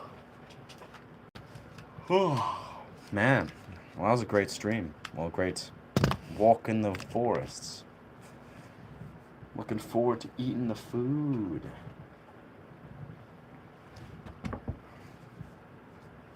Let's see. Human stuff. Social media. We got social media. It's so social. It's so mediarific. So much socialness. So much media. Damn. Yeah. Magical. Loving memory. May rest in peace. Yeah. This is a safe space. No doubt. Absolutely welcome. Yeah, you're absolutely welcome to share. It feels bizarre to be on social media. I've actually told myself the last 24 hours that I desire to basically enter a social media break soon, or for the next 7 days I would love to just not use social media. Still use YouTube naturally, still do YouTube streams and all that, but just stray away from using social media as a whole. And in that, also, engaging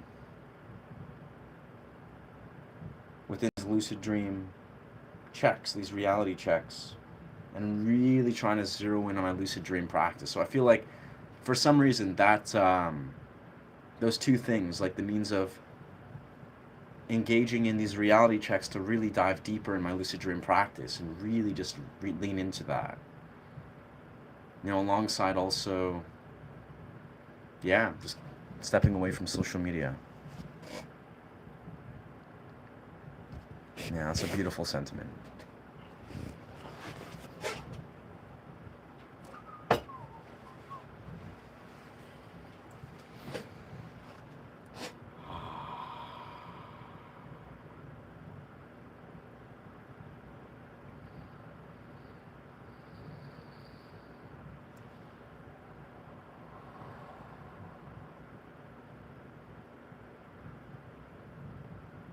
Returning to silence, returning to stillness is safe. It is your haven. It is, it is you. I think it's interesting how it's kind of like this practice of returning to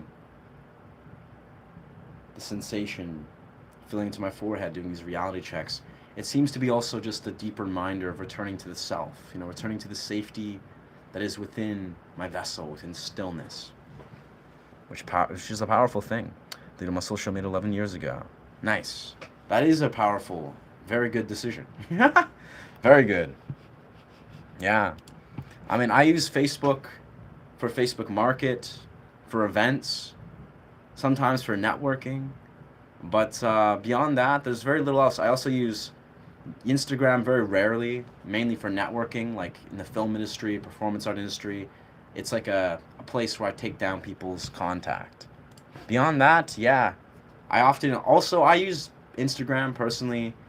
It's like I throw it. It's basically a lot of the things that I put out. Like I make content all the time. That's not necessarily about, professional stuff where I'm just dancing, connecting, going to raves, going to beaches, sharing original music. That is stuff that I don't feel is appropriate necessarily for YouTube. And that stuff I just throw on Instagram. I throw on Instagram to kind of be a blissful reminder to my friends in my immediate community. Because that's the thing is sort of what I do on this YouTube is 1000% extension of what I do in the real world.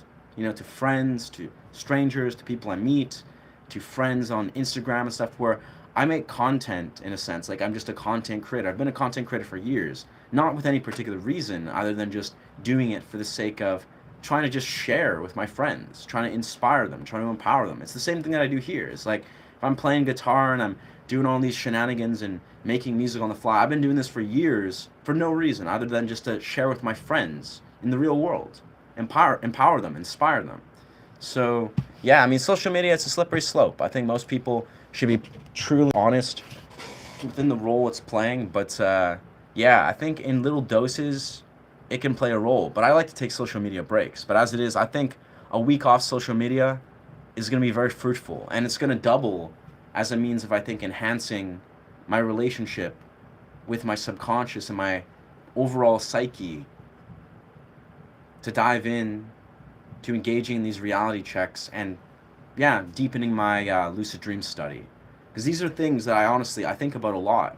And honestly, a lot of these things are out of my control. I don't think inevitably I have a lot of control over aligning my path with intuitive study like lucid dreaming. Obviously, I have freedom and any right to drop social media, to disconnect from my phone. And often I do like to exercise that. But it's almost like it seems like there's a divine alignment of where I'm at in my life that is requesting me to step away from social media and to dive into this lucid dream study.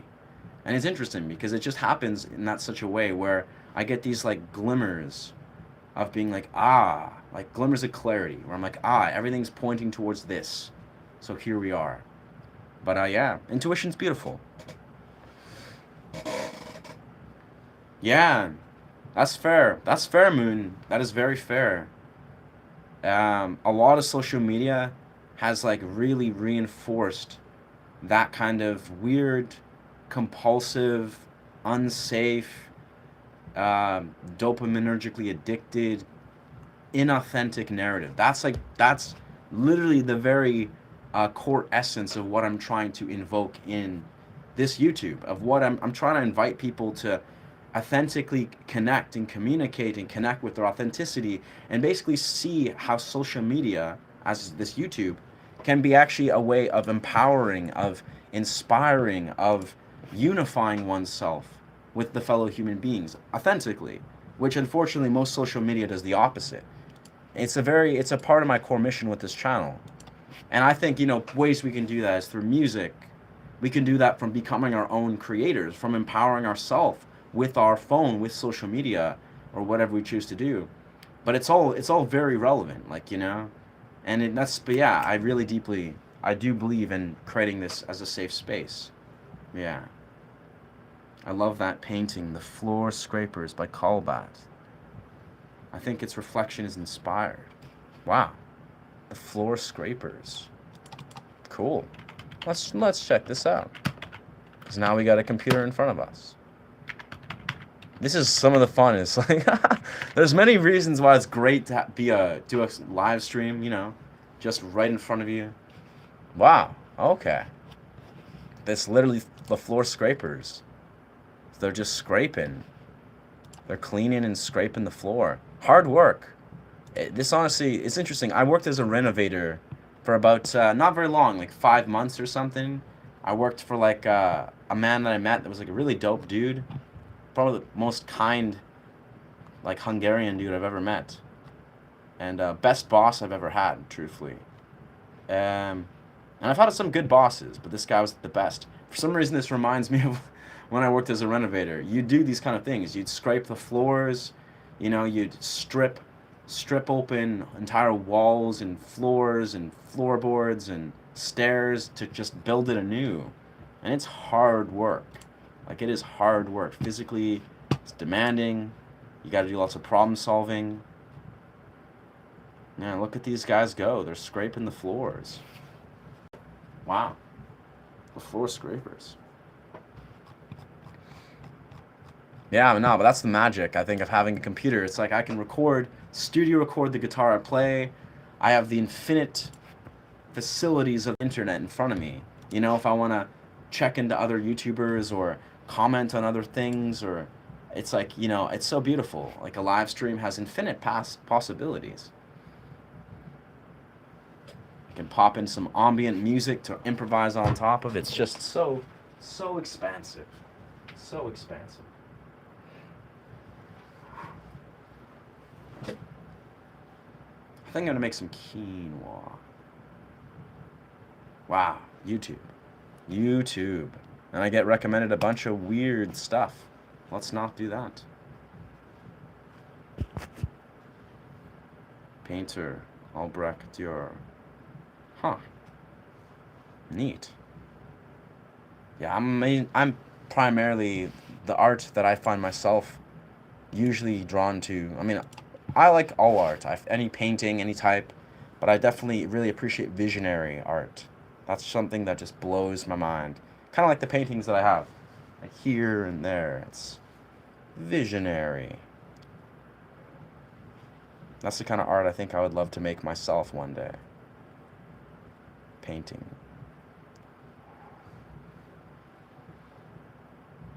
Whew. Dopamine. Let me make some quinoa.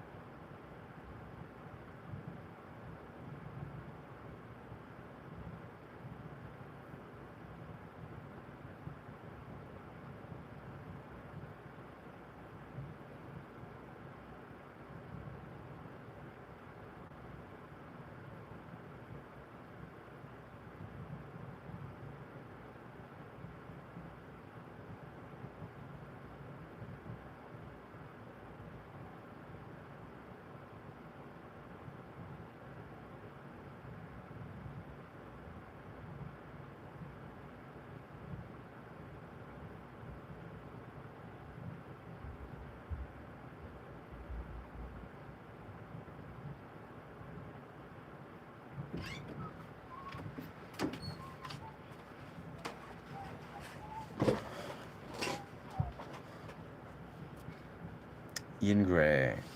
Nice.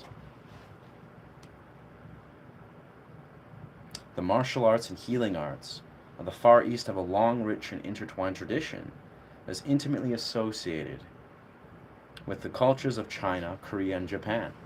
Over the millennia, these cultures gave rise to many innovative spiritual and philosophical traditions, which served as the foundation for evolving their own unique healing traditions, and most notable being the Chinese medicine. These traditions gradually merged with one another, assimilated Western medical concepts, technologies, and evolved into eclectic, homogeneous systems of integrated medicine, espousing a holistic approach to health and wellness. Today, there are many different types of healing arts practiced under the umbrella term Eastern medicine. They can involve anything from modern biomedicine to ancient shamanic rituals. Above all, however, Eastern medicine is widely valued for its holistic, preventative-oriented emphasis and its ability to treat a wide range of illnesses for which Western medicine has no immediate answers. Very nice. Wow. Yeah, I'm right now reading this Essential Anatomy for Healing and Martial Arts. I've had this book for a while, but yeah. Welcome. How am I doing? Beautiful. I'm doing great, yeah. Had a forest walk earlier, and I'm making a bunch of potatoes. Yeah, been rocking the stream for about 3.5 hours. It's been great. Yeah. How you doing, Alicia? How you doing? Yeah, right now I'm just diving into this book here. It's a book I've had for a while. It's basically about the chakra or the energy points, acupuncture points, and a bunch of different Eastern medicine sort of concepts. Like the meridians. Something I haven't really focused or studied a lot, but it's pretty cool. Honestly, I've spent time with my partner kind of just like thinking and exploring the little points. I'm like, I think there's a lot here. Time with my partner kind of just like, there I am, whoa. Very nice. The 14 major meridians. My family wrote The Secret of the Golden Flower, Ling Kingdom, Northern Celestial Masters. Interesting. Sect, Quas, and School. Got Bamboo Scroll, Gifting Tradition, Culture, Anthropology, and History. Interesting. And what's, out of curiosity, what's your cultural background? Michael Ward? On your Discord, are you going to make different channels for the different discussions? I've thought about that, actually. I've thought about that moon stars. Definitely. I think I'm very new to Discord. I've never made a Discord before, but that makes sense. I think I'll probably make one channel for like general chat. Second channel will be for like maybe philosophy, or like maybe a chat for podcast, maybe another chat for music, like shares of music. Yeah, something like that. I think that's a good way to organize it.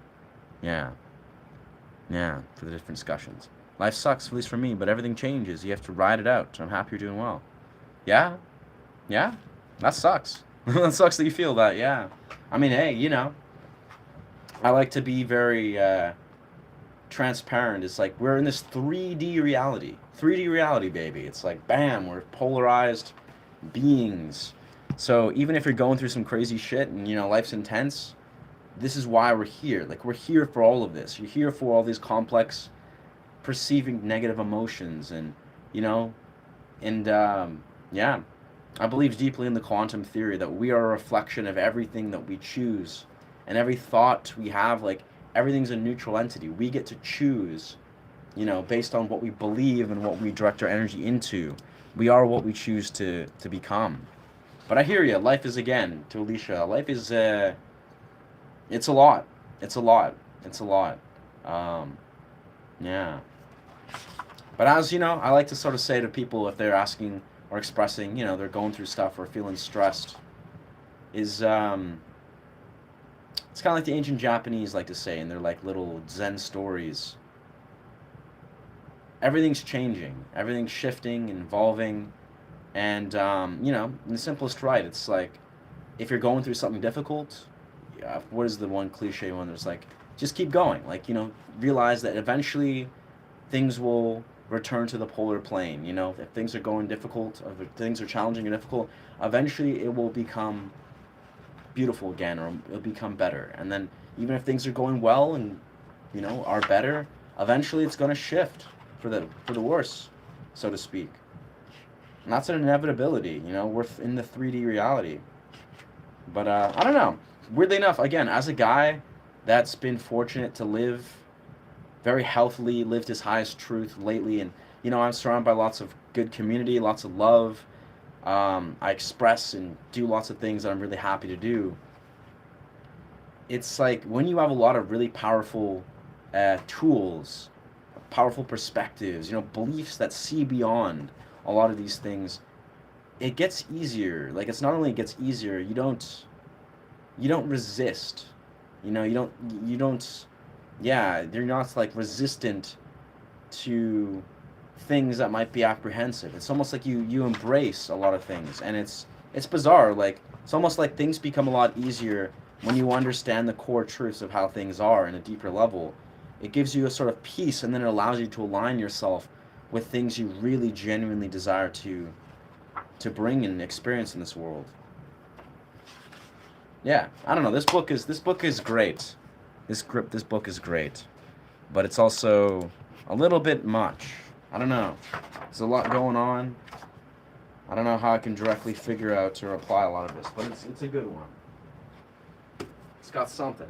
It's got something going on there. You know, I'm a strong believer. Again, like I think in the simplest right, I'm a very successful at transmuting energy.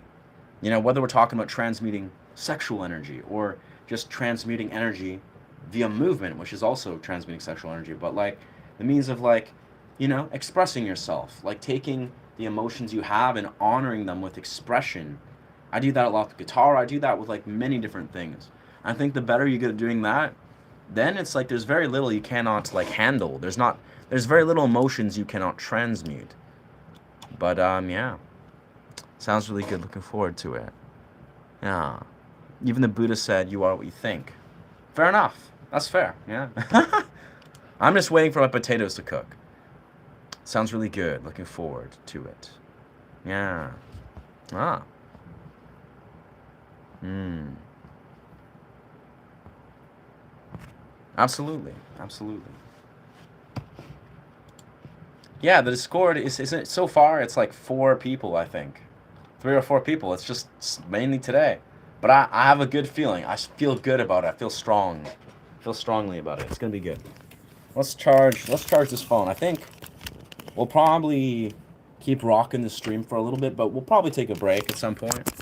It's only wise if someone's gonna walk through tiger country, carry a knife. Buddha. Yeah. Yeah. Yeah. Yeah. I agree with that.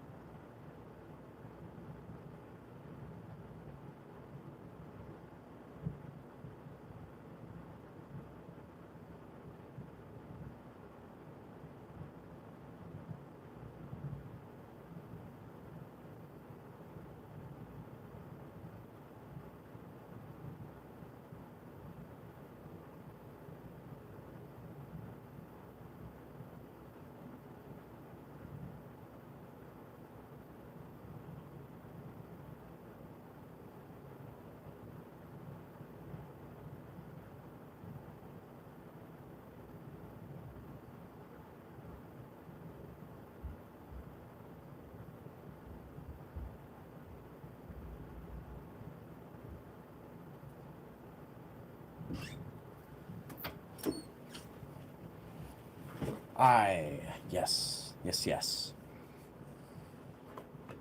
Why is the rum always gone? I love Johnny Depp. I love Johnny. He's hilarious. He's a great actor.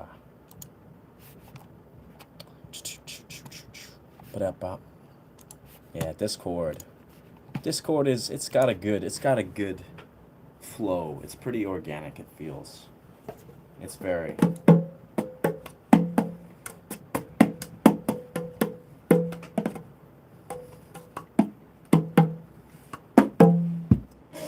We got our boy Lao Su. Lao Su. Seemingly, assuming what he looks like. He's just here. Yes. Wise. Very wise. He's just chilling. Someone's gonna grab? Yes. Magic. Alright. Well, I think for the now, Andrew Huberman, yeah. I think what we're going to do is we're going to put a close to this live stream for this moment. I'm probably going to prepare to go to the gym for a little bit. I think what we'll do is, yeah, we'll prepare, kind of sit in some meditation, do some songwriting, go to the gym for a bit, and come back, I imagine, in the next few hours, and do a nice late night live stream. Yeah. Feels like the move. As much as I feel like I could technically do the stream for another hour or so, which would be fun, but it's like, I feel it's just wise to just like transition. But yeah, this has been magic. This has been, I really appreciate you guys honestly experiencing this. It's been an interesting couple hours. Like, it's been beautiful being in the forests, you know, just exploring this kind of open, free world YouTube style thing. Just going, roaming through the YouTube realm, the forest, that is. It's beautiful. Honestly, I've really enjoyed this. It's been beautiful. And honestly, just a lot of the beautiful insight. And again, it feels really powerful to have the presence of many of you, where it's like the way it contributes, the way I feel like it actually is planting a seed of inspiration in so many ways. That's really magical. It makes me really happy for YouTube. You know, the dimension of YouTube. Yeah. It will grow for sure. Now your link is on your post. Yeah. For sure. I don't know. I don't even know. Like, I've just had people request for Discord. But I'm sure Discord, like, if I think about it, right?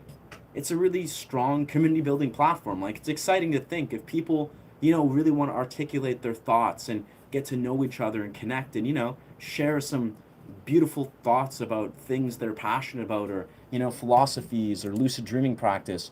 And then we could have these discussions further. It's like, that just seems brilliant. Like, that's really cool. I think it's, yeah, Discord definitely seems like it's an intention builder. You can deepen your intention and etc. Yeah. Vibrations. Yes, sir. You said it. The vibrations. Yeah. Like Scott Welland. Wow. This I've never... Scott Welland. Interesting. I've gotten some beautiful compliments of who I look like. Ah. American Star is the lead vocalist of the rock band Stone Temple Pilots. Wow, okay.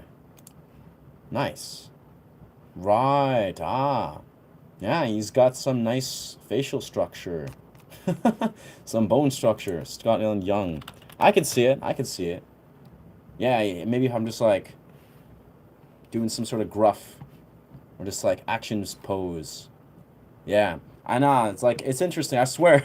What the plan is I think what I'm gonna do is I'm gonna take all these people that people say I look like, and I'm gonna just start doing impressions. I'm already starting. I'm learning some Heath Ledger impressions, do a Daniel Weber impression, do some Axl Rose, Bon Jovi impressions, and then I'll just go through all the impressions. I don't know. I don't know. It feels fun. It feels great. Yeah. Amazing. Magic. So do you. Yeah, Stone Temple Pilots. Word. Good to know. Honestly, he looks like a dope as fuck dude. I'm honestly not familiar at all.